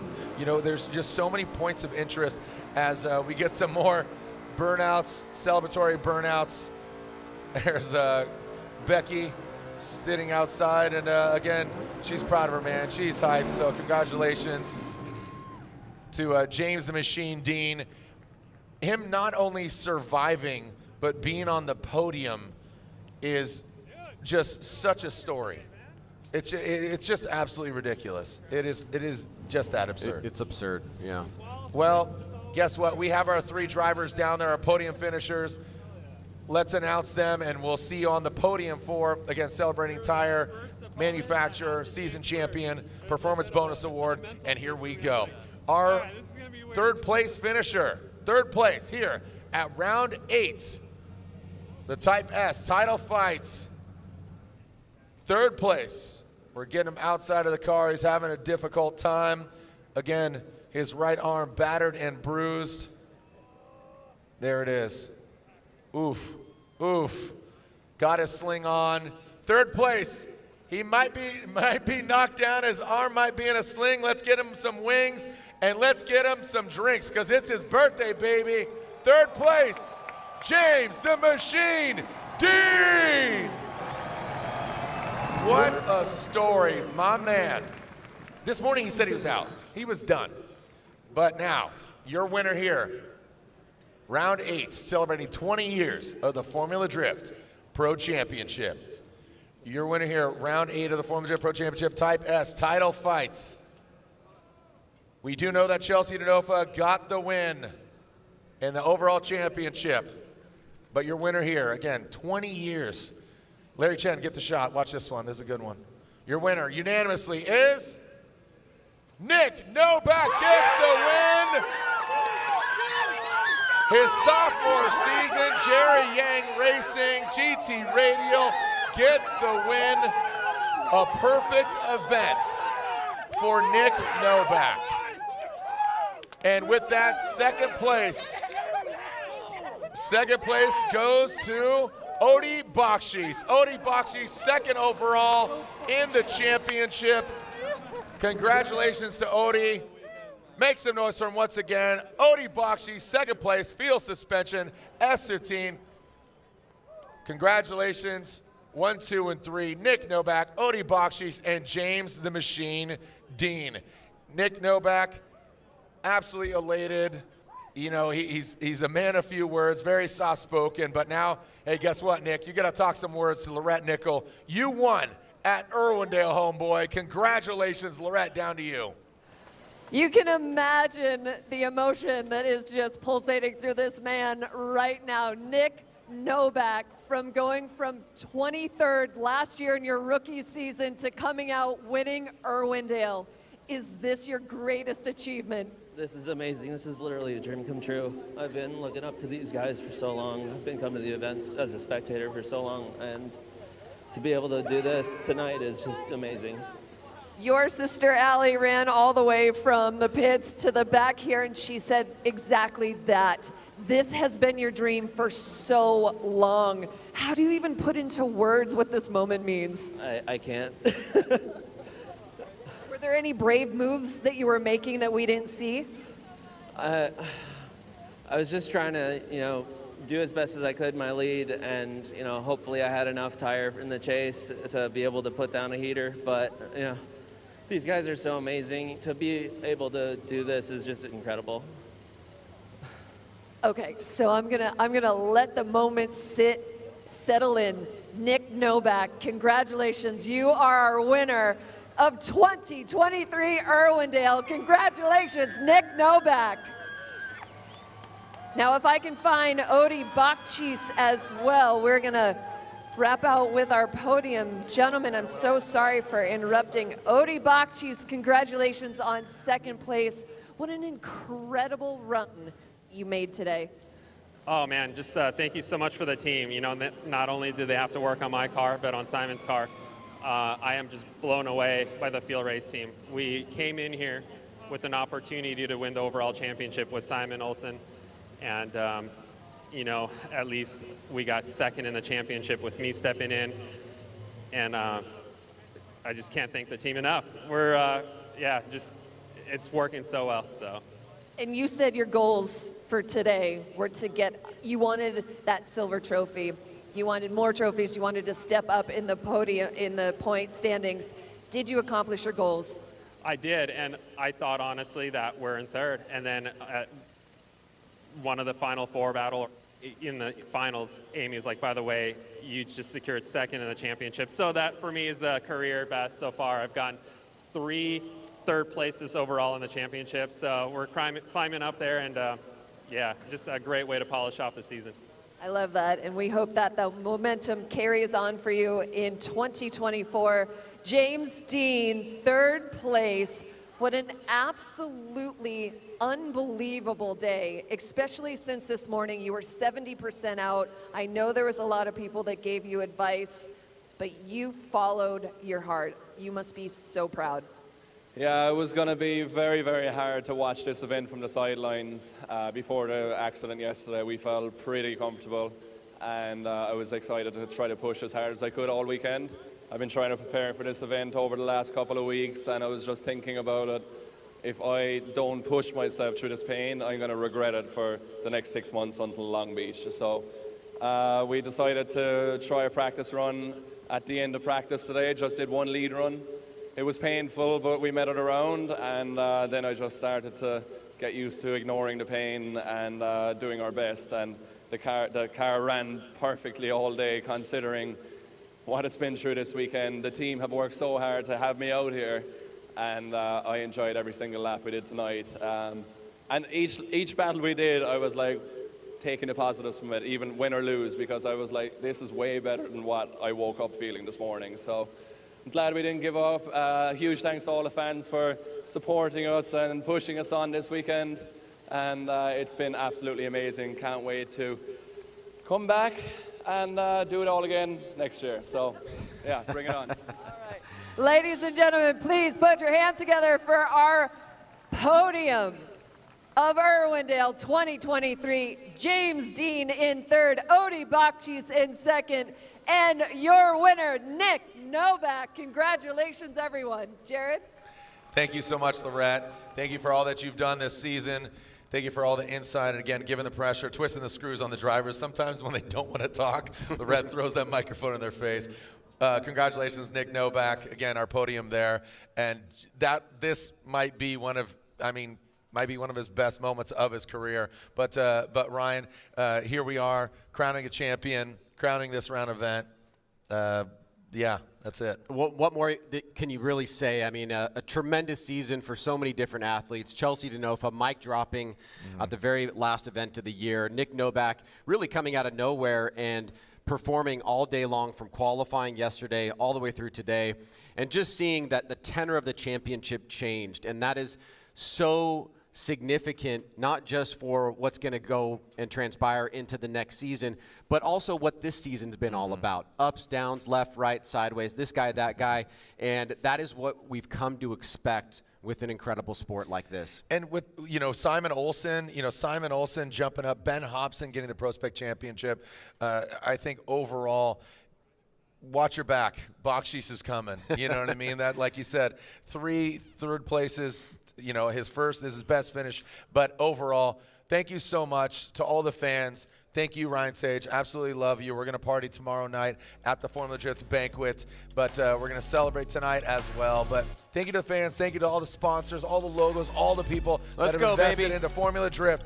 20 years, that's a wrap. We will see you in Long Beach, April 2024, the streets of Long Beach, where we will send it. We'll see you online, or we'll see you another time. I'm Jared Dean on behalf of Lorette Nickel, Ryan Sage, Jacob Gettins, all our judges. Pat Gentili, thank you so much. Ryan Lantain, thank you so much. Chelsea Nofa, congratulations. That dude is going to get annihilated tomorrow. Congratulations to our champion of 2023, Chelsea. Don't call me a girl, Denofa.